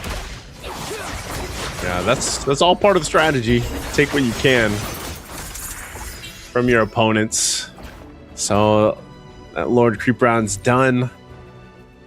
I don't know, man. I think Elwin's got this. Mo? You think so? Yeah, I think he's actually gonna be able to. I think he's gonna be able to win this. Let's see. What do we have? I believe 2-star Lance. Oh, 3-star Lance. 3-star Lance. Oh no! Again for the second time in this group. We see the 3-star Lance. I mean, he doesn't have what is he going to switch items-wise here? Okay, yep. He goes, win a crown, enhance war axe, enhance antique cuirass. Oh, man. Cinta's got the 3-star lance. He's so beefy. Oh, my goodness. There's just... It's so much damage. It's unreal. And just the tankiness with it. All right, that might be the cap. Unless someone else can get a 3-star, 5-cost gold. 5 gold cost, man. What a move. And there you go. Yeah. For the second time. Much HP? You know how much HP a 3-star Lancelot has? 60,000 HP. With 1,000 damage. So, yeah, good luck to everyone else. And he's 1 away from 3-star Benedetta. I was going to say, he's 1 away from 3-star Benedetta. Game of speed. And one of the Benedettas belongs to Elwin. So if Elwin loses here... Oh, man, what's going to happen? This is so intense.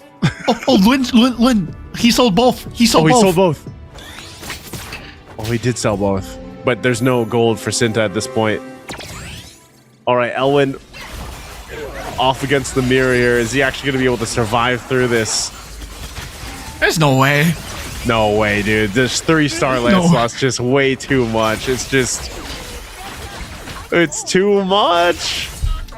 Gron takes a hit. He bows out. Elwin as well. We got our first place finish for Cinta.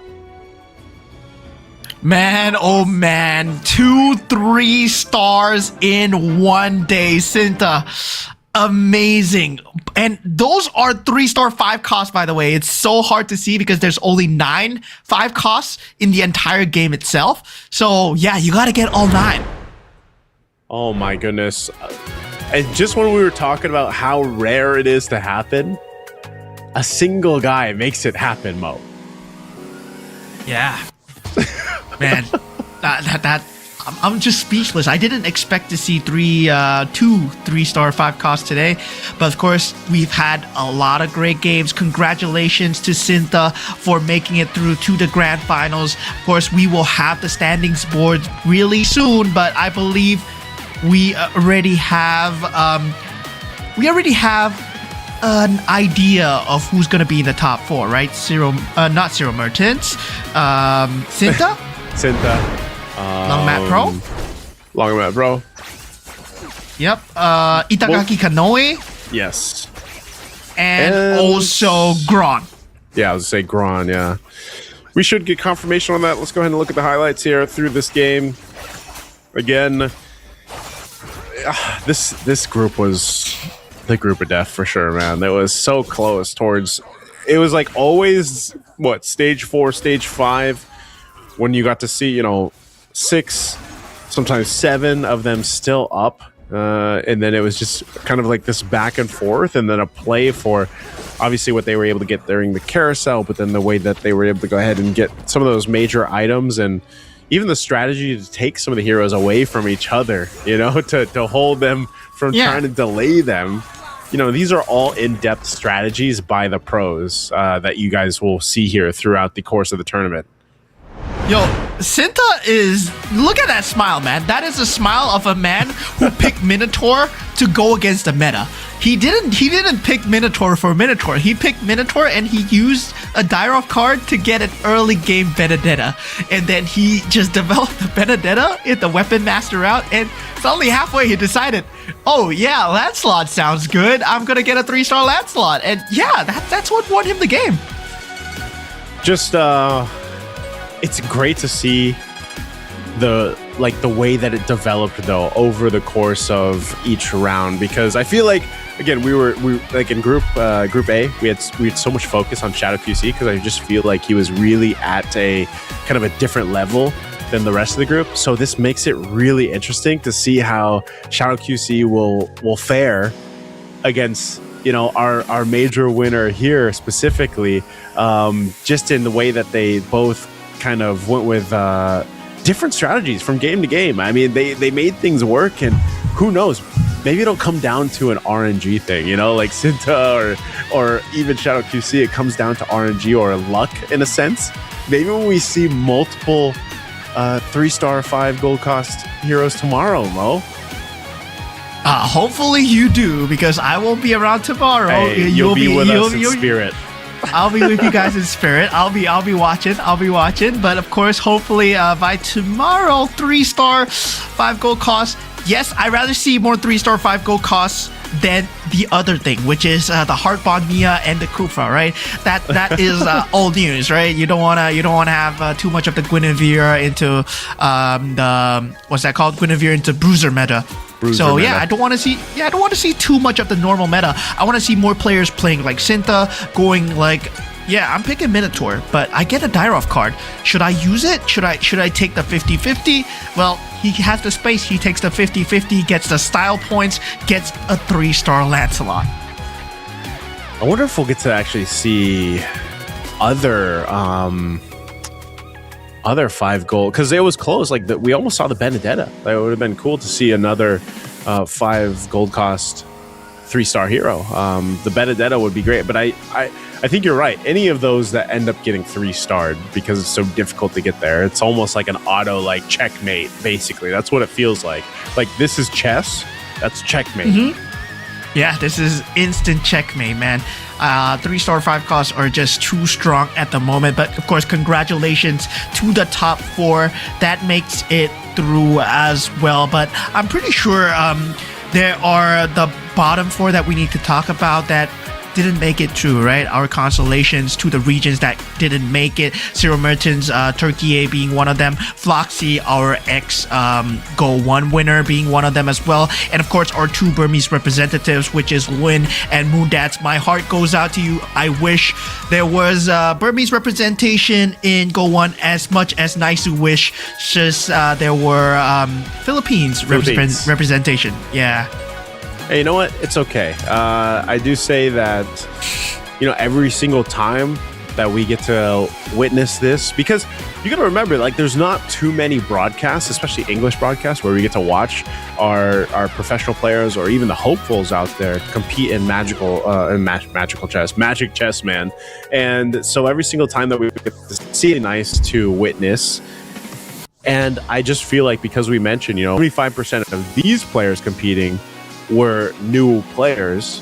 Well, at least for us now too, I think every single year, every single competition, we're actually going to be introduced to, of course, familiar faces, but also the new faces that come through, go through the Rising Star qualifying to get to this point, and hopefully we get to see Magic Chess Go-Go continue to just grow and grow and grow. And I think even when we look beyond the horizon over to Go 2, it'll just be nice to see eventually where we land, So this has been really nice. I know it's been it's hours or so that you got to witness a whole bunch of clashing here on the board, man. 10 rounds. We've gone through 10 rounds, 16 players, 2 groups of 8.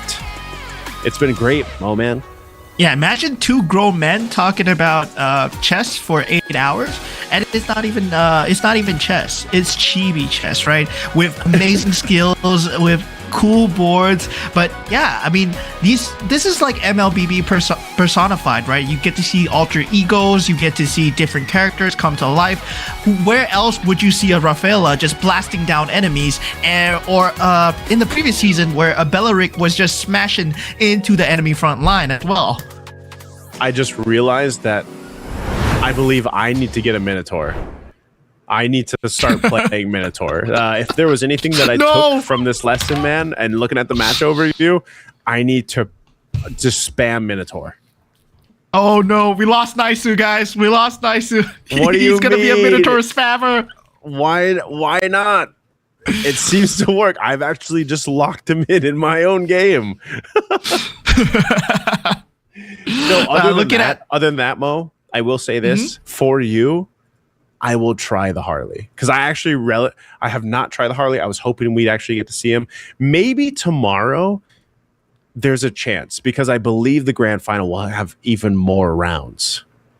Yeah, I mean, there might be a chance, but there's no chance that they use it. Zero Merchants is gone. So, yeah, Zero Merchants is the only guy that will use it. Breaker.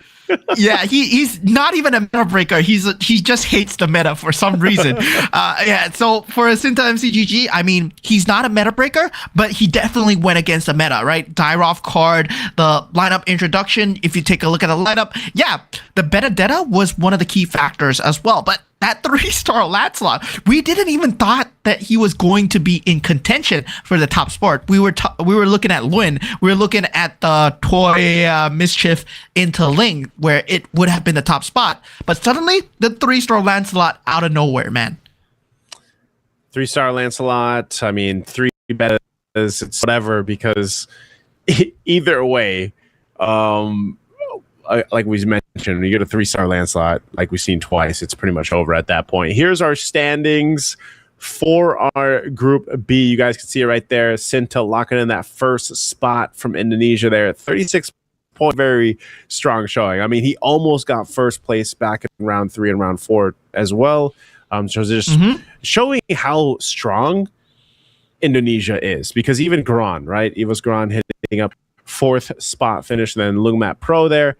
Itagaki Kanoi from Malaysia. So just really good representation from Group A, of course, and Group B. And hopefully the bottom 4 there, like you mentioned, Moondance, Floxy, Eloin, Zero Mertens, they can come back stronger. And maybe even eventually we see more representation from other countries.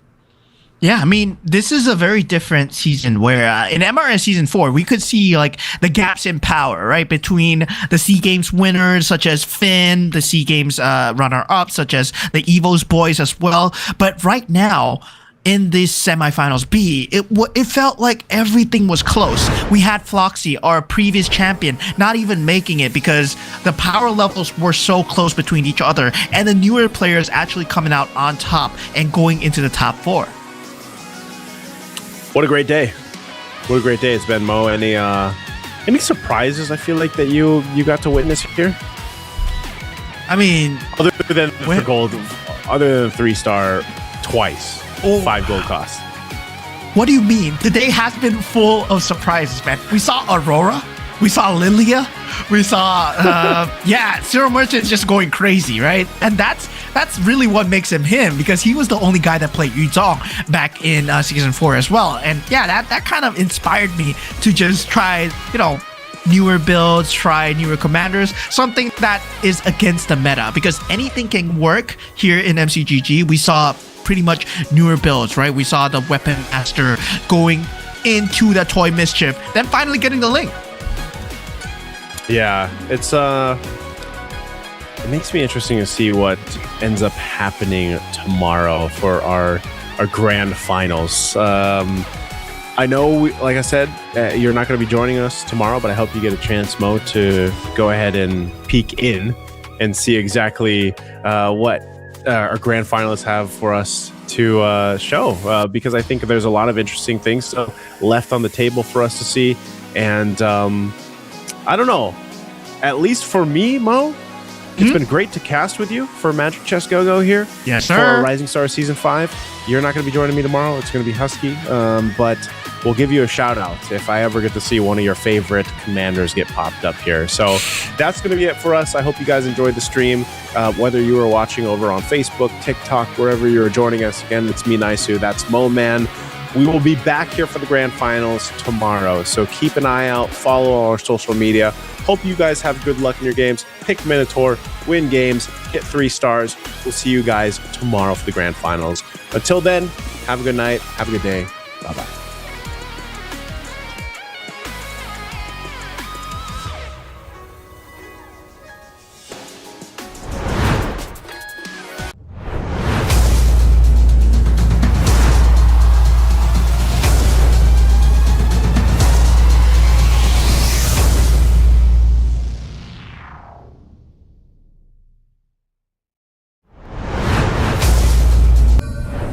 And she will return.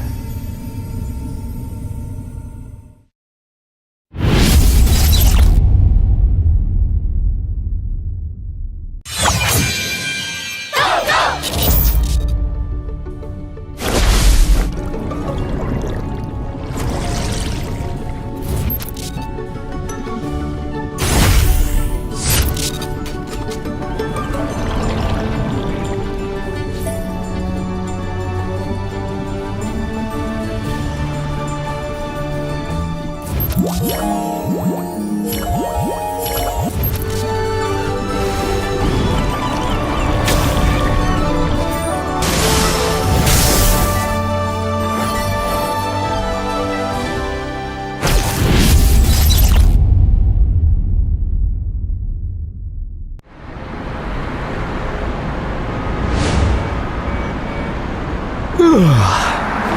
I'm drained. Yeah, same here. Oh, have you heard the rumors about that group of masked vigilantes? Of course, the ones fighting evil and upholding justice every night. Some say their power gives off a bright flash, but no one knows who they are behind those masks. Ah, a light in the darkness. Sure sounds like justice. Well, I hope they're the real deal. Yeah, the nights would feel a lot safer.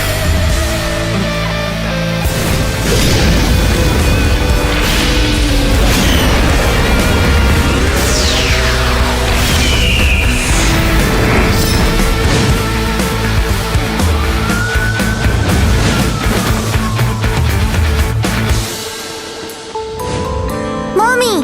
Mommy! Is the lady with the glowing lollipop coming tonight?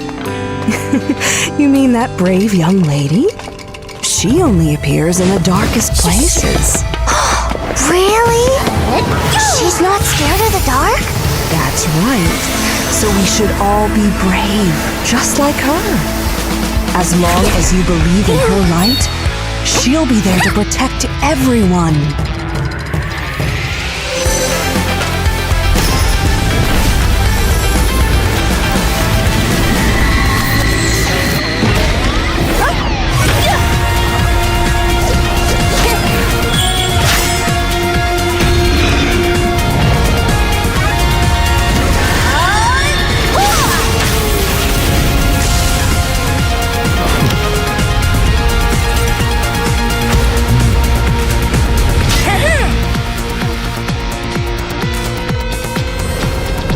A new crisis is brewing. Once more, the masked guardians must unite.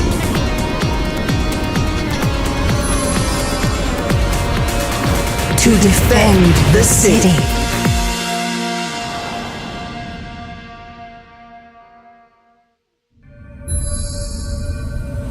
And she will return.